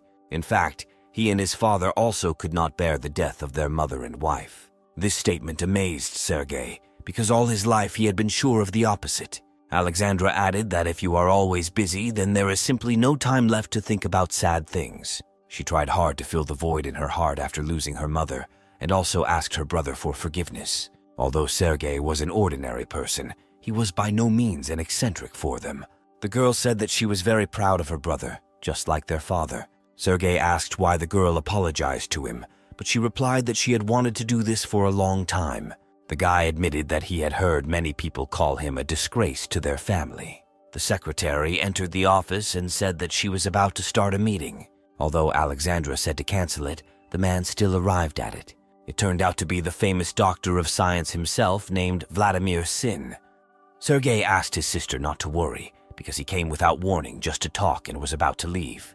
He told Alexandra not to cancel her meeting with the PhD because of him. Sergei's older sister thought for a while about what would be best for her to do now. The girl was going to have lunch with her brother, so she offered to meet the guests together. Sergei was glad for this influx of kindred feelings, but felt a little awkward. They asked the secretary to go and invite Doctor of Sciences Vladimir to enter. He turned out to be a middle-aged, pleasant-looking man with glasses. He extended his hand to Sergei and said that he was pleased to meet him. The doctor admitted that lately he has often met famous personalities. He came today to say that this time he decided to adjust the prototype development schedule. Its external form was already ready, so the doctor thought that testing the sample could have been done earlier. Only it was difficult for him to give an exact time because the artificial intelligence system was unstable. Alexandra noted that their group has been providing his laboratory with all the necessary materials for a long time. However, the supply of living material from magical creatures is constantly dwindling. No matter how exactly they know the makeup of humans, it is impossible to create new humans through technology. The laboratory came to the conclusion that 100 of the artificial intelligences had human intelligence. Therefore, the doctor proposed changing the current plan to improve the artificial intelligence system and using spirits. He added that after the contract between the magical creature and the spirit was signed, great efficiency was observed during their work together. Alexandra objected that in this case their situation could only get worse. That is why Vladimir came to the president today to ask for her permission. The girl replied that she first needed to contact the general director. After Vladimir left, Alexandra looked very exhausted and tired. Sergei suggested we go have lunch and unwind a little before going to see our father. He promised to call the restaurant he frequents and book a table for them. The girl liked this idea and asked her secretary to cancel the previous reservation. Of course, Sergei had his dear friend's restaurant in mind when he invited his sister to have lunch with him, and Kostya received a message from the head of the guild that he would soon bring a very important person to his establishment, and tried to guess who it would be this time.